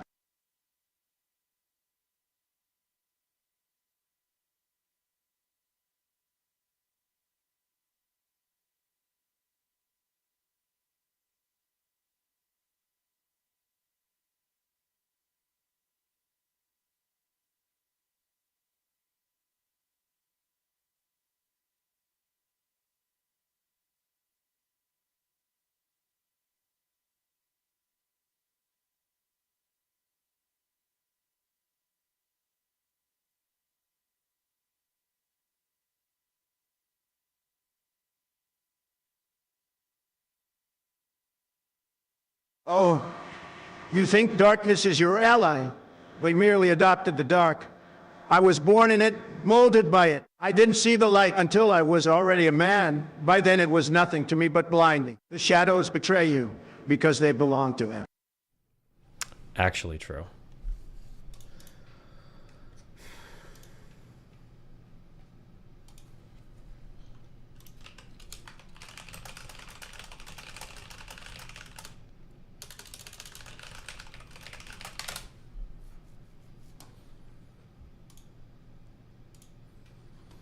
Classic Giga Chad moment. Oh, I remember this.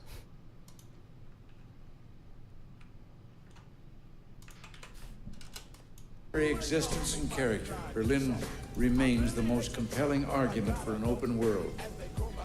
We're reminded of the many traditions of openness and democracy that have marked the history of this city. Amir missed me.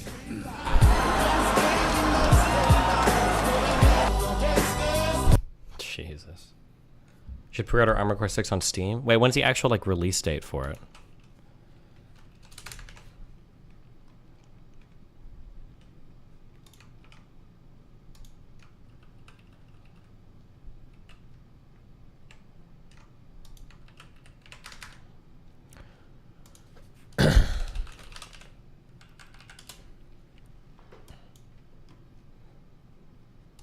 True crime YouTuber gets in trouble and on national TV. Developments in a murder case with national attention. Fox 31, of course, has been following the investigation into 11-year-old Gannon Stauch's murder for years. His stepmother, Letitia Stauch, found guilty of killing her stepson. The verdict came down in May, but tonight, more controversy brewing in the now closed case. YouTubers are reportedly charging people to view Gannon's autopsy photos. Fox 31's Talia Cunningham.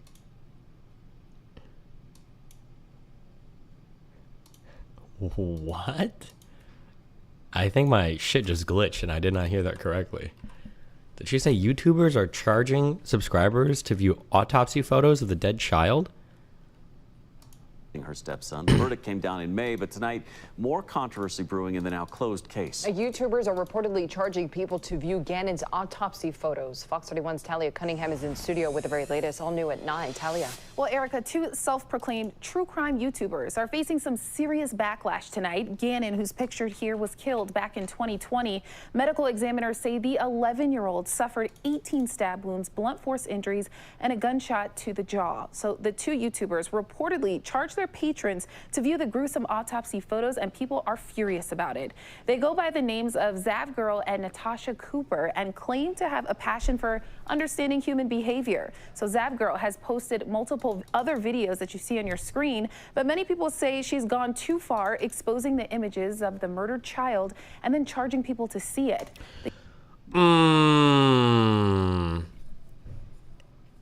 Okay.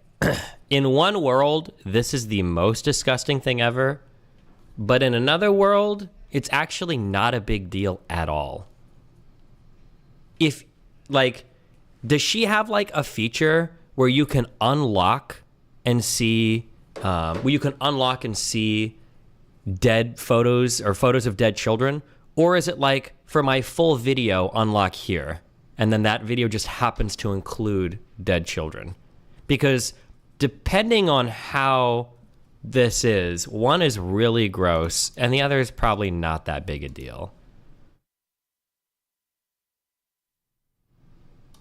The YouTuber addressing why she's charging money, stating she put a lot of time and hard work into making her video and lining it up with the coroner's audio to the autopsy photos. Basically, the effort that went behind that post. The district attorney of Colorado Springs is calling it disgusting. This just keeps those wounds open. They know that Gannon's body is being paraded around essentially on the internet superhighway, and there's nothing they can do to stop it, and it's just grotesque. So Zap Girl did address the backlash in a now deleted post on YouTube defending her actions. It reads in part, quote, "The reality of the situation is that different people feel differently about this. Some people genuinely think making a video, including the autopsy photos, is bad, and I respect their opinion and feelings. Other people, like myself, think the autopsy photos and the coroner discussing them as interesting and informative and are able to view it all in a more scientific, detached way." So the YouTuber went on to say that she's been receiving some threats from people all across the country. I did check on that Patreon link tonight, and that entire page has since been removed. And coming up tonight, a little bit later, we have reaction from Gannon's family. In studio, Talia Cunningham, Fox 31. Hi, everyone. If you're listening. Bro, hello. Are we really, is this the future? Are we really doing this? Are people going to use filters on videos? Listening to this, then you likely know about the last few days. I want to apologize to everyone I've hurt, but especially Gannon's family. I've been doing some major soul searching and reflecting. Is there a filter? Yes, this is not, this, something is wrong. Either the exposure is way too high, there's a smooth filter on, or something. There are many trying to define my motivations, and while I'm not looking for forgiveness or trying to make excuses, I do Wait, what the fuck is 1080p premium enhanced? hope to provide additional context that has not been made clear. I have followed the Letitia Stout case closely, and it was actually during the trial that I made the official records request. And it was in El Paso County, Colorado. I requested all the video, audio, and written records. I made no request for autopsy photos. I wanted all trial records, but my main interests were interviews with Letitia. The autopsy photos just happened to be in the files. I spent time reviewing what I received so I could provide more info from the trial. I believe many of my images were already shown during the televised trial, and I saw the photos on other public YouTube channels that live streamed the trial and shared the evidence. I didn't think any of the images were new. These photos were already public, although the video I put together with the coroner's voice was my own creation. I chose to put the video on Patreon because of the sensitive nature of the evidence. Putting the evidence behind a paywall meant added security, and I naively thought they wouldn't be made public. The video I created with a voice from the coroner wasn't meant to be shared outside of Patreon, and I chose not to put the photos on YouTube, a public forum, where the views would have allowed me to make more money, and the photos would be seen by more people. Because the video was placed behind a paywall, rumors about the images not being blurred or being different than what was shown in trial started to surface. No photos shows genitalia. I have made no jokes about the photos. I don't even cuss on my channel, and I would never allow derogatory remarks about a victim. I realized my intentions were not communicated well. My channel style is sort of me hanging out with friends and speaking off the cuff, and I did not articulate my reasons or think my decision through. At this time, my Patreon website has been shut down. I am not sharing any of the photos or video anywhere, although you can see the photos published on other popular channels. Nothing you see is from me, nor will ever be. To those who have supported me and followed my channel, and to the true crime community, I'm sorry I let you down. I cannot imagine the pain Gannon's family has gone. Who the fuck cares? I was a huge fan of yours, and this is beyond disgusting. As a mother, I can't believe you would do this to that poor little... Bro, he's already fucking dead. The boy doesn't care. Shut the fuck up. Nobody cares about him. And the family, I mean, damn, your son is dead. I mean, like... I don't know. It's literally true crime. Like, what, you look at everything up to the body? I mean, like, it's all about people getting murdered and raped and kidnapped and...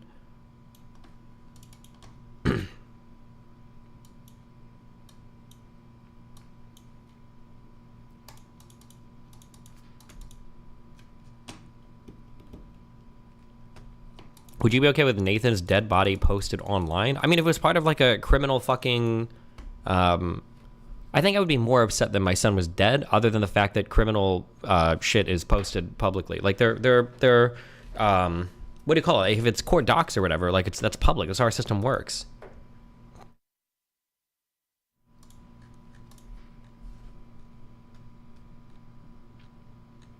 You're definitely the minority about not caring about the dead. Yeah, I might be, but you all fucking retarded, so.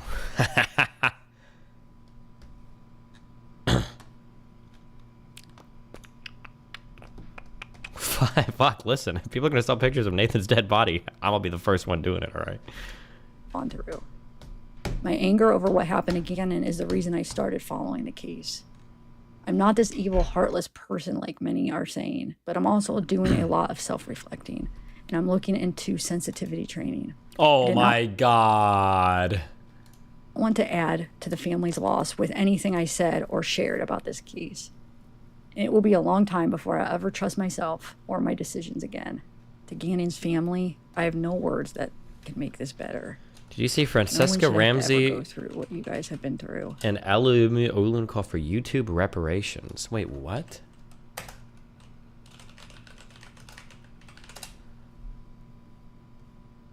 $6 years ago. I don't even know what you're talking about.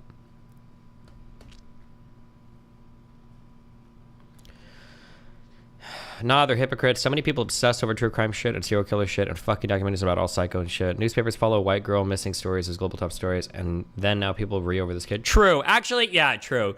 True crime people are a little bit weird, okay? People like, oh my god, you remember the box truck killers? You remember the ice pick killer? Remember the one of the guy, serial killer guy who raped all the girl? Remember blah, blah, blah. But it's like a picture of a dead kid is too far. Get the fuck out of here with that virtues in a boy. Oh my god, so yesterday I watched a true crime video on, you're not gonna believe it, Casey Anthony. Oh my god, I like watched 15 fucking hours. You remember that one serial killer I wrote a letter to this guy in prison. Like, get the fuck out of here. Oh my god, come on guys, who cares? People are dead anyway.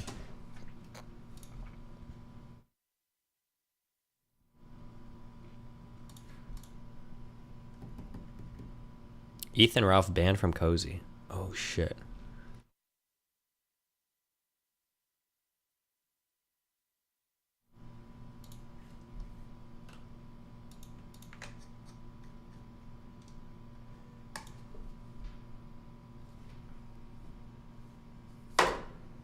Do JCS videos count as true crime? Yeah, of course. Pearl thinks going crazy on Twitter. I wonder if her shit is like falling off. She's been like super ultra unhinged lately. I wonder if she's trying to like find her footing again or something. I don't see why there's a problem to make a law that says anyone can view this public evidence, but distributing it would be criminal. I don't know, dude. Try asking your mom. Oh.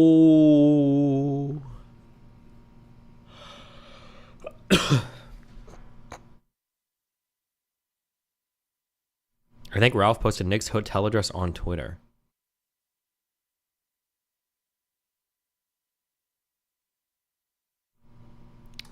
I need to... Hold on, I gotta blow my nose again. Fuck.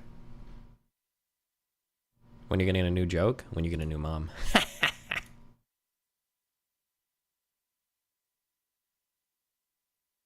Then my phone to like browse Reddit. You were not browsing Reddit in your Hades run.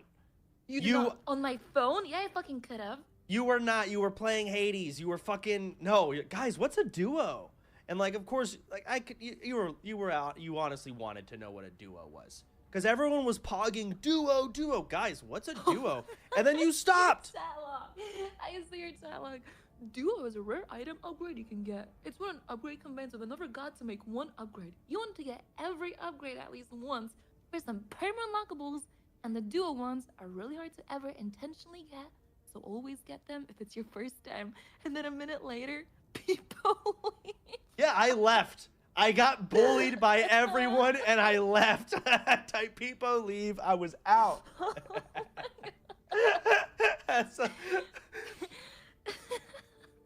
God damn it. You look at this fucking chat log. It's brutal. Then my phone to like browse Reddit. You fucking chat.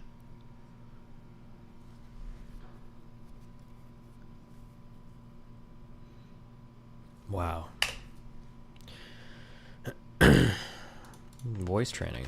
Neanderthal mode. Oh. 1, 2, 3. Now, the other thing that would be happening, which would actually increase that quality, is a very heavy skull that seems to pull down into the throat there. Now speak. 1, 2, 3.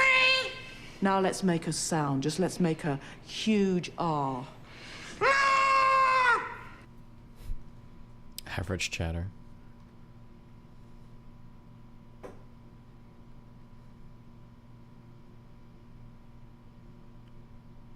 That's the straw man voice. They're Neanderthals.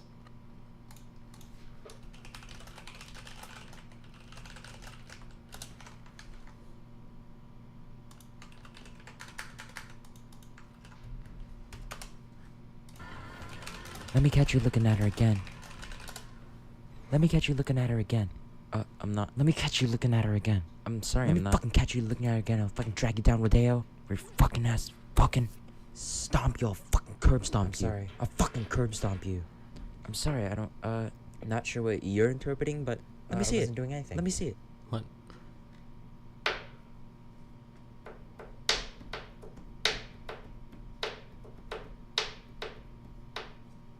The Weeknd dog shit actor. Is one of these people The Weeknd? Is that The Weeknd?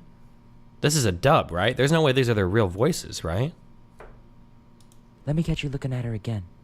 I'm not. Let me catch you looking at her again. I'm sorry, I'm not. Let me fucking catch you looking at her again. I'll fucking drag you down, Rodeo. It's their real voices? No, it's not. Shut up. This is a dub. This is like a meme dub or something. Curb stomp you. Sorry. I'll fucking curb stomp you. I'm sorry, I don't, not sure. Check the scene out. It's what red pills think they can do from the same show. How the probiotics work? So good. Look. Oh, Jesus. So much better. Oh, it's on YouTube. Oh, you look amazing. So much better. Right? Your body's just... You look amazing. Andres, do you mind not groping my girl? Tedros, you don't understand. He's a... Boundaries. My family are doctors. Are you a doctor? No, I'm not, but my sister and my father, they're both gastrointestinal doctors, so... My friend's a gynecologist. You don't see me sticking my finger in everybody, do you? It's okay.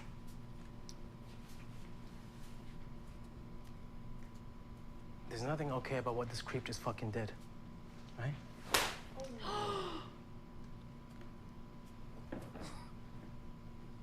Get the fuck out of here. Sorry, but I only take orders from my boss. Who? Her? Right there? Fuck. It says copyrighted audio. You can't watch. Hold on. I have to see how it ends now. Stay mad.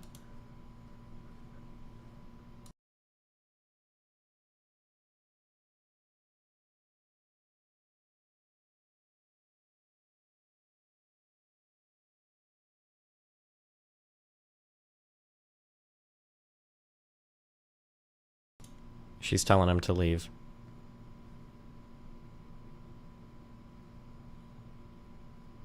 He's walk.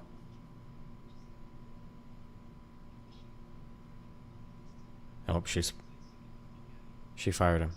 What the fuck is... What is this show? What... I'm running the show now.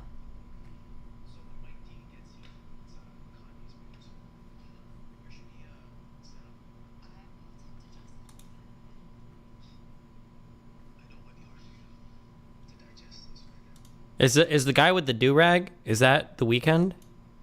I'm just watching this now. You guys are going to sit here and listen to me watch TV.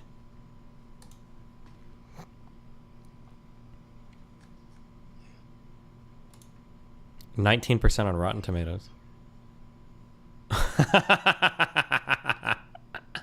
Hold on. Are you fucking retarded? True.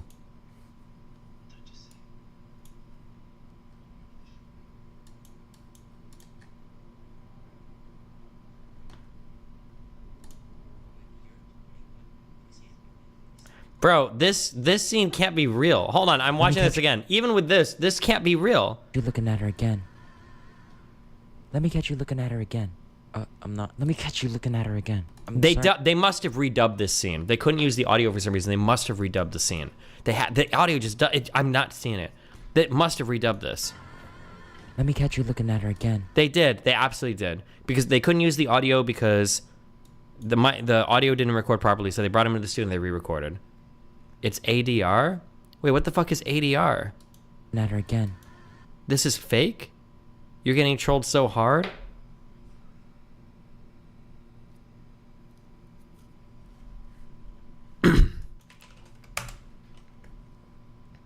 Alternative dispute resolution. Oh, Great Gatsby, terrible ADR. It's pretty, isn't it, old sport? Haven't you ever seen it before? It's all a custom job. Supercharged engine. Get dressed. Is that Spider-Man? Was he really in this movie?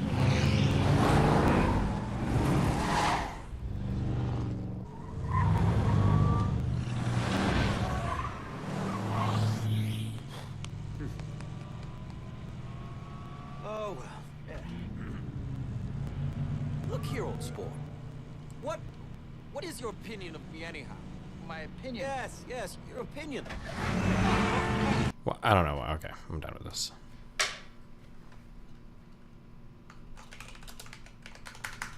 Real version, the link was a troll. Let me catch you looking at her again. Oh. Let me catch you looking at her again.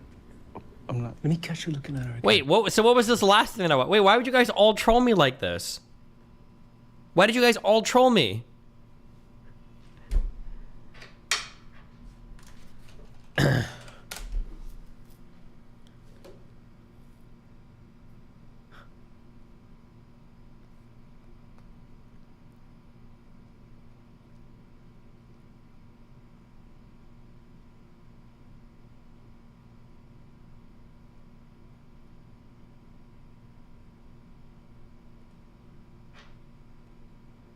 Apparently Smith made a hour video covering the Destiny Report, and it's just him like awkwardly reading a bunch of it while being outside in the forest.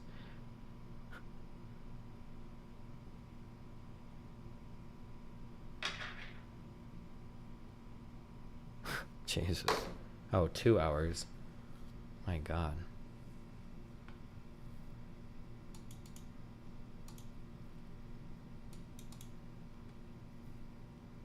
Can we play this meme to get rid of anti-Jewish Nazis? Gone. I love Israel. I love Israel. Gone. Gone. I love Israel. Israel. Gone. I love Israel. I love Israel. Gone. Gone. I love Israel. Israel. Gone. I love Israel. I love Israel. Gone. Okay, what was the Ottoman Empire? That thing died at the end of World War I, right? Ottoman Empire. Let's start here. Cringe. Ugh. Get ready for the boredom, okay? We're about to enter maximum boredom mode.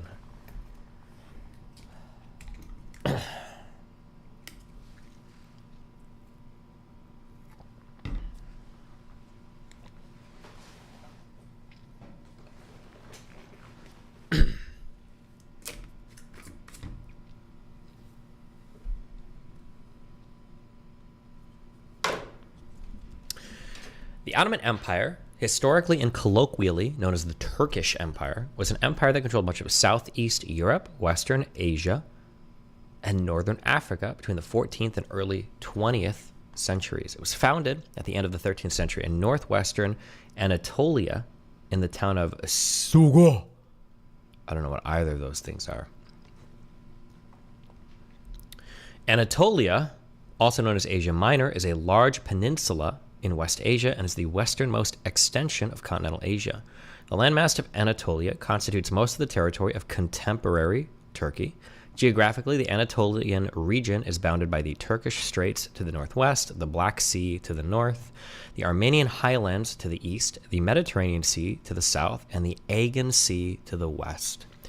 Topographically, the Sea of Marmara connects the Black Sea with the Aegean Sea through the Bosporus Strait and the Dardanelles Strait, and separates Anatolia from Thrace and in the Balkan Peninsula of southeastern Europe.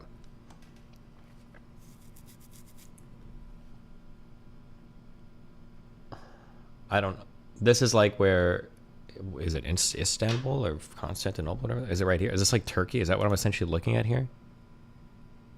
I have no fucking idea what I'm looking at. No Doc Sereno. Hold on.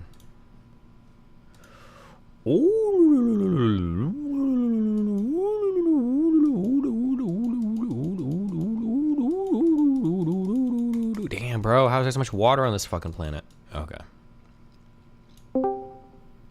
Who dare go there? Could you retweet the goddamn fucking show shit? Jesus Christ. Yeah, thank you. Thank you. Did you retweet it? Yep. Good job. Okay. It's a lot of work. I know. It's a lot of work. By the way, before I leave. Voila. Yeah. Yeah, you keep saying you think it's gonna get to me. It can't. It can't get to me. It's done. Like, I'm used to it right now. Because Okay. you misuse it. You don't know when to use it. And you actually say it properly, so it's kind of cute. You know what I mean?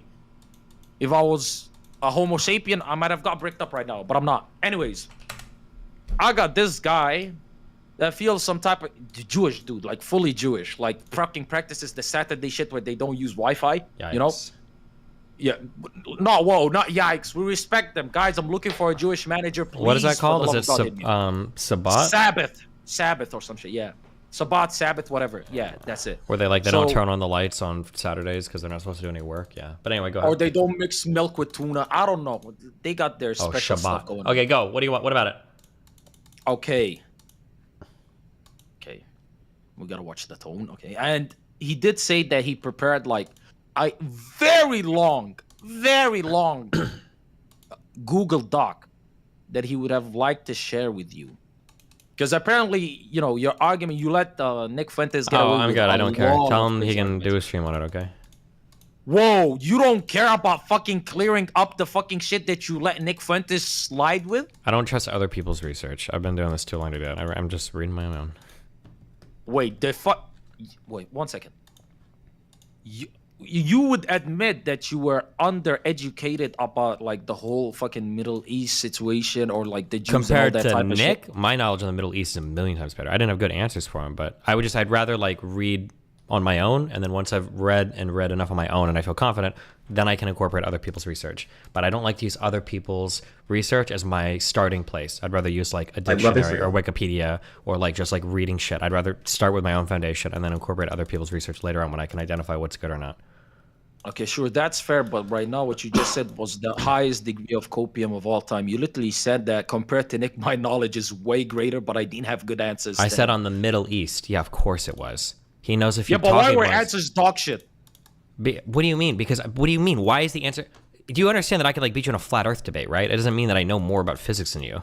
Actually, I've spoken to Jonathan enough about flat Earth that I actually think I'll probably destroy you on it. But I get what you're trying to fucking say.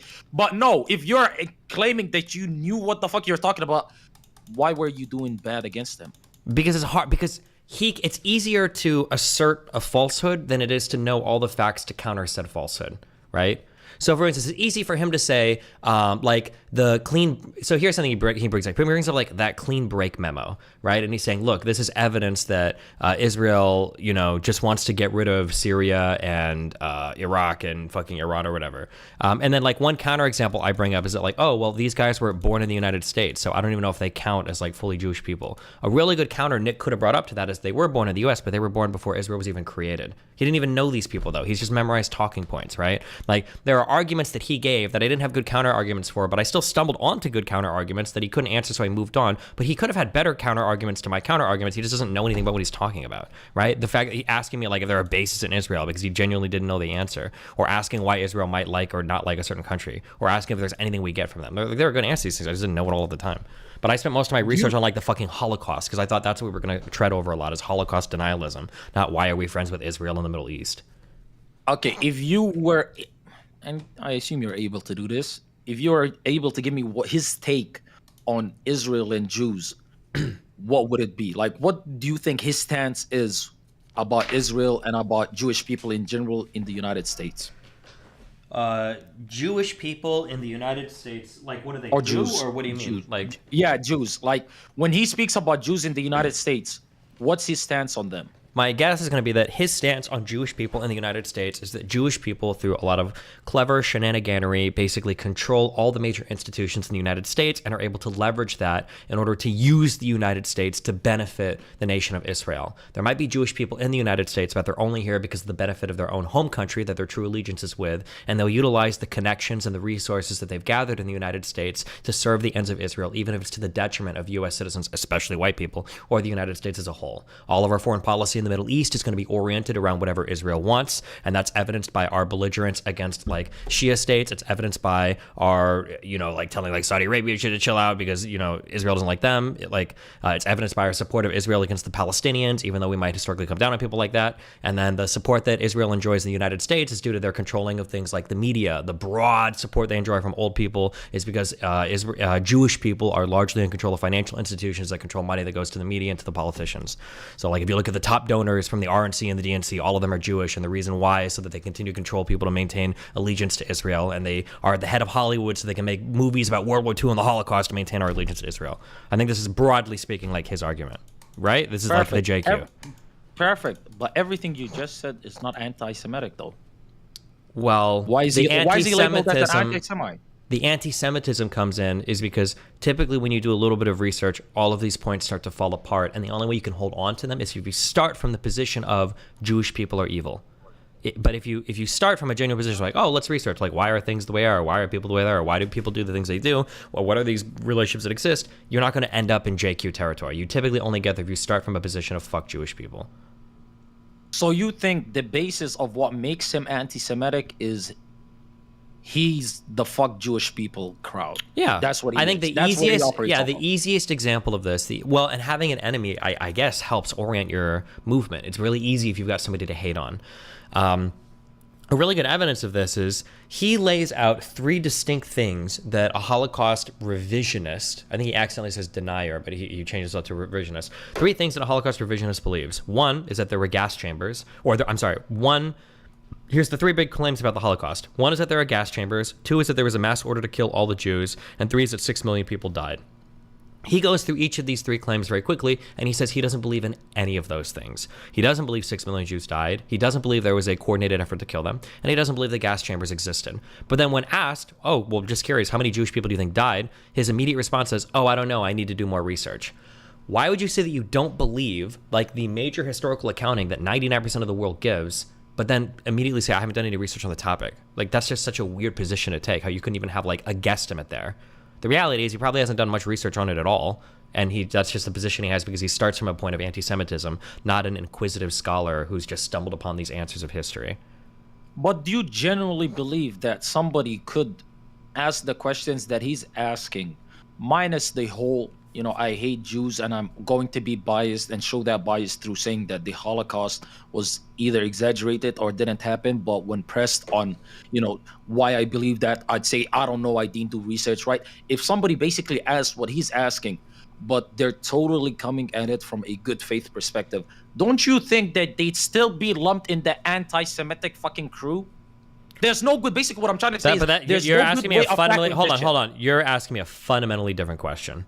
You're saying some guy goes into a bar and he says, fuck black people, and then he shoots and kills all of them. And then you're saying like, okay, but if he would have gone to the bar and just said fuck black people, people would call him like a murderer anyway. People would say he hates black people and wants to kill him. Even if he but didn't he's kill not him. walking, hold up. This is not a fair fucking analogy. Because Wait, no, wait, hold on. I'm just saying, I take umbrage with the idea of you comparing Nick to a scholar asking questions. He's not. He's got a whole political ideology that's oriented around removing Jewish people from the United States.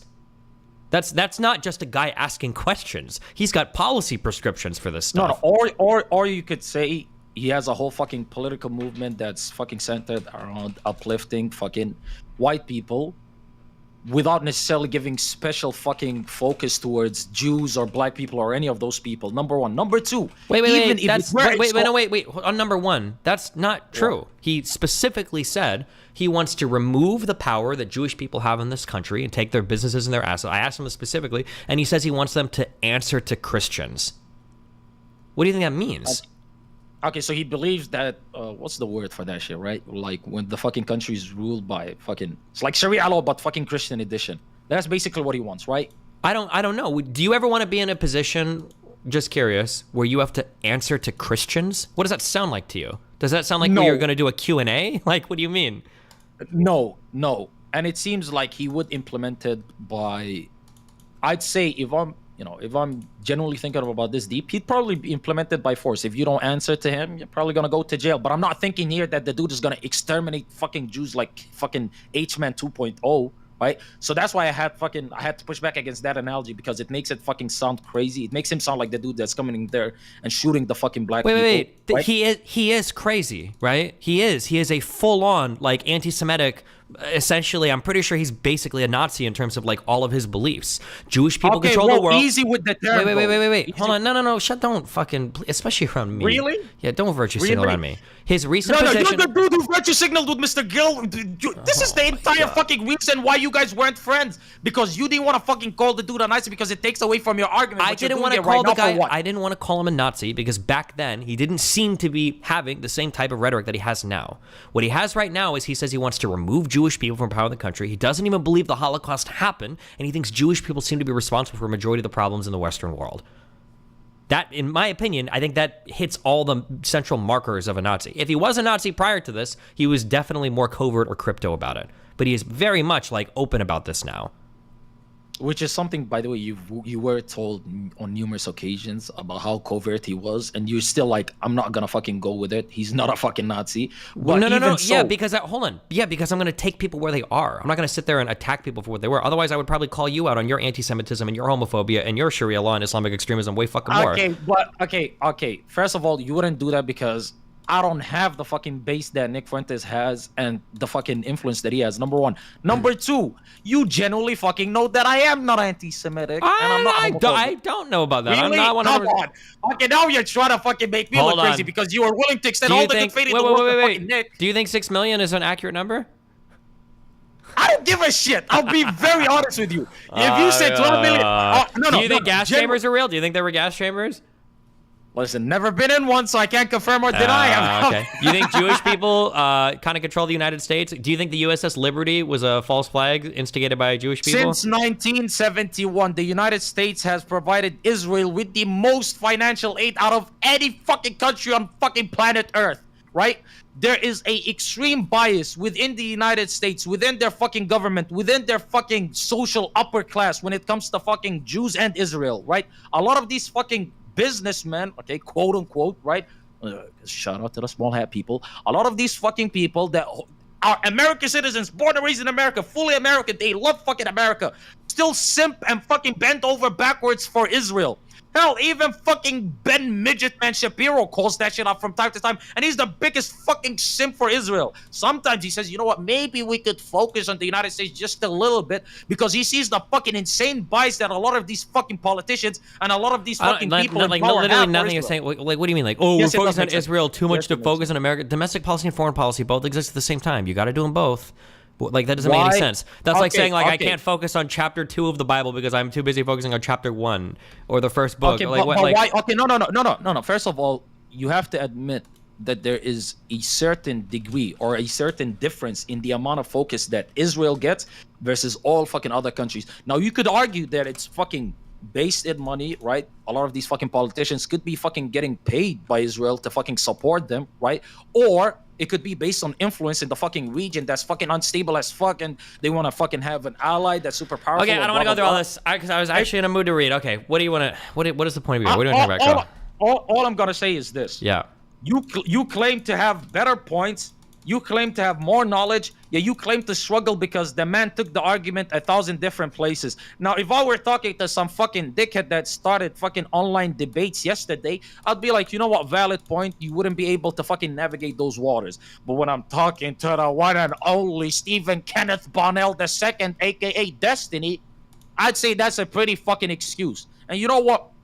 Maybe when you're engaging with the biggest Nazi that's fucking on the internet, I can't tell. Maybe you should prepare This a is bit like more. my, it's Maybe. like That's what I'm my saying. number one complaint, and I could just be wrong. You might be like a legitimately like a 95 IQ dude. There are so many things that you can. There are so many tactics that you can employ that Nick would do over and over and over again. I just got into an argument with a friend about this 2 days ago, and I said it's frustrating because there are certain things that people do that I know makes them look better, but the only reason they do it is because they're weak on the point, and I know that for a fact. And she was telling me, no, I think people can see through when it's dumb. But then I talked to people like you, and I legitimately do think that it does work. For instance, every single time in that conversation, whenever Nick points out, oh, look at how Destiny's laughing, it's because he doesn't have anything good to say to me. If you go back in that debate and you look, every single time he points that out before giving an answer, it's because he knows he's weak on that topic and he's trying to divert to another subject. That's the first thing. The second thing is, every single time, and you can go and watch me do debates, if somebody asks me a direct question and I have the answer, I'm always going to give the answer because it makes me look good. It makes me look strong, and I'm happy to demonstrate knowledge on a topic. When I'm pushing him for direct answers on things, and every time he does it, he has to loop around. We did it on a Gulf War topic like 15 times, and I had to ask him, and then I had to ask Myron, and then I asked him, and then I asked Myron, make him answer this question over and over again, and he just pontificates and proselytizes and goes on and rambles, and people like you, I think people like Just you like listen you're to doing right it. now, by the way, rambling, just like you're doing No, right I'm now. not rambling. You are I started the answer with, it's frustrating that bad tactics work on normal people, and then I'm giving you an example of what that bad tactic, or no, then I'm describing what the bad tactic is, and now I'm giving you 2 examples of what the bad tactic is. Every single part of this answer is directly answering the question. If you disagree with something I've said so far, feel free to cut me off.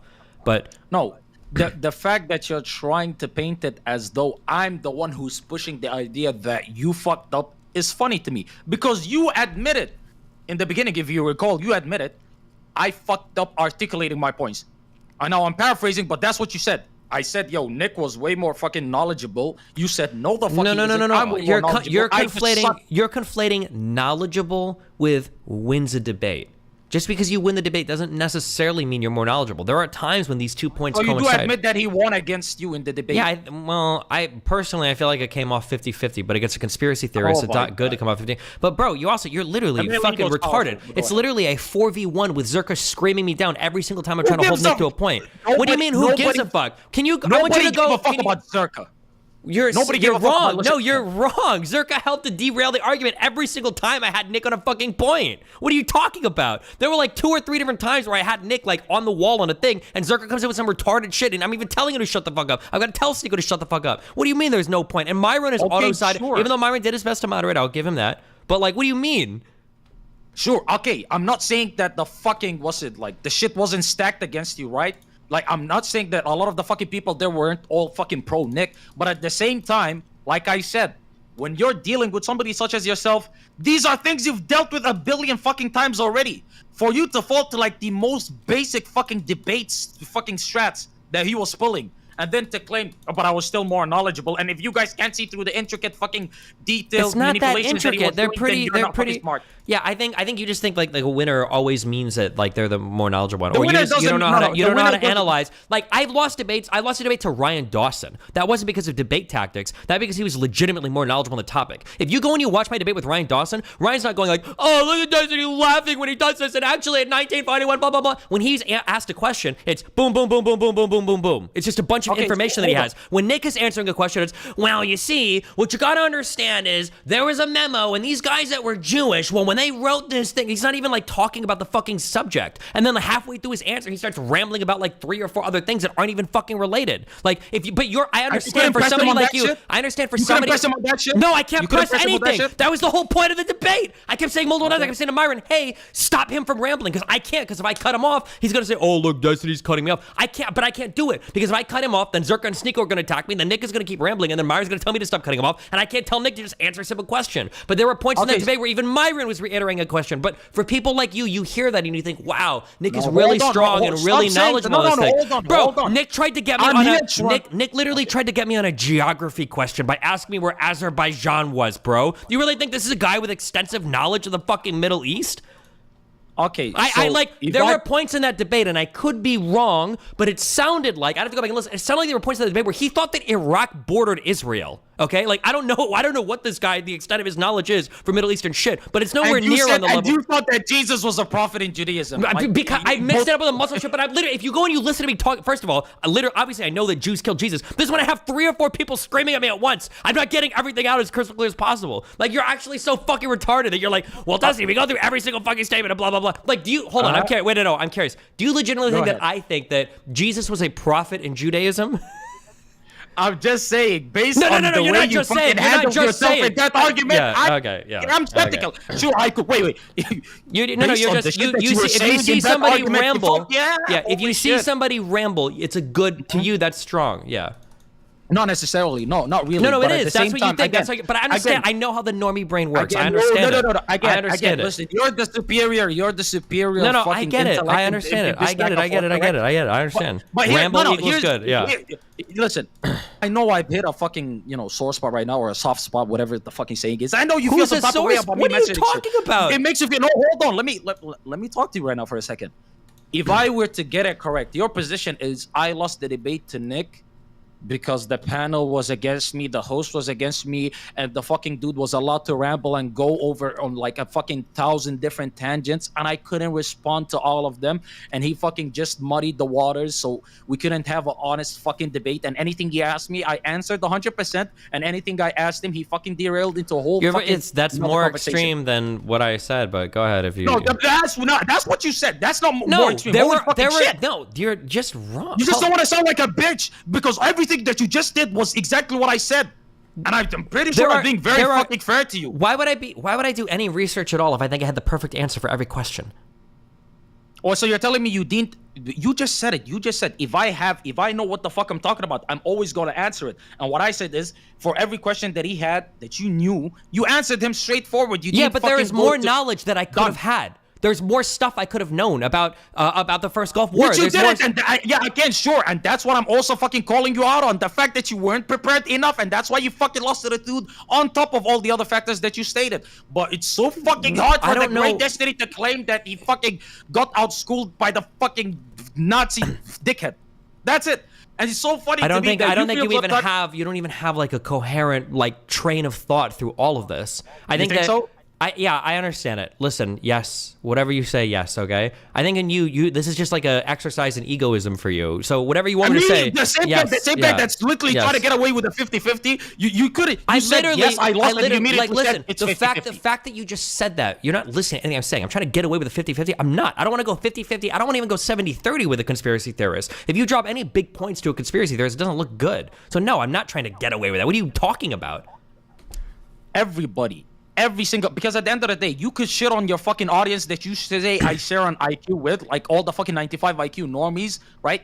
But every single motherfucker, or at least the vast majority of them, looked at that debate, and you as a fucking streamer need to realize this. You're fucking also arguing for the audience. You're trying to get them on your side. You said this to me a while ago. The reason I go on fucking Fresh and Fit is because I'm trying to fucking show them what's right. I'm trying to show them my point of view, hopefully for them to fucking come to my side of things. So you know you're playing to the audience as well. And if you're not taking into consideration the way that they look at shit, the way that they interpret certain fucking debate tactics, then that's a fucking L on you. Now, all of this fucking victimization, but fucking Zerka, but the you're fucking just host. okay. No, you're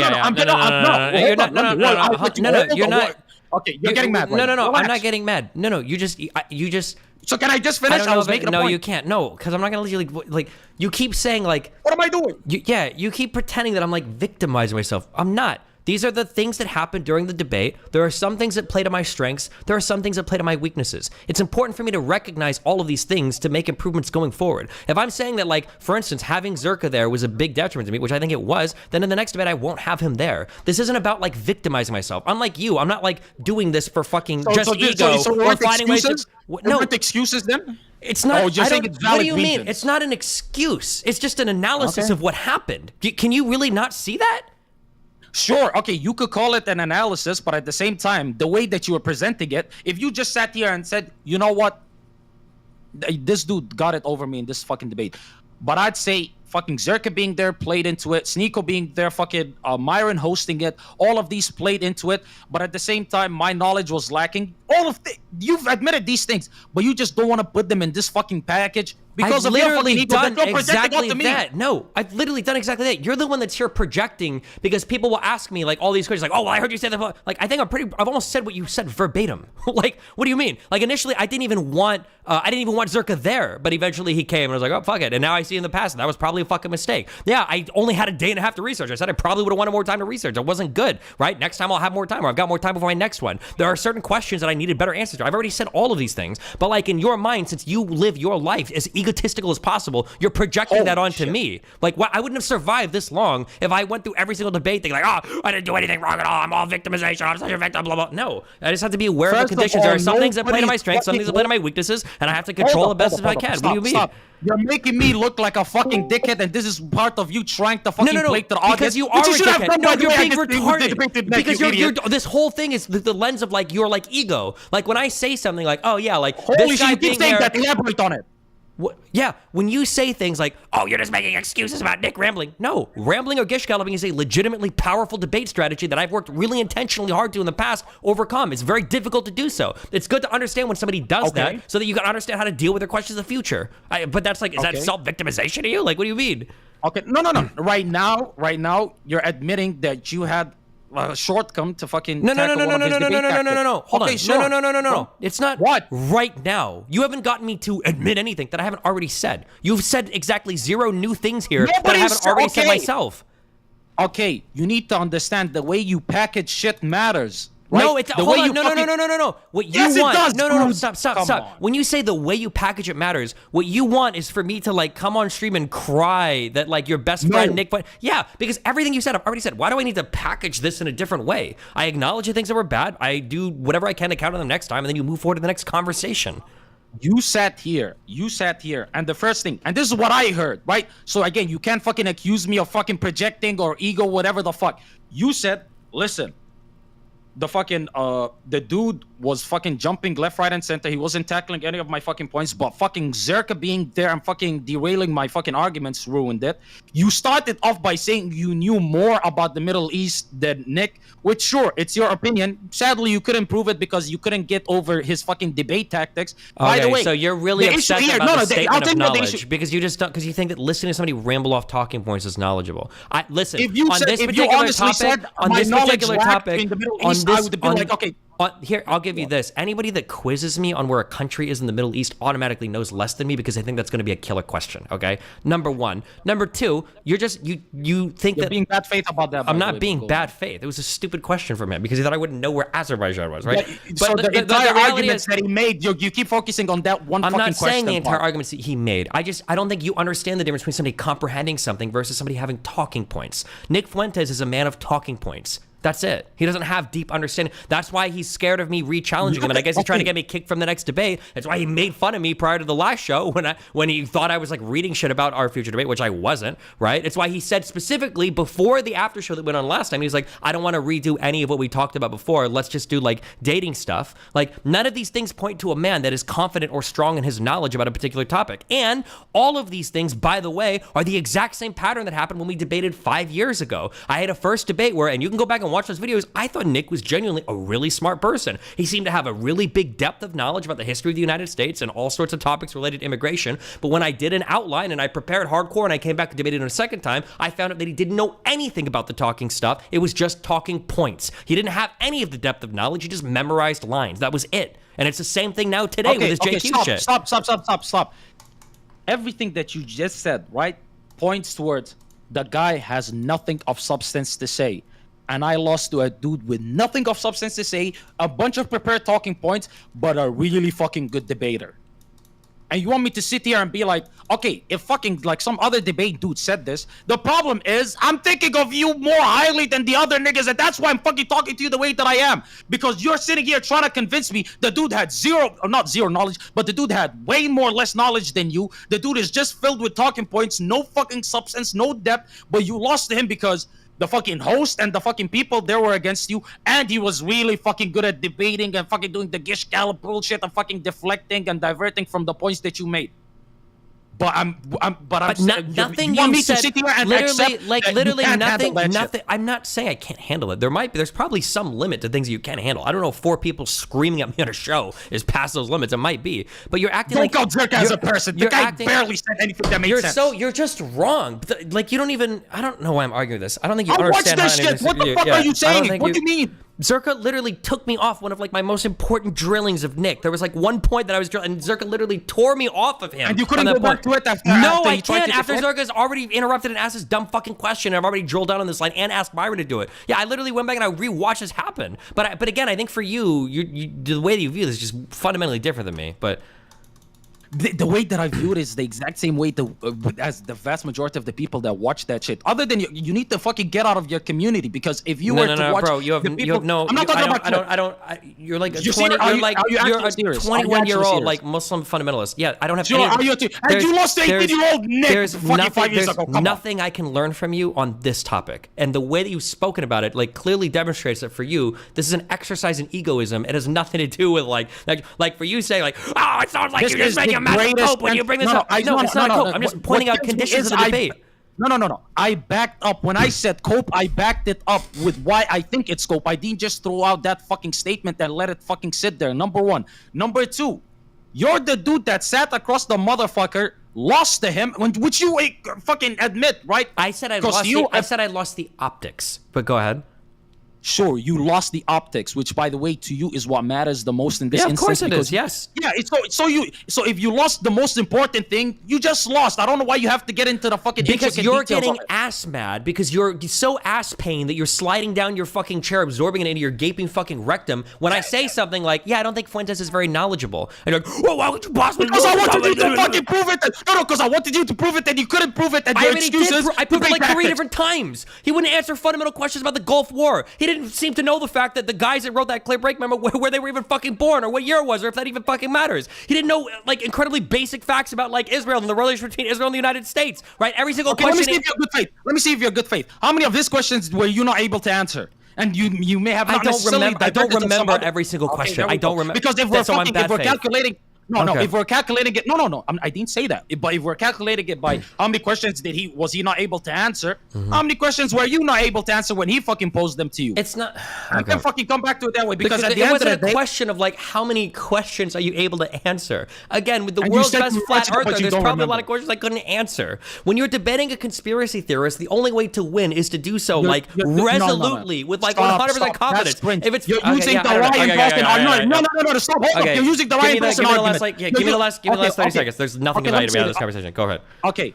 You're using the Ryan Dawson argument, which is I don't want to debate with Ryan Dawson again because the guy is a fucking mega conspiracy theorist that I lost to fucking 8 years ago. You're proving why people don't. Yes. Can I fucking finish?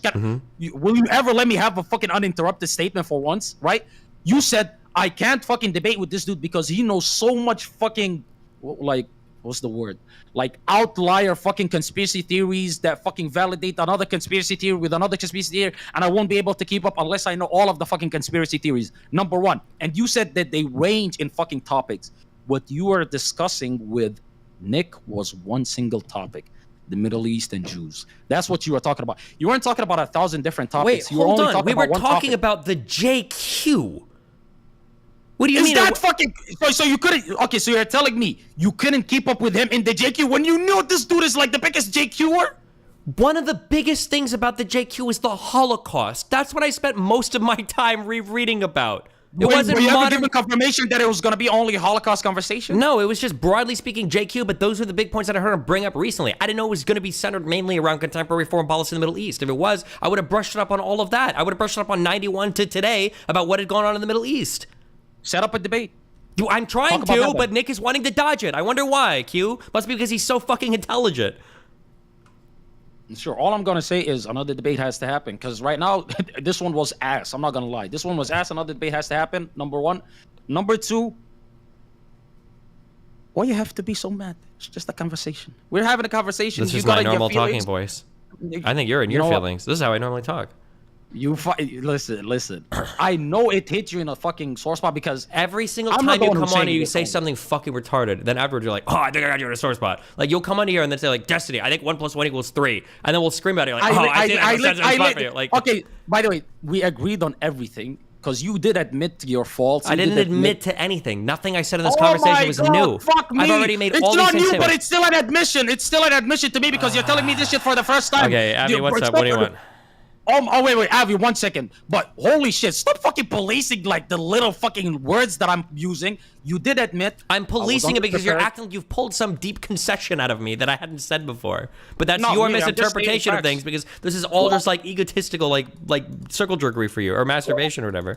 You'd be happy because what I actually want is to go over the debate and the JQ and debate. Oh, if you're gonna let Avi go over it, let my fucking the dog dude go over it. No, I don't want Abby. I don't want to let Abby go over it either. I don't care. Abby, did you have anything? Avi's Jewish. He's Jewish. Let him talk. I don't care if he's Jewish. He's not even a real doctor. Remember, he's a whatever. I'm just kidding. Or at least, well, not go over it.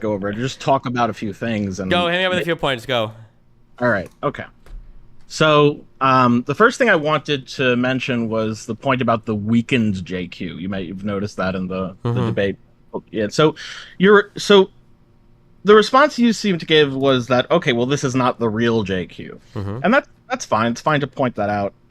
One thing I would also do is, because people are allowed to weaken their theories. It's fine to like, okay, so it's not the JQ that's maybe standardly used. Well, if you weaken your theory too much, though, it's like for instance, let's say somebody says, I'm a race realist and I believe that there are statistically significant IQ differences between black people and white people, and we need to design a society around that. And let's say that when I push them on that, they say that like the statistically significant difference is 1 or 2 IQ points. At that point, we're like in a fun, So like, I think there's strong JQ. Weak JQ is just like normal human behavior. That's like saying like a guy that's from Mexico in the United States might be a little bit more preferential when it comes to foreign policy, like towards being nice to Mexico than like adversarial to Mexico. But that's not like you're not making, No, but exactly. That's what I would have liked you to make. That's the point I would have liked you to have seen to make. It's a point to be like, okay, well, you can weaken your JQ if you want, but if by JQ all you mean is that there happen to be certain people who are Jewish who have certain preferences of national interest for Israel,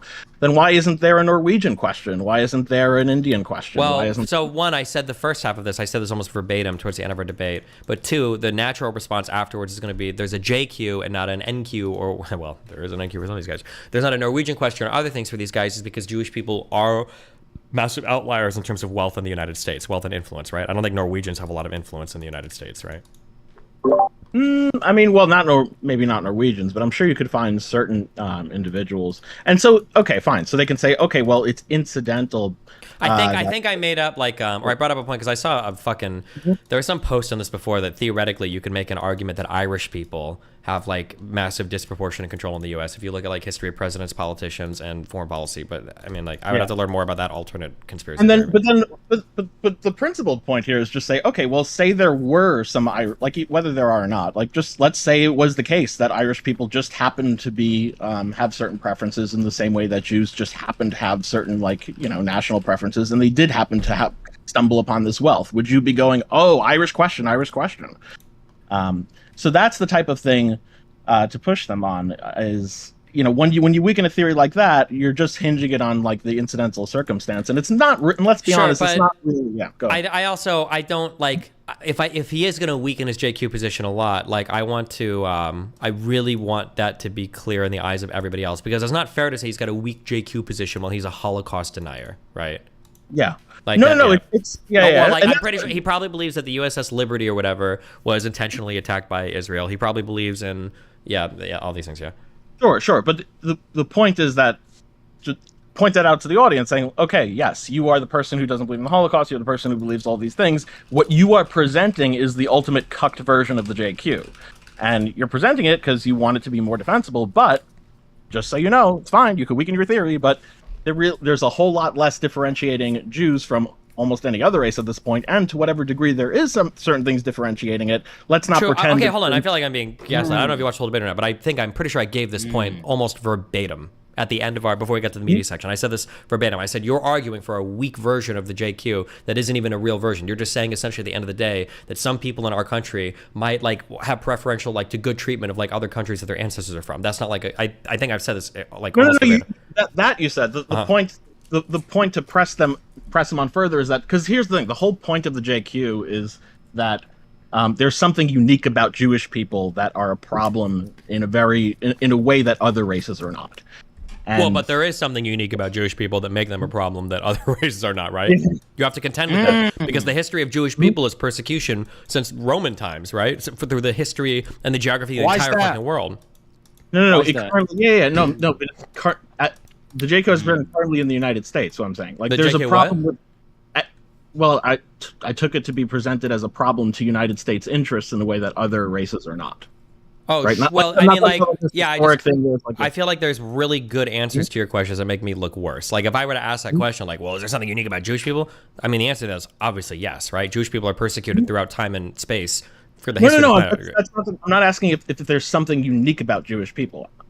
What I'm saying is that the point of the JQ, as it was in the context it was presented, is that there's something that's unique about the JQ as it pertains to U.S. The sabotage of U.S. interests. Well, there is to that as well, right? We have a fierce allegiance to Israel. They're probably one of our strongest military alliances in the world.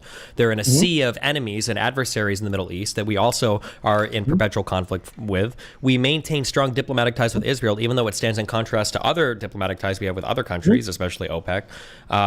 We provide, I think, more military assistance to them. Maybe that's changed with Ukraine, but prior to that, to then any other country in the world, there was a very strong trade environment. Like, none of that means it's to the detriment of the United States interest. It could be to the detriment of the United States interest. I mean, that's a whole different debate. Whether I'm not saying it's necessarily detrimental, but I'm saying our relationship with Israel is unusually strong, and I don't think I can pretend that's not the case. That's not the JQ. Yeah, but that's not the JQ. The JQ is Keep that JQing, Destiny. Yeah, the JQ is that the Jewish people present a sabotage threat to the United States in a unique way that other races do not. That's the key. And so one thing actually I think would be helpful is in the beginning of the debate, and there's a number of reasons for this, have him outline the theory that he wants to defend, and don't let him like ramble on. Go. I know it's hard to say, but like don't like the first step should be like, okay, you want to defend the JQ. What is it? Write it out. Like you write out whatever he says. Wait, didn't I ask him this at the very beginning of the debate? Didn't I ask him to define the JQ? What did he? Well, I thought I did this in the beginning. Somebody can tell me if I'm wrong. I thought he did, but then that's why at the end I think I pointed out that he's using a much weaker version. Did he give you that weaker version in the beginning of the debate? No, I think in the beginning I thought he gave me the strong version. That's why I got frustrated towards the end that he'd weakened it down. I see. And that's fine. Okay, good. So then that's not a mistake. Then the other thing is, okay, so good. So yeah, define. But then you point out, so did you write that down then and say like, hey, you said this version? Yeah, when I think. Hold on, I'm not sure if you watched it. Yeah, I felt like there were 3 different points where I literally said like, bro, this is a weak version of the JQ. This isn't what you mean when you say JQ. Like I think because I brought it together at the end where I laid out like entirely. I know you said that. I watched that. I watched. No, I did watch it. I didn't watch. I didn't watch the full thing cover to cover. I watched a lot of it. Okay. I did hear you make those. Like, everything you're telling me, like you're responding to me. No, I said this. Like I heard you say that, but it's not exactly what like. Okay, sure, gotcha. Okay, I'll keep it in mind in the future. Yeah. Yeah, sure. So that's the one thing is like, oh no, like it's not just like, oh, you're giving me a weak JQ. It's like you're giving me a weak JQ with respect to what I literally just wrote down about what you said before. Okay. That's one thing. And then the other thing, the other thing is to point is like, okay, to whatever degree you're weakening the JQ, you're weakening the unique sabotage threat of the Jewish people to the United States interests. And that discrepancy is going to decrease. Another thing that you seem to get frustrated with, understandably, is that is when there was always like an answer for everything. So, for example, like they're strong when the Jewish people are also powerful and also strong, except when it suits the JQ interests to maintain the theory when they're not, right? So one thing to bring up to the audience, and there's going to be a way to do it that doesn't sound so esoteric, but just for the purposes of this conversation, I'll just say it. The thing to bring about there are theoretic virtues. There are certain things about a theory that increase its probability or decrease its probability. So things like, Occam's razor or simplicity is one thing that's attractive feature of a theory. Something like parsimony will be an attractive theory about a theory, but there are certain theoretic vices. One of them is auxiliary hypotheses, or ad hoc is another thing. So the point, and that's not to say that any ad hoc thing just automatically disqualifies a theory. Sometimes a very great theory can, have one falsification and be saved by an auxiliary explanatory hypothesis that's ad hoc. But if you have a theory that is time after time, having expected results that don't pop up, or having predictions that are not turning up, and you keep having to add auxiliary hypothesis to auxiliary hypothesis in order to save the theory, it's important to hammer those things home. Say, okay, well, why your theory predicts, and it's important that this is why it's important to have them really outline what it is in the beginning of the debate, because what you want to be able to do is you want to be able to see that the theory that he has outlined in the beginning, you want to see if there's any derivable predictions and what is derivable from the theory and what needs an auxiliary hypothesis to save it. Because what he's going to want to try to do is he's going to want to try to say something like, oh no, the JQ that I've outlined, this thing that you think is not expected really is expected on the JQ. He's going to want to say something like that. So you want to take, well, look, I asked you to outline the JQ. Here's what I have. Derive this prediction from me. How is this thing predicted from it? Versus, are you just adding an auxiliary hypothesis to save your theory from being falsified? And every single time that happens, that's what you're going to go back to, and you're going to hold them against that. Say, okay, this was predicted. I don't see it. You're saying, oh, well, maybe the temperature wasn't right. That's why. Oh, well, maybe the time wasn't right. That's why. We did it with the temperature. We did it with the time. Still not seeing it. Oh, maybe the moon had to be so we did, et cetera, et cetera. So those are all auxiliary hypotheses, and the point is just to say every time you do this, you can do it to try to save your theory, but the overall credence of the theory decreases every single time you do that, because all the auxiliary hypotheses have their own probability of being true or false, and if you stack them on cumulatively, then the probability of all of them being true cumulatively goes down. So there's going to be a way to make that point in a way the audience will understand more. So there's certain probably analogies that you can make. I'm sure you can. I'm trying to get at that when I'm asking why there's an exception for certain things, like why it isn't predicting accurately some things or another. Like, for instance, he said there was a memo written that directed the U.S. to go to the war in Iraq, although the timeline doesn't even add up on that. But then I asked, like, well, this memo also mentioned Syria and Iran. Why didn't we go there? And he's like, well, because we couldn't go to Iran or Syria, but we did go to Iraq. Like, I think that's what I try to demonstrate there is that in some ways Jewish people are all powerful and are capable of certain things, but then at other points they seem to falter, and I don't know why, if they are so powerful. Or there was one time when he brought up the Office of Special Plans for manufacturing reasons to go into Iraq, and I said, well, if the Jewish people are so powerful, and controlling the whole DOD, I guess, and faking all of this, like, why didn't they just go through the CIA? Why even create the Office of Special Plans? And then he's like, well, because they had very limited penetration into our intelligence agencies. They didn't have any penetration into our intel. But then in the next topic, he's saying that they control the entirety of our media apparatus.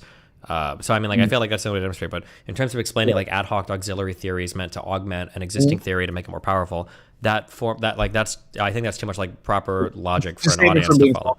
Yeah. No, and there's a way to there's going to be a way to I don't know if there is, because that's like the short and sweet version of what you're saying is like, if you give a formula, every additional asterisk you have weakens the formula, right? Like if I say every single tall person is a criminal, asterisks except for when they're from this neighborhood, asterisks except for when they graduated this year, asterisks except for when they get on a sleep. Like at some point, like when you've gotten so many qualifiers, it's no longer explanatory. But like that's like I understand the logic behind that. Clearly you do, but like somebody here like Karantos wouldn't understand that, right? So I would just look like a retard trying to sit there and explain why like a theory might be weak when you've got to add more and more justifications for it. But the thing is, this is another debate thing that I have to be very careful of, is sometimes there are points where you might feel like you're making a logically strong point, but you're just inviting the opponent to strengthen their argument. So if I say something like this, so here's something I could say. Why is it that your theory here will explain why Jewish people control all of the media, but Jewish people don't control all of the intelligence agencies, right? That might be a question that on a logical level is like, oh, that's a good logical question. But in in optics and in rhetorical skills, what it's going to let him do is if he's got any type of conspiracy about why Jewish people don't have good penetration into the intelligence agencies, he's going to ramble for 3 or 4 or 5 minutes and explain exactly why. And now I look like I'm in an even weaker position, even though technically what he said doesn't satisfy logically the argument. Anytime, this is why I was shouting at Myron, please stop letting him ramble, make him answer a question with brevity, is because anytime you allow somebody like that to just talk and talk and talk, they'll explain the world to you. Like, they're not scared of answering a question, they're just scared of answering a question directly, because they'll always spurg out and give you 50 million different new talking It's points. almost like some answers need fucking nuance, you know what I mean? Some questions need nuance and need you to go into details when answering them. So again, for an audience like Q doesn't know the difference between nuance and just rambling. So anytime somebody speaks more, and this is the Blame argument the I got audience and not the person. You're the only fucking common denominator. This is the same argument I got on my friend with a few days ago. The Lauren girl, we argued about like optics in these debates, and she was saying like, no, I think the audience can see through when these are weak arguments, but they can't. I think to the audience, if somebody is speaking more, and at least what they're saying isn't on its face wrong, you always look stronger when you're just speaking and speaking and speaking. So I hear you. The way to do this on a logical level, and again, like, so my approach, and I don't know if you take my approach or not. My approach is like the following. So they're like, in terms of like the logic and optics. Like if I have to have logic, so optics is great when you're winning on logic. Like that's when it like has the synergistic effect. When you're beating someone else on logic, optics is amazing. Optics is when you're not clearly winning or losing can also be good. Optics when you're losing a point looks really bad. Like rhetoric, like trying to make rhetorical like moves when to the audience it looks like you're losing. Like, I think it really depends on the type of. I think it really depends on the type of argument you're having. There's an old adage for lawyers that applies perfectly to debate, and it's if you have the facts on your side, pound the facts. If you have the law on your side, pound the law. If you have neither the facts nor the law, pound the table. Depending on where you're at in a conversation and what you're talking about, you can absolutely. There was I think I mentioned this on stream. Did you ever watch my debate with that lawyer guy on Just Pearly Things? About whether or not Andrew Tate was a sex trafficker? I might have, but it's not ringing a bell. There was it was a debate on it was a debate that I won because I did. Ego, keep. It was a debate that I won, but I did it because the other guy didn't know how to structure his arguments properly. And I was able to argue because he wanted to follow me into some peripheral territory where he sounded dumber, like arguing that like Romania was racist against the Tates, or he wanted to move into peripheral stuff like YouTube videos and commentary that they had made in the past that I was very familiar with. But he wanted to focus initially on the 3 pieces of evidence that Romania was using to keep the Tates locked up, which honestly was really important. And I didn't have the full story on like the psychologist report. If he would have hammered home those 3 things over and over and over again, I probably would have looked really bad in the day. I would have lost because I wouldn't have been able to answer 3 of the really important points for why they were. But because he didn't, and because he followed me into other areas, I think optically, I came out looking.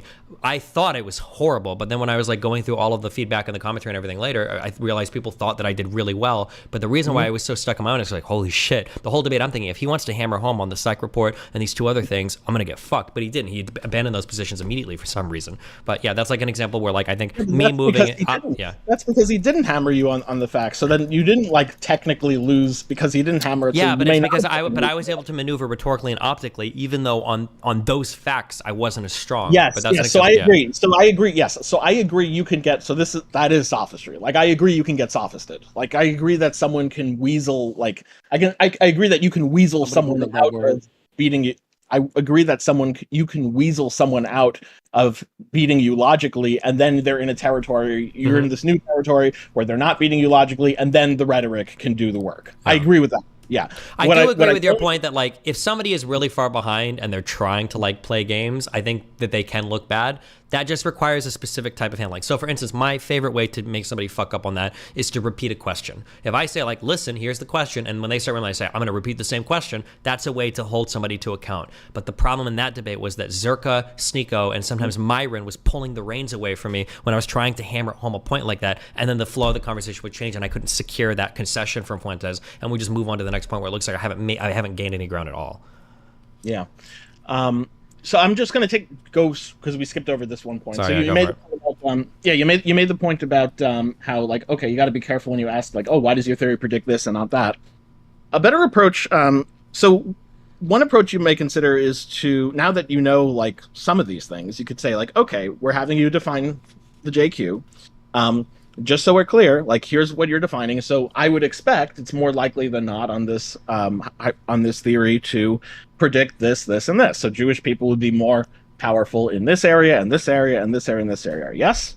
And so he signs off on this. He signs off on that. And if he doesn't sign off on anything, you need to make clear, or at least it would be beneficial to make clear that what you're doing here is you're not letting the theory stand on its own, and for these predictions you're adding other things to save it from being falsified, which is fine, but you're doing that over and over again. I understand what you're saying, but, like, I'm telling you, I understand what you're saying, and I know logically that that's true. I don't think most people know that what you're saying logically follows. Like, this is something that somebody would need a little bit of training or speaking on. Because if I tell somebody, Talk like... down on the audience. Go ahead. By the way, this is what you keep... I swear to God, the entire time you claimed that I had an ego when I approached you, simply saying, you know, you could admit that the dude was more knowledgeable, but you keep saying, listen, I could have won this argument, but the way that I was going to go about it was a way that most of the audience couldn't fucking grasp on board. Wait, I have a question for Avi. Avi, let's put some of this coaching to practice. Wait, before we do that, I'm just super curious. No, you guys went back and forth. Half of the time, words I couldn't comprehend. Yeah, that's what I came here for. Like, no, wait, okay, Rob, hold on, wait. I just have a question. Can I not ask him a question? Ask it, quick, go, fuck, holy shit, ask. All right, let me fucking ask, holy shit. Okay, Avi. So, if I were to ask you, why were Jews throughout history for thousands of years? Wait, no, don't care. That's a whole other. I just want to know, because he's providing you the fucking feedback to your fucking argument. How would he argue against this? Right? Like, I just want to fucking know. Like, tell me. I don't know if there's any one full-on answer to that. I imagine there's various different factors, and I'm not exactly sure which ones are contributive in their various weights. I'd have to look into that and form I'd have to do a deep dive on that in order to provide you with. It feels like the super general answer that I've got, but I don't have this 100%, and I'm sure Q is gonna fucking jerk off and come all over his fucking face if he realizes that this answer is wrong, or if there's something different I stumble into later. But it seems like right now that in very early history, Jewish people were pushed into a lot of types of jobs that traditional people didn't want. So essentially in Rome, people were like, yeah, we don't loan money. That's like a dirty fucking Jew job. You go do that shit. And Jewish people started doing those types of jobs and I think there were a lot of religious restrictions in a lot of different societies around, like, loaning with interest. I don't believe Christians are allowed to do it. Maybe. I'm almost positive that Muslims are not allowed to do it. And so that left, like, these types of, like, financial services were largely open for Jewish people to explore. And because they did that, and they started to build a lot of... Explore.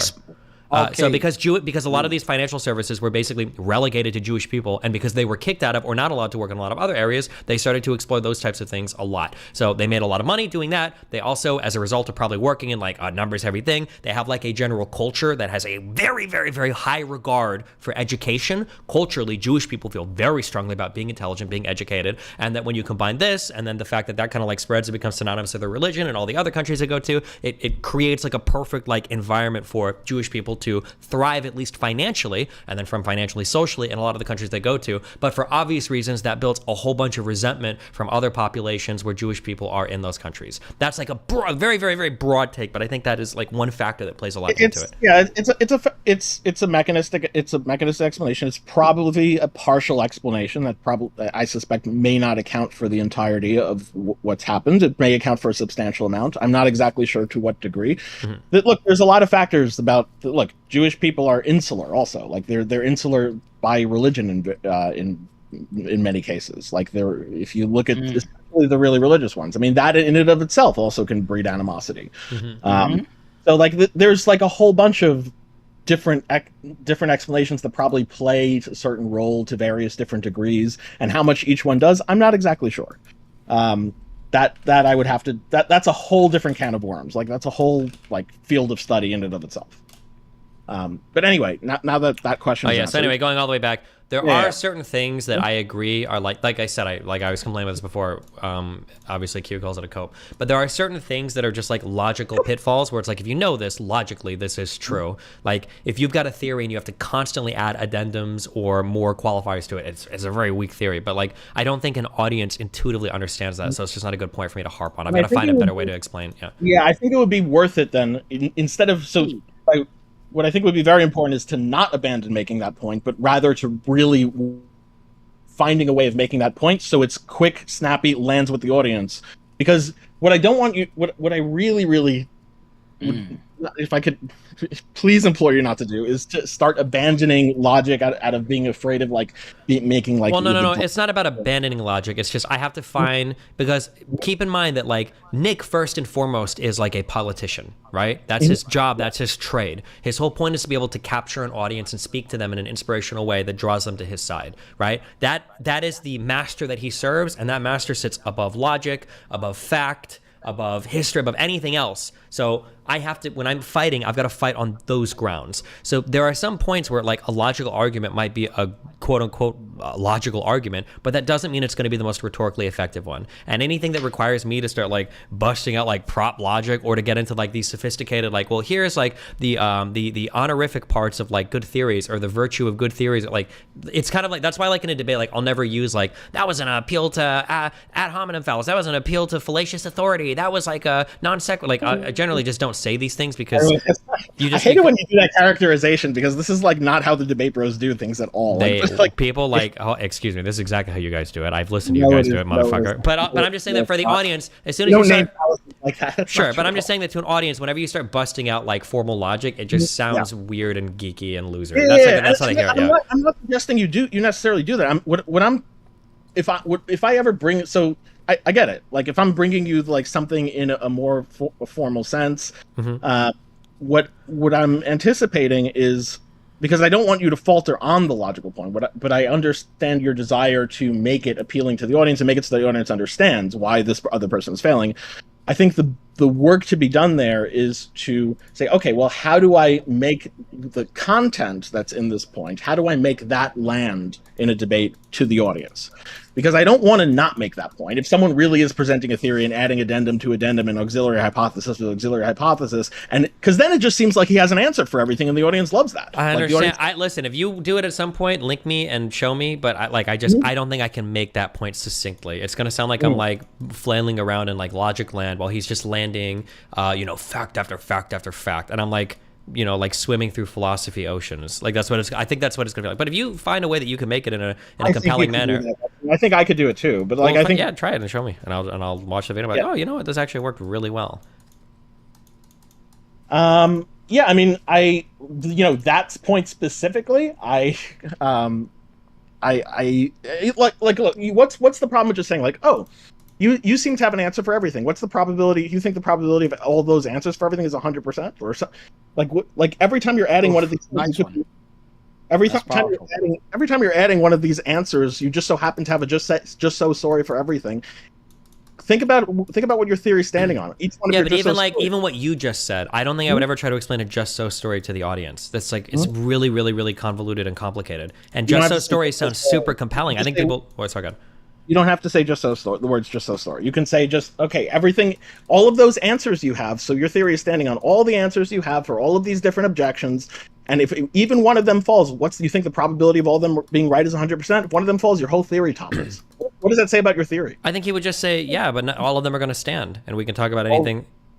The point. Oh, how do you know all of them are going to stand? If you don't think all, you think all of them are 100% probable? If not, because the whole point here is that, look, basic math, okay? Basic math. If it's not 100% probable, then you have to multiply the probabilities, and it goes down and down and down, buddy. And that's not too far out. That's not too far out for an audience to understand. Maybe. And this is just me, like, coming off with this on the fly. If you really thought about this, you can come up with an optical way of I do think about this, but I normally abandon. I'm not usually trying to win on like the logic argument grounds at all. I'm usually looking for fact grounds are good, and then like snappy analogies are good. And then like trying to counterpoints with like very obvious exceptions, I think would be good. Yeah. So like something I didn't know before that would have been really powerful. I totally fucking forgot the story, but there was literally I think when they asked the question of like, do other people get canceled as hard as like Jews do? First of all, I was correct on that Mel Gibson thing, and I should have leaned harder into it. But that stupid fucking panel with Zerka and Stinko made me doubt myself. I don't know.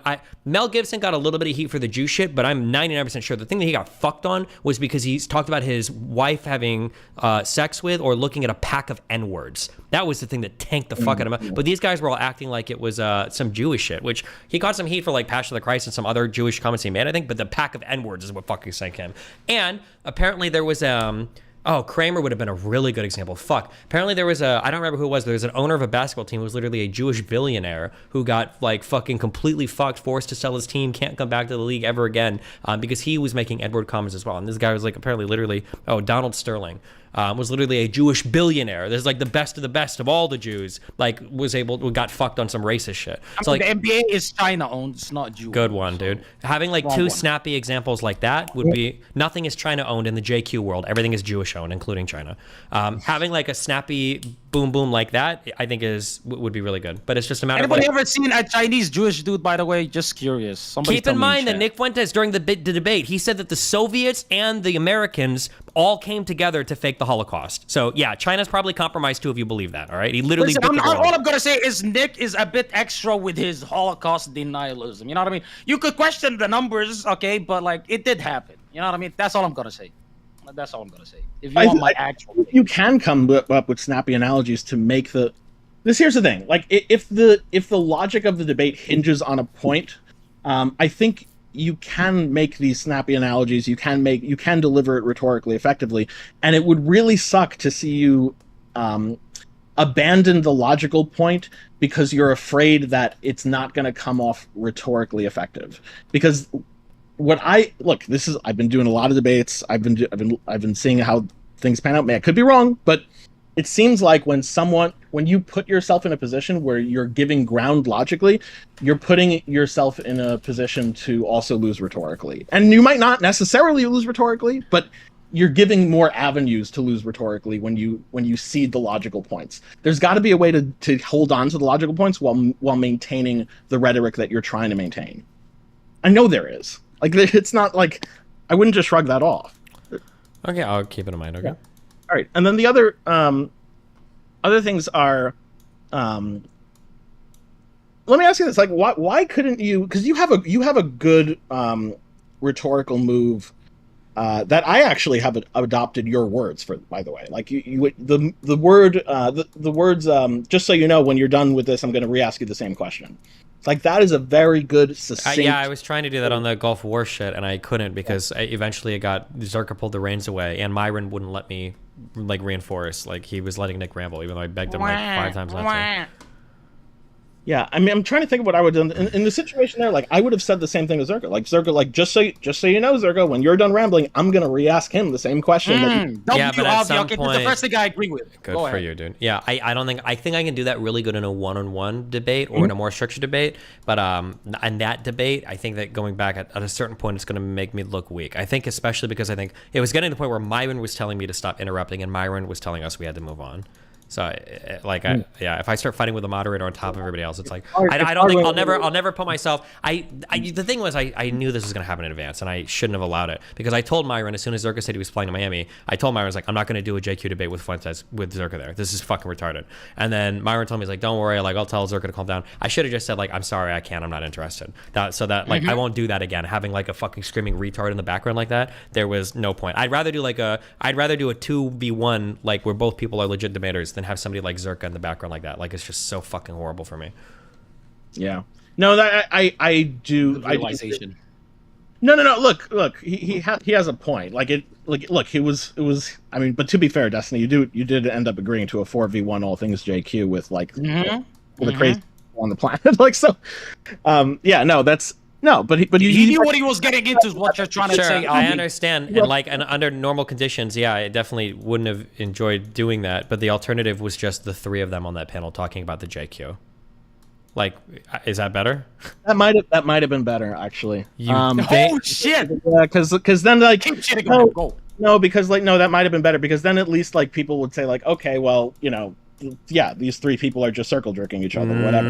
I hard disagree. Red pill communities are ultra prime for JQ shit. Yeah, they would have loved that shit. They may be That would have been prime, the but best it looks And they could have covered so many more topics. If I wasn't there like arguing, they could have gone over how fake the vaccine shit was. They could have gone over that COVID came from Chinese people. They could have gone over so many more topics and blamed Jews for everything if it wasn't an actual debate. And they would have made so much ground. They would have covered so much ground, I think. Wait. COVID did originate in China, so it did come from Chinese people. Why is that a conspiracy theory? What the fuck? Maybe they would have, but you have to pair that up against the harm of like having someone representing the other side and not doing nearly as well as they wanted to do, because that also has its own can of worms of harms. Yeah, but that audience, yeah, sure, I understand what you're saying. I totally disagree. That audience is already like hard bought into JQ shit. Like they're also like super prime for it. And what? It's not about them. It's not about them. It's about the people in the fence. It's about like the people that's who are what like I'm talking about. I'm saying that audience. That's the audience that this is in front of. It's not like we were going to like a neutral third-party platform to debate or whatever. This is an audience that they've been doing JQ shit for like I think 2 months now or something. Ever since Sneeko started to bring Fuentes and Dawson onto these platforms. Well, wait. I get it that there's a primary audience that they have, and you're probably not going to convince them either way, even if you are there and you're winning. But the problem with either losing or not having a clear victory in a situation like that isn't that you've failed, isn't that you've converted them more. It's that the reach, their audience has a larger reach in which you've failed to win, including your audience of that goes beyond Red Pill that it's going to be shared with, because like it's going to get more heat because you're there. It's going to get more traction, especially if it's not clear that you won, or if it's like, oh, Destiny might be losing here. Now it's going to get a lot more eyes. Those sort of things. Those sort of considerations. Yeah, I mean, like, I understand. Like, I guess there's something to weigh there, but I would always go for, like, 50-50 shot at winning a debate versus just, like, 3 guys are going to go talk about the JQ for hours and hours and hours with no pushback whatsoever. But, I mean, I understand what you're saying, sure. Yeah. Okay. The other thing... Well, what else was there? Yeah, so so that's fine. I mean, yeah, and wait, I there's get another thing, Avi. Holy fucking shit, you're impressive. Keep going. Oh wait, whoever titled the stream "Boring Stream," don't do this to Avi, you fucking dickhead. Go ahead. All right. Areas JQ encompasses. I know you studied a lot for the Holocaust part of it, and that's fine. The arguments for the JQ come up in a lot of different areas. It's not just like geopolitical history. It's not just like, Gulf War. It's not just the Holocaust. Even things like Jewish theology. And I think this did happen in the debate. Arguments for the JQ arise just from things about like the Talmud, for example. And that's another thing. Like, so that might be something to just quickly review over because there's a lot of nonsense that was said about it. I did a whole thread responding to it. Now listen, there's fucked up shit in every religious text. I'm not going to deny that. But the specific things that Fuentes was saying that was in the Talmud, that was just a whole bunch of things were either misquotes, things that were not even in the Talmud, things that were attributed to the Talmud that were written like 500 plus years later than the Talmud was even compiled. Like he was just making some like ridiculous shit up. Being able to call him on that would have been nice as well. I'll learn Judaism. Yeah. Right, No, I'm not about to say. No, it's Destiny. Stop. Come on. Like I'm not saying you should learn Judaism and Jewish thought. Like, I'm saying like there are certain specific arguments that come. Just like you're not going to learn all of history, but you know that there are certain specific JQ arguments that come from portions of history that you're doing a lot of work to look at. It's the same thing here. Like if there are certain specific arguments that are being brought in favor of the JQ from very specific small parts of Judaism, like learn about just those parts and if they're right or wrong, and you know what the talking points, you know what they say over and over again. Yeah, of course. Yeah. Is the upcoming debate going to be 1v1? No, I think it's 2v2. Okay. He's bringing you along, Avi. It's you and him versus whoever he's bringing. It's me and Michael Sartain against Fuentes and someone else, I think. I'm not sure. Okay. yeah, if you want any like more like thorough prep or whatever, I'm happy to help at any point in time. Because I'm familiar with like I've done like including things like All Things Holocaust. I've done like a meta-analysis on the cyanide concentrations in the gas chambers versus the neither nors. I'd love to walk you through that and present and give you that evidence to pull out in the debate. And that's something that's not been actually published yet. Well, it is technically published, but not like in an academic journal just yet. But it's still like all the data is traceable. So it would be nice for you to have that. It would be nice, yeah, and just the various documents. But anyway, yeah, just I guess if I could just stress one thing, like I think that stick to the things you really do well, like just really have an outline as to what. Okay, Krontos, just give me a sec. No, go ahead. I give you multiple seconds. It's just like the Jewish handlers. Lauren came at him after the shit. You're coming. This is big, bro. When the Jewish community is coming after you, little Steve, you can't say it's me and the low IQ people because they're Jews, so their IQ is way higher than me. And if they're telling you literally did bad, no idea what the fuck you're talking about. But go ahead. Sorry, why are you so fucking mad? Holy shit, light it up. Q is like a good Q is a good 95 IQ reality check, so it's good to keep informed of what the common people are thinking. Sorry, go ahead. What were you saying? Yeah, this is actually crazy. Stick to the things you do well. So you do, yeah, good job. Have them outline what it is, but you're doing that for a purpose. Keep in mind, like every time, just think back about like, okay, what have you outlined, and just hold his feet to the fire. Like, okay, this theory does not predict this. You are adding an auxiliary hypothesis. Oh, this theory does predict what? Why don't we observe it? Oh, you were saying this. This is not what you said originally. I have it written down. Forced linearity. I know you couldn't do that in this debate because like moderator and whatever. That's fine. You tried. It's different than being aggressive. Like you don't have like being aggressive and forcing linearity, two different things. I'm sure you know that, but like yes, like I love the thing where like okay, this is the question. Until I get an answer, I'm just gonna keep re-asking it. I won't encourage bad behavior. You're not gonna get it. Keep re-asking the same question until you actually have some engagement with your question. Definitely find. Please do not abandon. Do not start giving up logical points because you're afraid of. I'm not giving up logical points. I'm just not like. Yeah, you're not. No, no, it is like if it's you. Not if giving you up a logical point, not to point out like a potential logical issue with a person's. Yes, if there is a logical flaw in a person's position and you don't point that out, you're giving up the point. Like if there's something that defeats someone else's position logically and you've just completely jettisoned that argument, you're giving up the logical point because you're afraid of how it will look optically. Don't do that. Like find a way to looking at optically. Anyway, that's just my 2 cents. Yeah, and I'm happy to do a deep dive in like the empirics of like Holocaust or all things JQ whenever. All right. All right. I love you. Later. Be careful. All right, bye. That was a nice guy. What is his day job? Is he like a politician? No, he's a physician. Like Doctor. the general doctor stuff? Like he just gives you cough medicine? Oh, nice. Holy shit. Wait. Well, in the United States, any doctor, even a doctor that just gives you cough medicine, goes to medical school. They receive like full medical training. I mean, they consider a dentist a doctor. Is he really a doctor? No. You know what I mean? In the United States, there's a lot of people that get away with it. No. Wait, in the United States, they're not a doctor? In the United States, a dentist does not go to medical school to receive full medical training. But he's a God damn it, what is the thing? Dermatologist. He's a skin doctor. But a doctor, like even a general practitioner, a GP, goes to medical school to get full medical school training. Dentists do not go to medical school. Okay. A dental surgeon, an oral surgeon, not an orthodontist. I believe an oral surgeon will go to medical school. Like people that do surgery will go to medical school. Okay, interesting. I actually didn't know that. Okay, so when will we be expecting, assuming that he agrees eventually to fucking debate you, when can we expect a round 2? From you and Nick. I assume it's not going to be on Fresh and Fit again because you realized, okay, you bit off too much shit that you couldn't chew on. So Is it gonna be on your fucking platform? So Is it much gonna be ego. on You the- should do debates. I would love to see you do them formally. Oh, what am I? What debate? Holy!